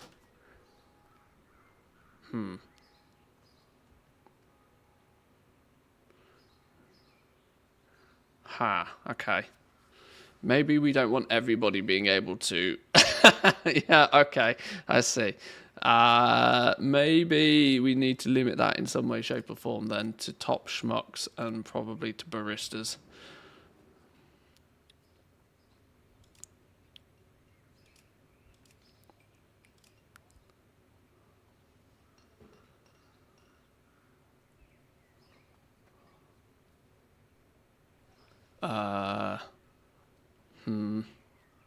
Is it worth to put Twitch name on public note as a general rule? If not, same as character name.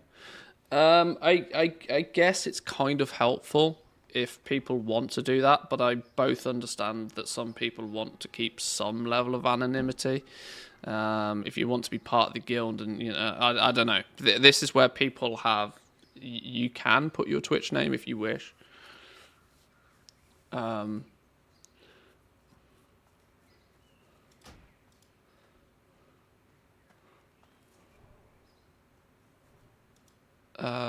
Officers note, public notes.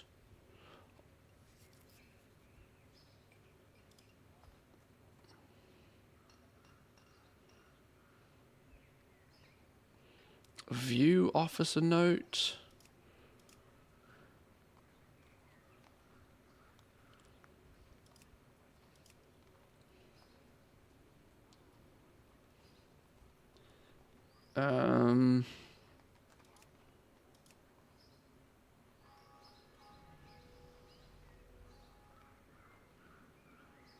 What's MOTD?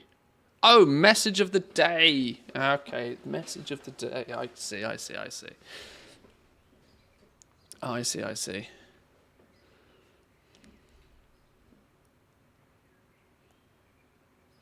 I'll figure all of this stuff out. This is kind of why I need a couple of top schmucks. I need a couple of top schmucks who are willing to like just do all of this. If I'm honest, because I am not particularly savvy with the guild side of things. I'm happy to fix disputes and whatever, but I am partly looking for somebody that's willing to do some of this, because I don't know what I'm doing. I'm not qualified for this. I'm just the man that sits online and plays video games relatively publicly. Let's make sure that everybody joins and everybody has the ability to invite. That's the most important thing.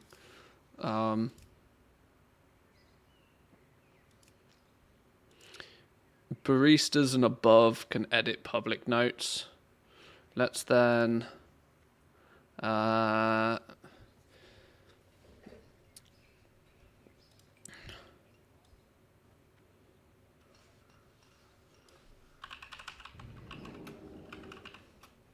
your main profession to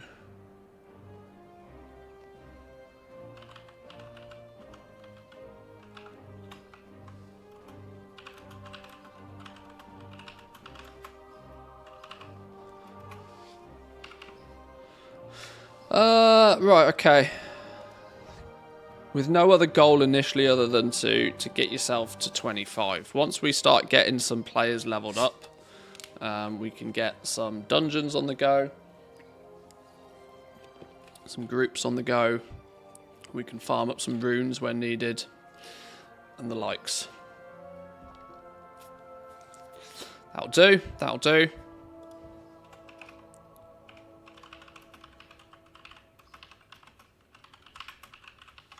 Boom.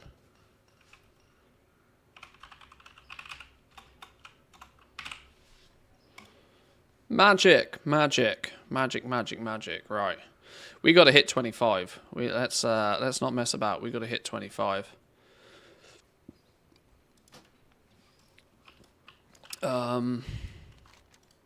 Oh my god, I am so far away from anything I need to be doing. No, I'm not. Hearth to Deepwater Tavern. No, I'm not. Hearthstone's on cooldown. Genius.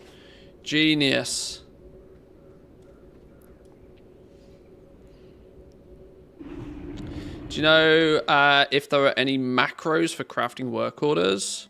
Not generically public ones, really.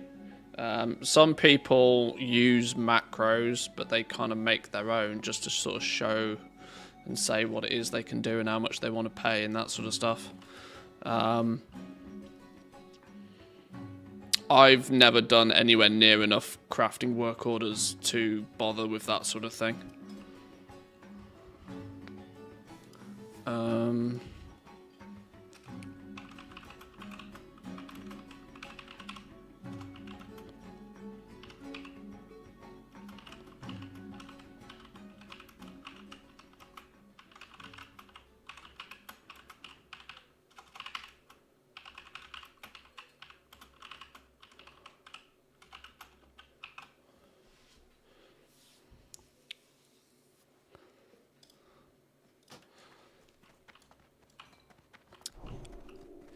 Yeah, it's mostly people use. There is an add-on that people use that's like basically spams trade chat. I can't remember what it's called. Like I said, I've not done anywhere near enough of that sort of stuff to really get smart with it. But there are some. I'm trying to think what it's called. It will come to me if I think about it. But there is an add-on that periodically spams trade chat with a auto flood. Is that the one? That sounds familiar, actually. I think you might be right with that.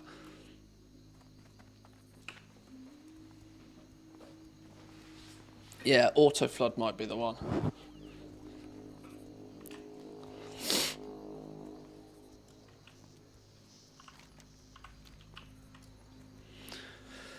Cedar's bag then. Let's get back to business. We need. Why have I got level 29 quests actually? The cursed crew, kill 13 cursed sailors, 5 cursed marines. First mate Snellig. Bring Snellig's snuff box to first mate Fitzsimmons in Manthieus Harbour. Does this offer me 19 silver. I'm intrigued to see what that changes to then. People are saying that when you hit 25, you then get gold as your rewards, because you will no longer gain XP. If I pay attention to this one, this is 19 silver. Let's see what this switches to when we ding 25.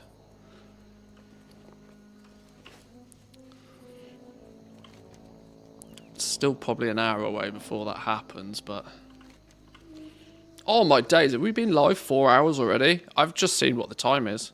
Woo! Spicy meatball. Time flies when you're having fun. I literally, in 4 hours, I've done half a level. Okay, how's that happen then? How's that happen then? Any videos for gold making in Classic? Not yet, although if we do get stuck into Classic much, I will put a few things together for sure.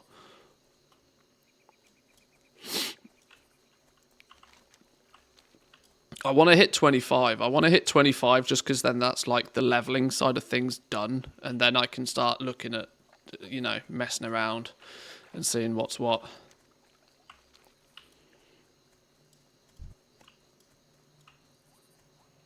Because I think there will be lots of interesting stuff to be done. One thing I'm super keen on investigating in a little bit more detail is these 14 slot bags, because they are going to be cash monies for people, I reckon. We always kind of guessed that fishing was going to be pretty lucrative, considering the drop table for fishing items is expansion wide.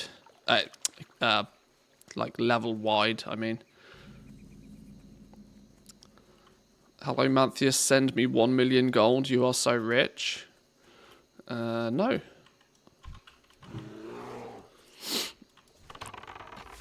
But welcome in. I don't quite know how to respond to that. It's a nice way to say hello. I mean, I have 4 gold. 4 gold. Wouldn't even have 1 million to send you. I might on Might on retail, but not on classic. Not yet. Not yet.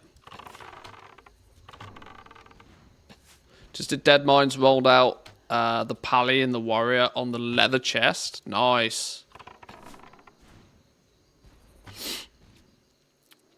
Yeah, I want to go and explore some of the dungeons soon as well.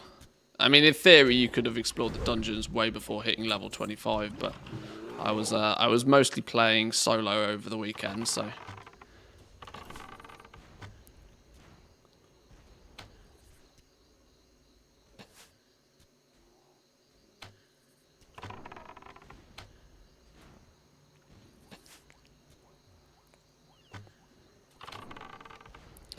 These black oozes take a beating, you know.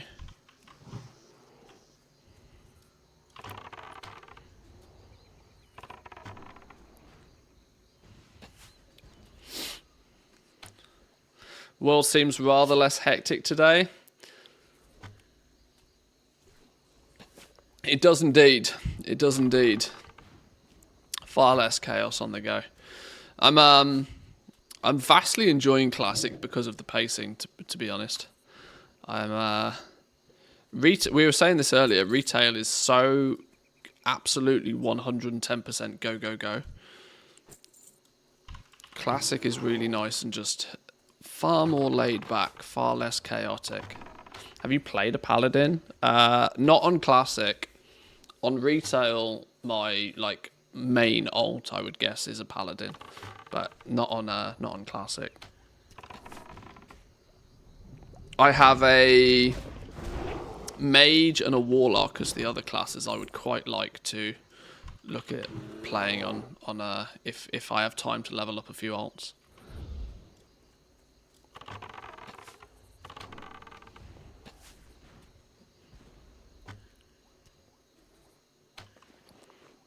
What was that we got? Flask of Oil, Keeper of the Flame, Westfall.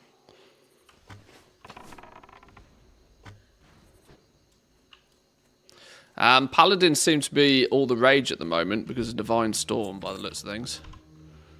Paladins looked like one where they've received quite a lot of love so far. And of course, everybody always wants a tank to play with, so. Although Warlocks are going to be tanking, am I not right in saying that Rogues get some sort of tank ability as well? It seems like everybody's going to be able to do some tanking in Season of Discovery. Which is quite novel. Mages doing healing. What has the world come to?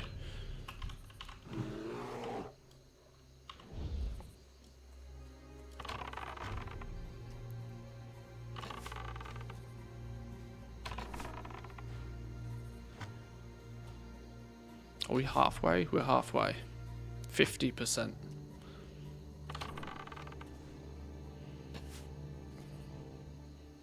I'm still feeling the pain though, you know, of having so many empty gear slots and so much just low level gear.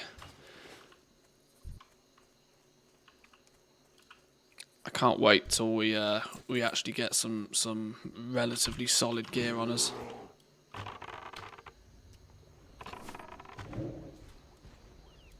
Oh, hang on, we've pulled 2 now.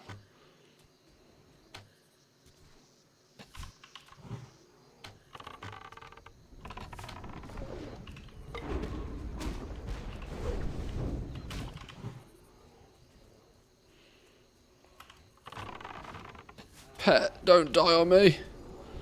Don't die on me.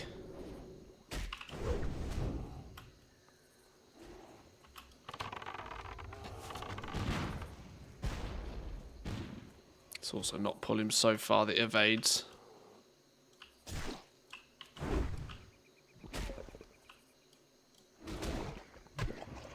Clean! Clean and tidy. Not in the slightest. Right, Scooby snack for you. Melon juice for me. Ah, I'm out of fish. I'm out of fish. I was using fish to heal up. What can I use instead? Now I'm out of fish. Do I have any heal? Oh, okay. Oops. How have I managed to put myself in that position? Yeah, those tough jerkies that I bought when I was level 1 have lasted me until level 25. But the 61 health over 18 seconds doesn't really cut it for me right now. I'm out of food buffs then. Ooh, okay. I might need to fix that. Oops. Still haven't collected this bag though.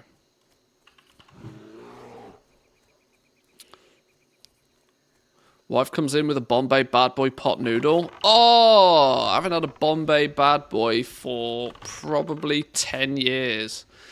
Getting trophies like severed cobalt heads. What are those for? A grim trophy may interest the right collector. Good question.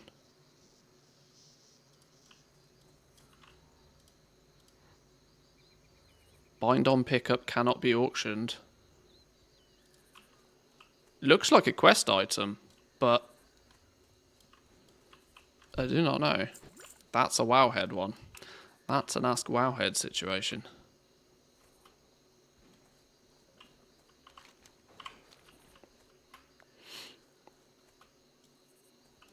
Yeah, Bombay Bad Boy pot noodle was really nice. That was a good hangover cure, you know. I don't know why. It was always a good hangover cure for me. Chicken and mushrooms, just absolute best pot noodle though. Without doubt. Chicken and mushroom, best pot noodle. You know what the life hack is with chicken and mushroom pot noodle? You want to put a teaspoon of Marmite in there.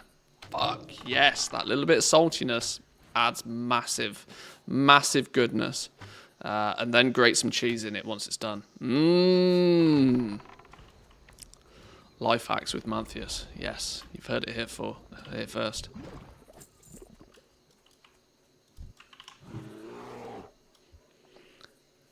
$10 silver for weapon training? Outrageous. And it only gets worse as well.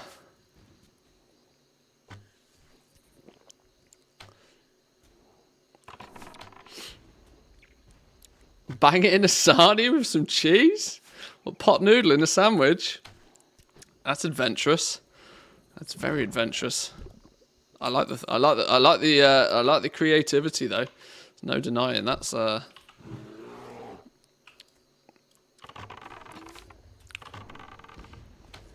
you ain't gonna win no Michelin stars, but that's it's creative.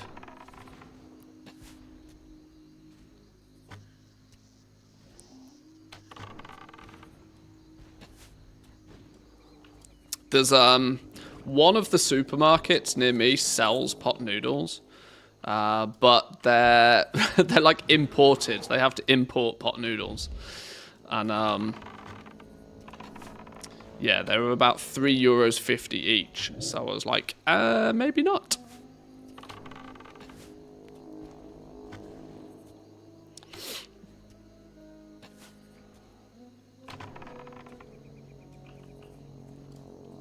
Okay, we're not getting our bag that we need, but we are getting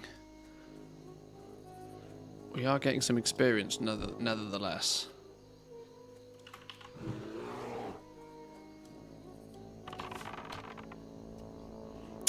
Those at Sorted Foods tested soy sauce recently. They said one tasted a bit like Marmite.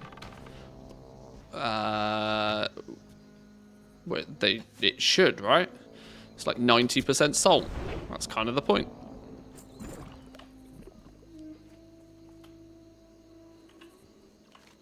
Marmite is just salt and, well, when you read the ingredients list for Marmite, you're like, why does anybody like this?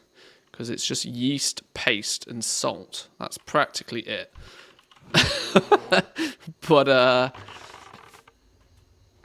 yeah, at face value, it doesn't sound very nice, but...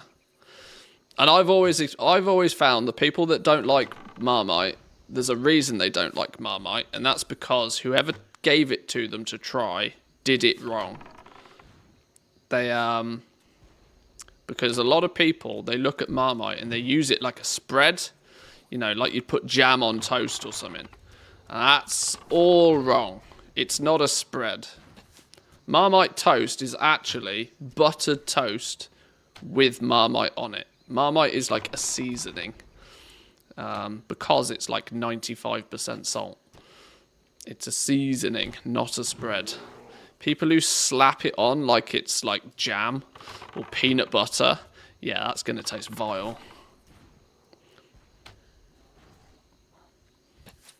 People like salt and vinegar on chips, but they don't just drink vinegar, you know? It's a portion size thing. That's what I've always found anyway. Oh, where the hell is this bag? Give me this bag.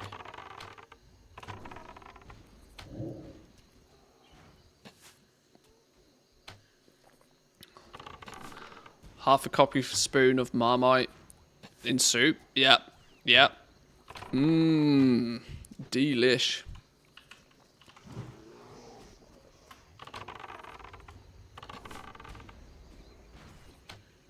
Not a fan of Marmite after snogging her last when I was 15 after she ate it. It was horrible. You wait till the evening and you're nose deep in something else. Too much info.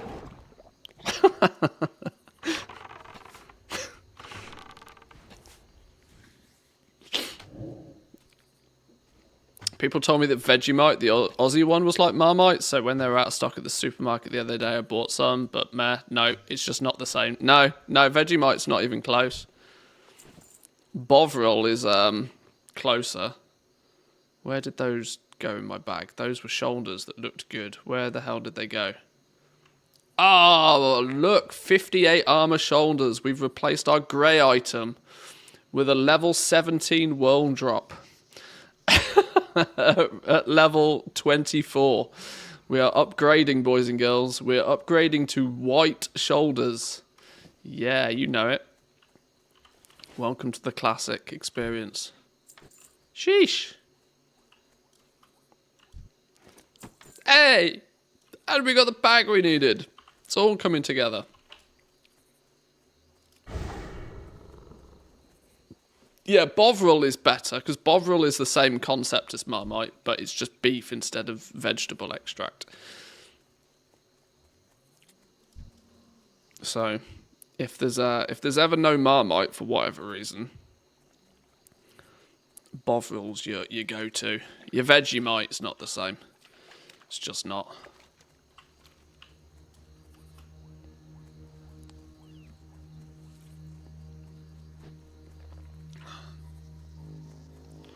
Daily delivery. Okay, where are we going after this? There's not many options on my map. We must be going back to the main city, I reckon, now. Oh, hang on, isn't this... No. Isn't there an escort quest around here somewhere?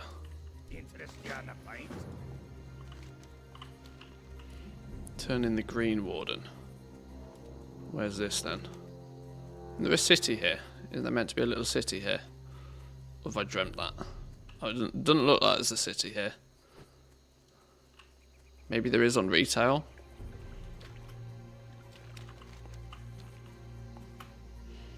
Found the soy sauce.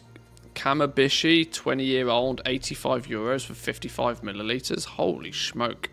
Okay. Soy sauce is one of those things. I never understand why it's so expensive. But then I watched a YouTube video on how it's made, and then I was like, oh, okay, now I know. The soy sauce is fermented soybeans, right? Is it soybeans that make soy sauce? I can't remember. Soybean, soy sauce, it kind of makes sense, right? I don't think I'm being too stupid there. Not this time, anyway. Soy sauce and flipping balsamic vinegar. Never understood why that stuff's so expensive either. I accidentally spent 25 euros on a little bottle of balsamic vinegar over the summer. And I say accidentally because the wife saw it. We were at a cheese van, believe it or not. I was buying some cheese, so I was massively distracted with cheesy goodness. And she saw this bottle of balsamic vinegar, and the dude obviously gave us a piece of bread to try it with. And it was like, tasty. All right, we'll have one of those. Little did I realise, 25 euros later for a little bottle of flipping oil. It's like, damn you. I got had. professionally had. Oh no, you're going to pull another fella.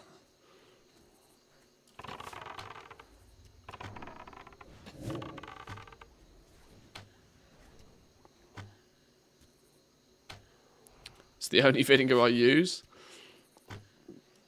Balsamic vinegars are very nice. I like the thick and gloopy stuff on a salad. It's I like it as a product. It doesn't mean I'm particularly happy about the cost of the damn stuff. It doesn't make any sense to me. Balsamico Moderna. Yeah, that stuff's quite nice. It's definitely very nice. You just don't expect it to be as expensive as it is. I am going to pull this entire pack, aren't I? And it's going to end up very bad for me. So maybe I'm going to kill the stragglers and stay away from this, because these dudes seem to have a habit of running away when they're about to die. That's going to be a bad day in the office when I accidentally pull that crew.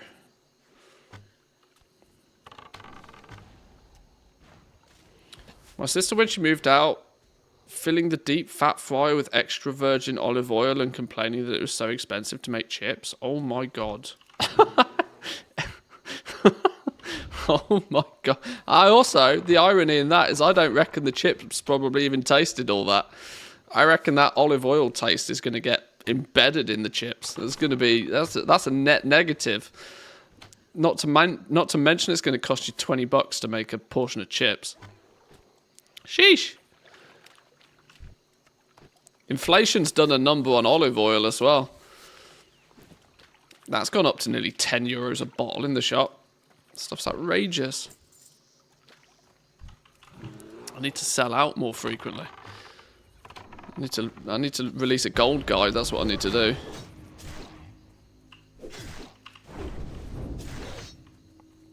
Get off me, you damn stupid. Smoke point on olive oil is way too low for a deep fryer. Yeah, that's a good point. It probably just straight up doesn't even work because you can't get the oil hot enough.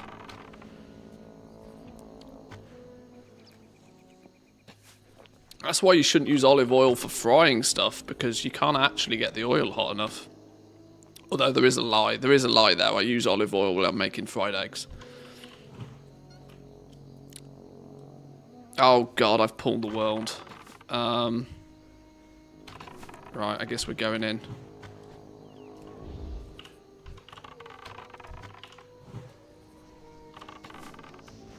Now they've both come to say hi.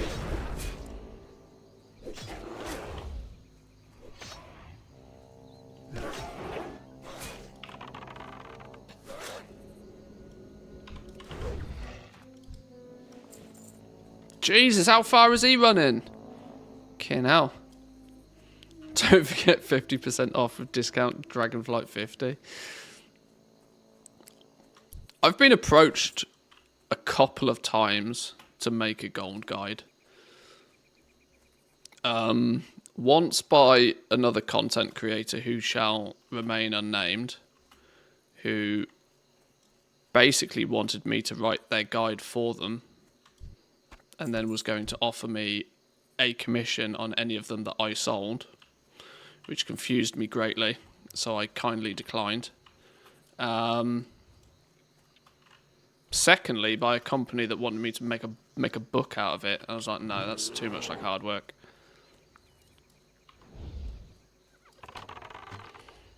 Considering I haven't even bothered to do it myself, I wasn't too convinced about doing it for a publisher. For like, I don't know, it didn't seem to make any sense to me.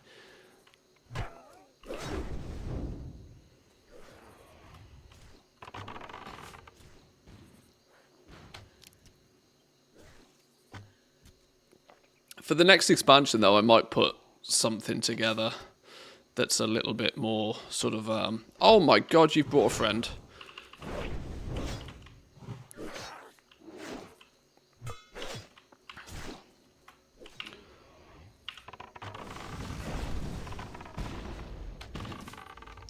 Not like so much in the normal format. I kind of just want something like a greater Ooh, what were they? A greater documentation of just gold making stuff. That's all in like a gold making encyclopedia. 20 books, leather bound. I want something that collates all of the information a little bit better together, but I don't want it to be like. I don't want to structure it and like sell it like a guide. That doesn't make any sense to me. But I want there to be something that sort of, ties everything together a little bit more. Because one of the things about gold making, more so than anything else, is that it's, that everything is available online. There is no such thing as a secret for gold making in any way, shape or form. But it's very, very easy to forget the options, right? And for somebody new to making gold making to not know what the options are. This is why on YouTube, I've kind of slowly switched more so to the, I like the each and every patch doing a sort of a big, this is 10 things you could do to make gold kind of videos. Because I think then, it smushes everything together and it's a one-stop solution for people to say, oh, right, okay, cool, this is what you could do. I think that approach works quite nicely. But something a little bit more detailed that can be a little bit more long form, and then, written form does kind of work for that thing. Because I know Student's Guide is very popular, but it's mostly focused towards like farming. There's a few other modules in his guide, such as it does have like a transmog crafting section and stuff. But the reality is 90% of it is farming guides, which is kind of nice because it's that same theory again, right? That you could either watch every one of his videos and find out what the latest hotness is, or his guide offers everything in one spot. Past and present. But I'm not particularly big on farming, so that's not really my approach. But from crafting, there are still lots of things like something, a solid guide to garrisons, like a guide to setting up mission tables. Some of the more evergreen stuff, having it all in one place and having it detailed in somewhere that can easily be updated as time goes on, this sort of thing. I've half thought about doing a website style for it, but I don't know equally if that really appeals. I don't really, I'm still undecided on the best format, really.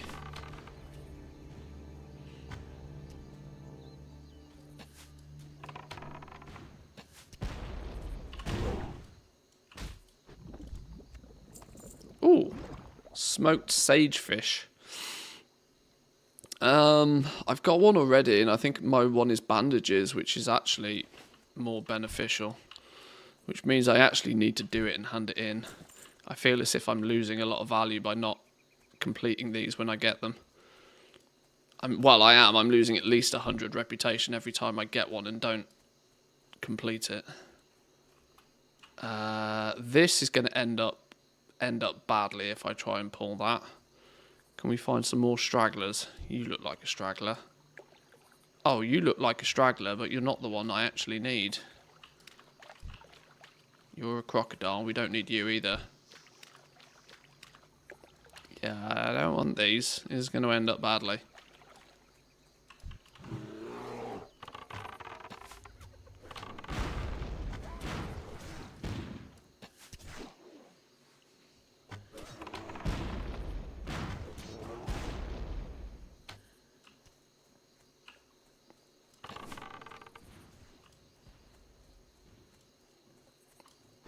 Jesus, he ran into the middle of the sea. He really must have wanted to escape. Oh, you need to be slain.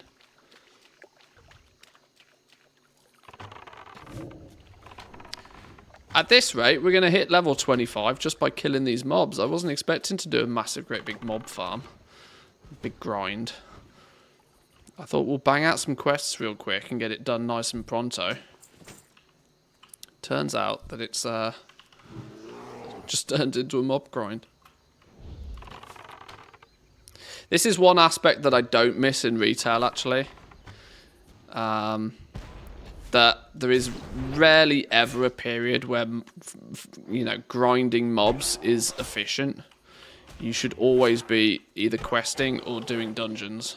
The XP you get from killing things in retail is very minimal.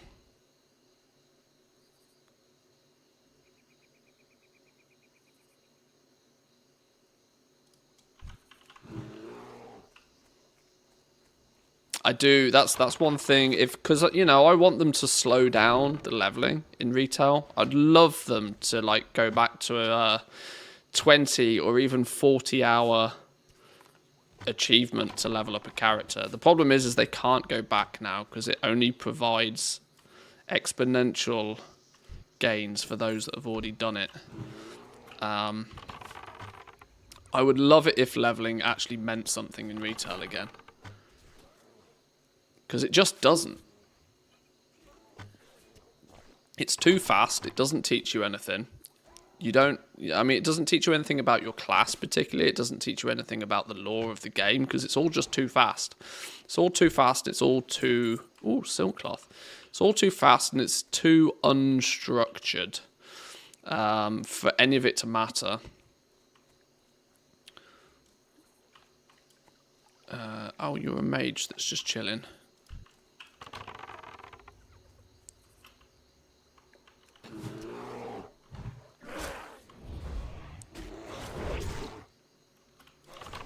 If leveling was a bit slower, it'd give players much more chance to actually learn something about their class, learn something about the game, and add foundation to what they might then end up doing once they hit level cap. Which is where the game doesn't really do much now to facilitate that. Leveling is just something you do as a time sink before you hit level cap. Once you hit level cap, then nothing of whatever you did prior to that really matters. All apart from maybe the 10 levels prior to you hitting level cap. If none of the first 50 levels, 60 levels really matter, then there's a problem. Outside mongrel. No, we've killed all the mongrels. It's you that we need. Oh. Oh. This is what the mage is... Oh.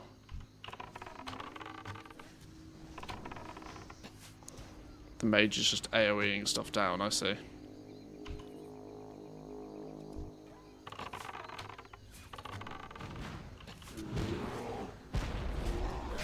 Mage doing mage things. I don't see why I'm surprised.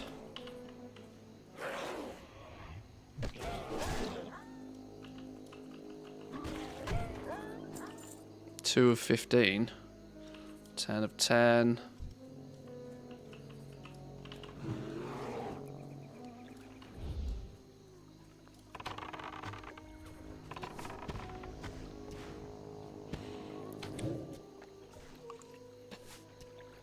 They could make leveling the same as the renowned ketchup. You get 100 or even 200 more experience for your ults, but make it slower the first time round.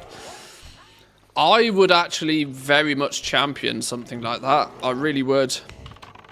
I really would. I think because it would also mean that, well, but they'd have to really heavily, you know, they'd have to. The problem is they'd have to make twice as much content. This is the thing, right? Because if it's just the same amount of content, it doesn't actually matter. This is the issue. This is why leveling has got slower and slower and slower and slower and slower. It basically is because they can get away with making less and less and less and less and less actual content. You know, the 4 leveling zones. You look at the 4 leveling zones compared to what Classic has to offer, right? How many zones worth of play is Classic? You know, 2 entire continents is what they initially created. You look at Burning Crusade, like, I can't hear now, obviously, but you look at the BC map, how many zones was that? You know, it's the reason leveling is slower is because, yes, they are more detailed and more intricate, and the art style in them is very nice nowadays. But the reality is, you know, leveling is much faster because they're just producing less content. And they're selling it to us in the same way. To make the leveling more meaningful again, they would have to make twice as much leveling-esque content. Which is why I unfortunately worry they'd never do it. Because when they can get away with 4 zones, they'll get away with 4 zones, you know. Inventory full, okay. Why make 5 zones when you can get away with making 4?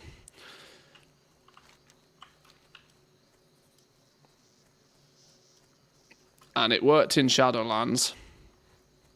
It worked in Shadowlands and it's worked in Dragonflight. So I can't see them going any further.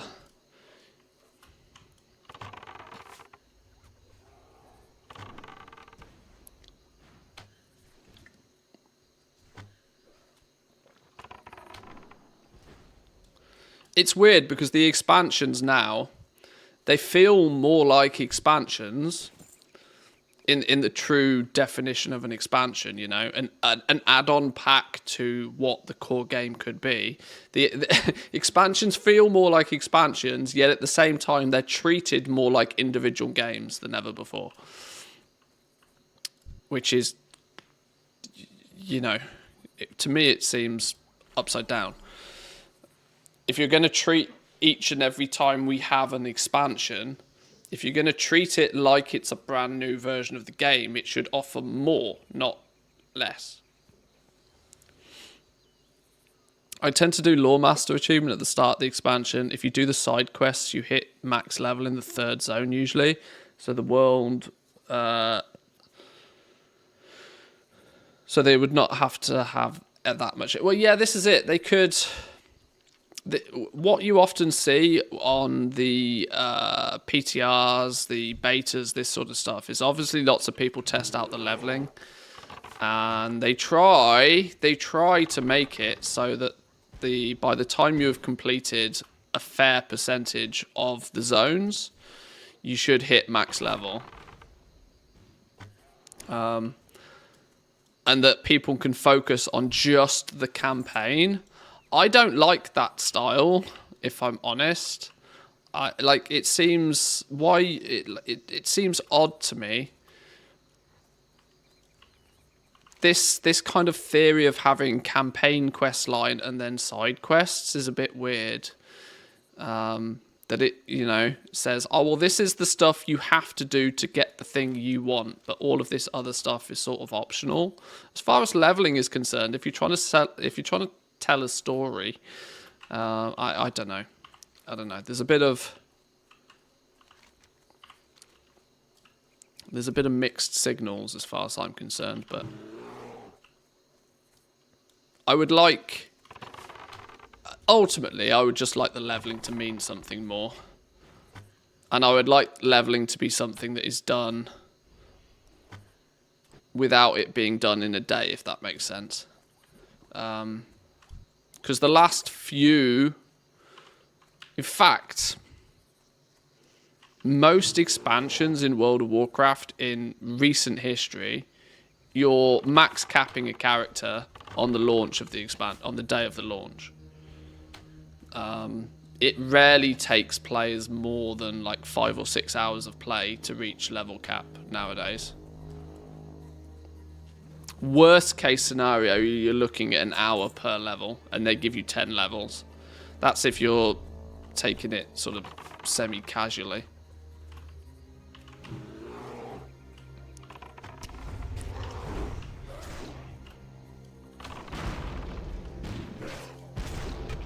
For an expansion launch, you would kind of want... I think they should incorporate like 30 to 40 hours of gameplay, like a proper RPG level worth of gameplay from the leveling experience, and then you can have your endgame content on top. That feels more justified for me. And then you could do something like that. Do something like what they do with the Renown. so that once you've hit level cap once, your next character gains experience faster.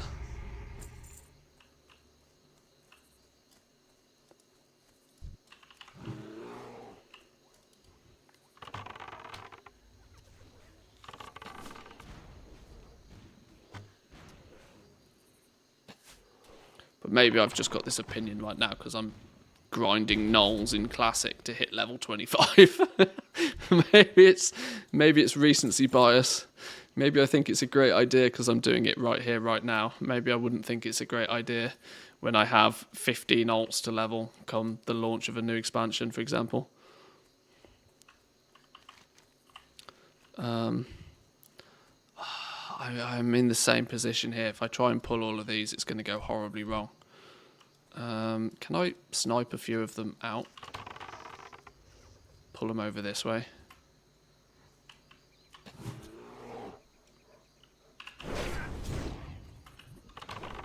Ow, I've pulled a slime. What an absolute dumb. What an absolute moron. Whoa, where did you come from?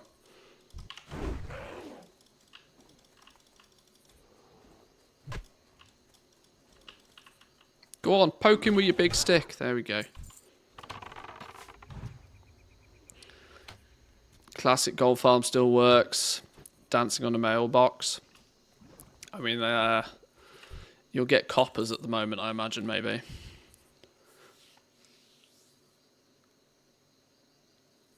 On retail, there'd definitely be a good percentage of players that'd be pleased if leveling would take twice as long. I think I don't think it's a hot take slowing down leveling. I really don't. I don't think it's a hot take at all. I think the people that enjoy the RPG element of the game, yeah, your world first raiders are probably not going to be best impressed with it. But at the same time, your world first raiders are going to do whatever they need to do to, cheese it anyway, aren't they? So it doesn't matter what changes are put in place, that they'll figure out a way to cheese it. They'll just, if leveling becomes a chore for the world first raiders, then they'll just join a 5-man group and they'll go and spam dungeons till their heart's content. If that's what they want to do, that's what they want to do. But I do think there's added value in making leveling much slower than it is now, because it's way too fast. Way too fast. Doesn't serve any purpose when it's that fast.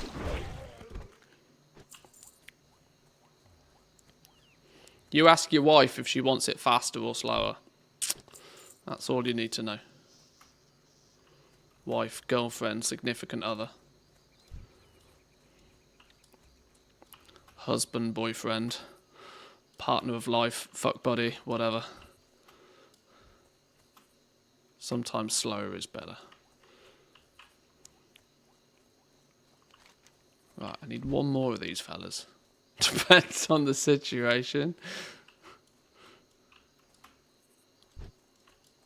Right, I ain't getting in without pulling his 4 friends, so that's not happening, is it? What about you? What about you? You're lurking. You're lurking. We can pull you off to the side without aggroing all your friends.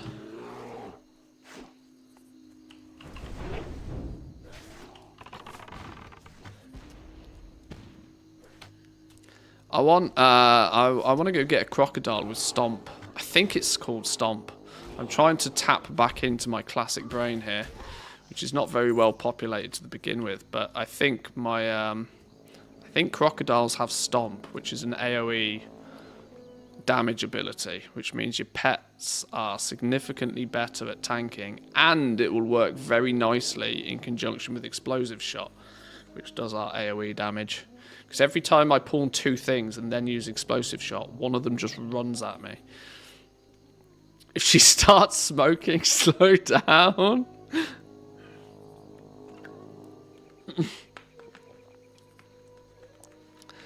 Wasn't that the joke from Austin Powers? Austin, do you smoke after sex? Why, I don't know. I have never looked.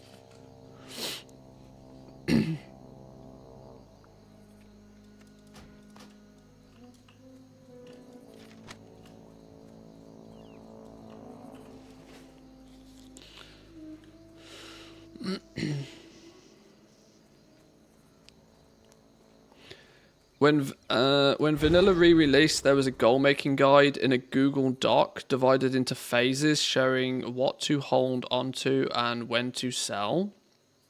Does anybody here know what I was talking about and where to find it? Been searching Google, no luck. I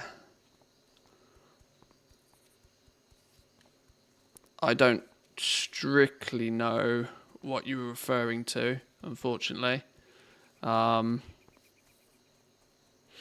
What you'll find, though, is that information as it stands right now is probably not all that valuable, because that would be based entirely on a level 60 cap.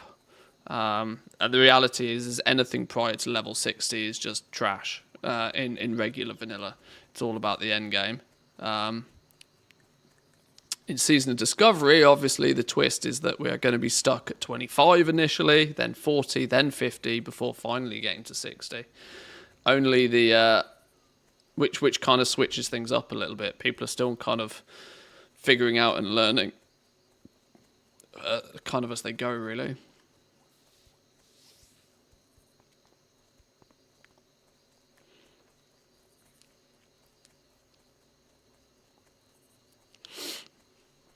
That's one thing Google doesn't do very well at, surprisingly, is search optimized Google, sheets that have been shared or Google Docs that have been shared.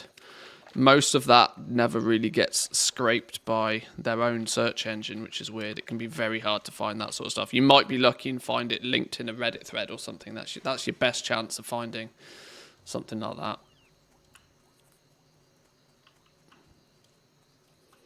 I was thinking on preparing for 60, focusing on that. I mean, that's probably quite a long way away by this point. I would be, Whoa, hang on. What? Check your Hearthstone? Your next step will instruct you to jump off a bridge into the water. Afterwards, the guide assumes you will hearth back to Manthieus Harbour. If your Hearthstone is not ready to use, you'll have to swim a long way, and it takes a while, so grind until it's ready. If you don't want to wait at all, skip the next 2 guide steps. You will have to skip a handful of quests worth about 10,000 XP. I only need 5,000 XP to ding 25. And my Hearthstone is off cooldown in 13 minutes. Decisions. I will decide in a minute. I need a bathroom break. Back in 2.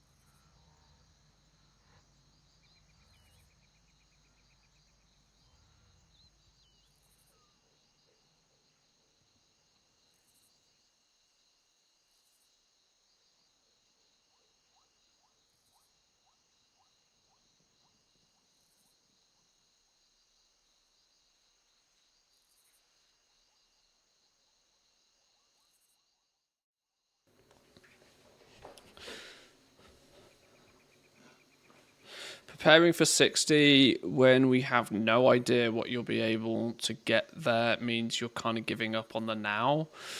Well, that's also true. For as far as Season of Discovery is concerned, we have absolutely no idea what the landscape is going to look like by the time we actually get to level 60. With runes, classes, specs, professions, bis gear, the world might even You know, the zones we're leveling in might not necessarily all be the same. There's a lot of unknowns. This is kind of the cool thing about Season of Discovery. It feels more fresh because Blizzard have sort of said, right, we're going to change things, and we're not going to tell you about it before it happens. Which somehow they've managed to sell that to the classic crew as a bonus, which I think is just marketing genius, right? Because if they tried to do, you know, look at the uproar with hashtag no changes when Classic launched in the first place. This time round, they've turned around and said, right, we're going to do a seasonal mode and we're going to change shit. And you have no say in it. You're not going to get to test it first. You're just going to have to play it and you're going to enjoy it. and so that's exactly what we're doing. And look at the popularity of it right now. I mean, it got me playing it, for Christ's sake. That's enough to say, really. It got me to play it. My Hearthstone's up in 9 minutes. Where is it claiming to send me that's going to make me jump off a flipping... Okay. Let's see what it actually wants me to do. Click the waterlogged letter. It looks like a rolled up white scroll in the hand of a dead dwarf underwater. All the way up this way. Oh, we jump off here and then we half back. Oh yeah, because the swim would be tragic otherwise. Okay, I see. I see why that's so painful. Yeah, that swim would be grim. Our Hearthstone is up in 9 minutes, so maybe I just don't jump for a few minutes and we'll be fine. I started again because the Season of Discovery seems interesting. Yeah, exactly. This is it. There is nothing better in an MMO than the element of unknown. Leveling is super critical in any MMO, and the feeling of unknown that comes from, right, what are we going to be doing at this level? What am I going to be doing tomorrow? How long is it going to take me to do this? What's the best gear going to be? What's going to be, you know, that sort of stuff is super engaging in an MMO, and Season of Discovery has unlocked that again for the classic community and the World of Warcraft community in general. I know it sounds like I'm shilling real hard for the game right now, but it's because I'm having a lot of fun, and from a game design perspective, it's quite smart and quite clever, which I appreciate. I love Season of Discovery more than original Classic. This is how the game should have been from the start. Paladins are great leveling now. Yeah, there were some classes that were just absolute slogs to begin with. That, you know, sometimes some changes are good, right? Started playing in vanilla, loved the progress when everybody knew nothing about the game. Used to raid with Inner Sanctum, world number 1 at the time. Yeah, like the exploration part of an MMO is that's the RPG, right? That's the role-playing element of an RPG. The fact that you're going into something, you're getting stronger, you're experiencing new things, you're overcoming new challenges. You look at the next zone and you're like, shit, the mobs in that zone are really tough. They're going to absolutely one-shot me. You go away, you grind out the previous zone, you get some better gear, and then finally you get to overcome and defeat that. That's true sense of progression. That's kind of really what MMOs kind of do well, right? Why so many people flock to a brand new MMO, even if it's not like the best endgame. New World was a fantastic example of this for me. Leveling through New World was really fun. It was just a real shame that when you hit max level, there was nothing to do. To my understanding, they've massively fixed that problem now, and it's probably a much better game because of it. But leveling initially, when everybody was figuring stuff out, everybody was trying to work stuff out, that was the absolute epitome. Season of Discovery is doing a lot of that right now, which is very good, very fun. I have 6 minutes to kill before... I mean, if my Hearthstone... I mean, I can always start the swim, can't I? Can we hop here? I'm hoping this is what the hell we're meant to be doing, by the way. I'm really hoping this is right.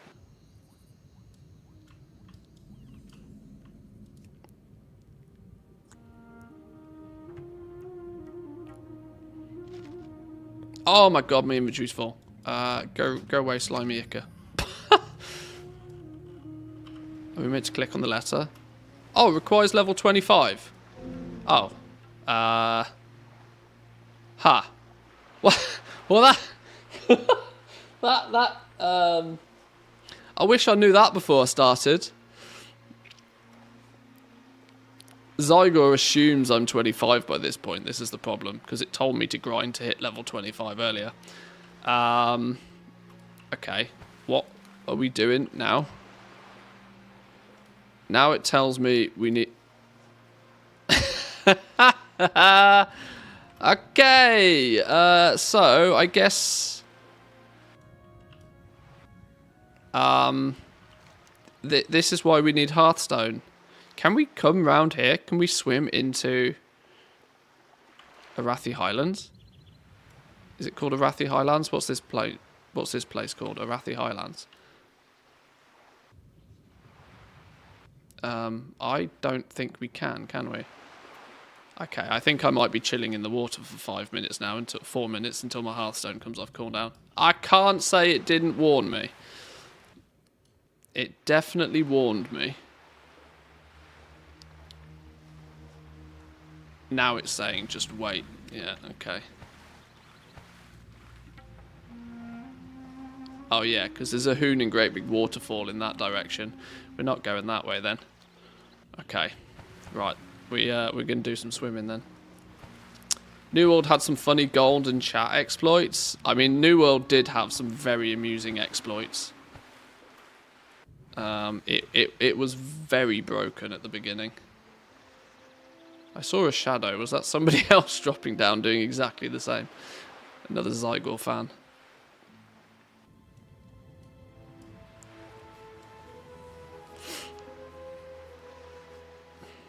Right, well, I guess we just chill here. We chill here for a minute. Ugh. Lord have mercy, I've just seen what the time is. There's no surprise, I'm really hungry. I can't leave, I can't stop, like, with 4 bars to go. I cannot stop with 4 bars to go. But I'm really hungry and I should probably stop streaming and go make some food. Not to mention, if I want to play any video games later, there's a few things I need to get sorted. What quest add-on are you using? Tried Azeroth Autopilot, couldn't make it work. Well, I'm using Zygor, but the thing to note with this is that it's not free.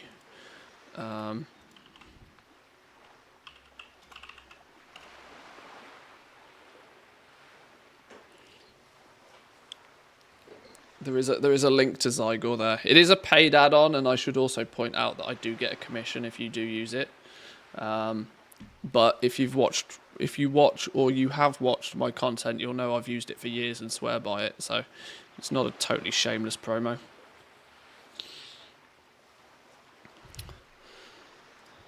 Not only is it very good for leveling, but it does a whole bunch of other stuff as well. It's not just leveling your character.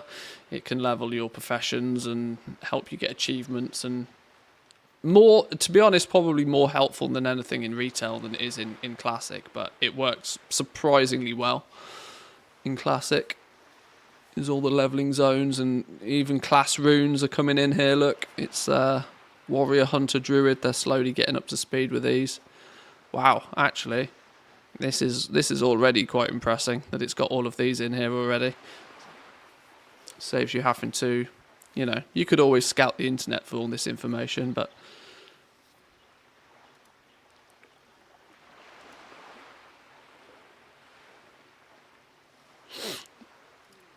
come on, 45 seconds. Let's go, go, go, go, go.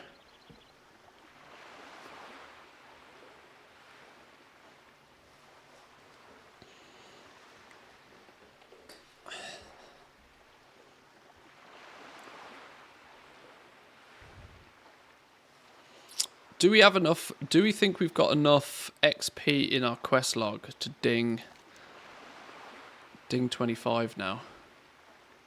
The quests don't tell you how much experience they're going to give you, do they? Ooze covered bag. Another 10 slot bag. Genius, that. Genius. Still doesn't beat our fancy schmancy Journeyman's 14 slot bag. Gonna get my hands on a couple more of these, methinks. That's big. I've just noticed Manthieus of Star Schmucks. I like that as a title. Manthieus. Manthieus of Star Schmucks. Also known as Guild Master. Where did you get the Journeymans? It was generously stream privileged to me. The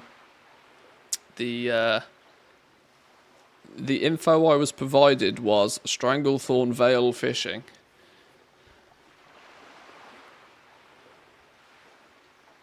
But it was, yeah.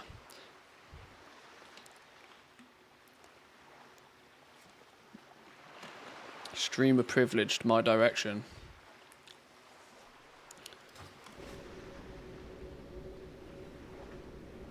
But it's cool to know that they're in the game and that you can get them.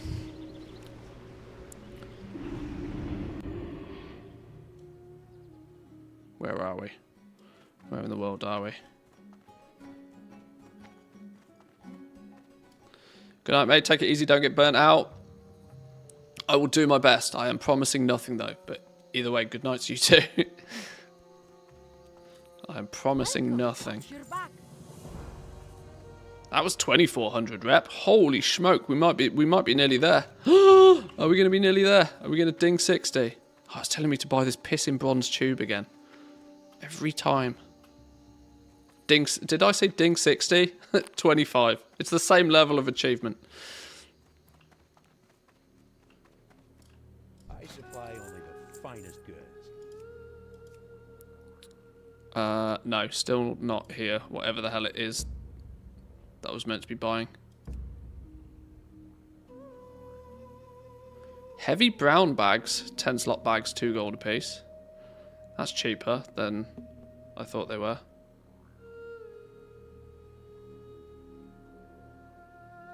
See you later.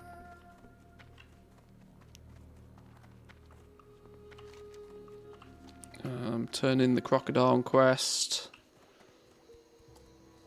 Oh, you watch. It'll put me like a gnat's cock distance away from dinging. Go with honor, friend. Light bless you. Ah, less than 1 bar. Less than 1 bar. Does fishing give experience nowadays? What's this? Accept reclaimed goods. We can't accept this. We need flipping Gobbler's Head. We couldn't get Gobbler's Head because all of the flippins were too busy stealing the tags.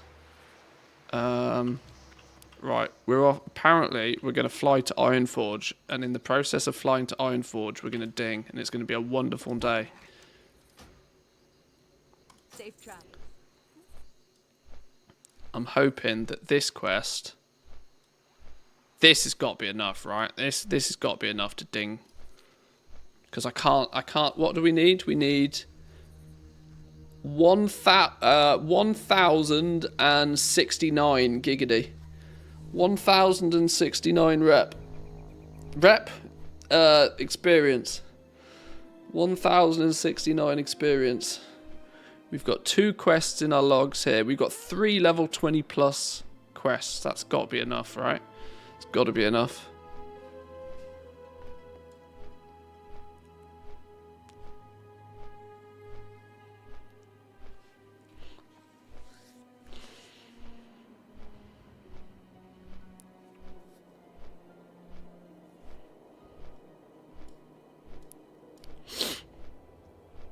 When we ding 25 though, then the real grind begins.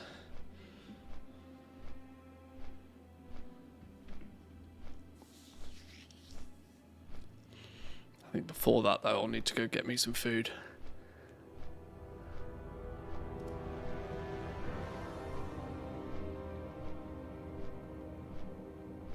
yeah, not only to shamelessly promo Zygor in any more detail than it already needs, but the quest logs and the direction it takes you is customized to your class as well. So it actually reminds you, like for me, it reminds me to go and tame pets to get the abilities off the pets. It reminds me at convenient points to stock up on ammo, this sort of stuff. It's like very, very detailed. I'm not saying that other add-ons don't do the same. I've not particularly tested, but I'm just trying to highlight some of the things it does that I wouldn't have expected it to do. The over and aboves, I guess you call them.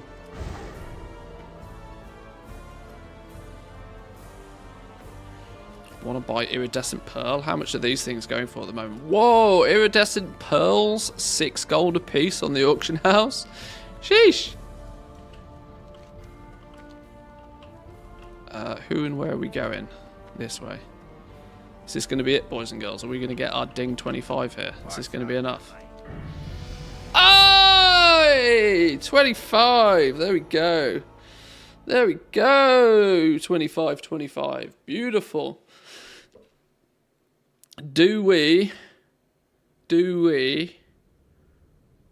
more pet damage, 4% additional pet damage, or improved men pet to decurse, de-disease, de-magic, or de-poison? Or increase the critical strike chance of our pets by 3%. No, 4% flat damage. You can't turn down 4% flat damage, can you? Pargo was here. I appreciate it, boys and girls. Thank you. 4% damage has got to be the win, right? Nothing else is going to give you a flat 4% DP damage increase. Sorry, 4% pet damage, but pet does like 60-70% of my damage anyway. Yeah, it's going in there. Boom. There we go. Oh, now what I also wanted to check. What was that big quest that gave us 19 copper? Not 19 copper, 19 silver. This one gave us 19 silver previously. It now gives 1 gold, 24. So yeah, once you hit level 24, it acts the same as if you were level capped. So any quests you do at level 25 will swap out the experience for gold.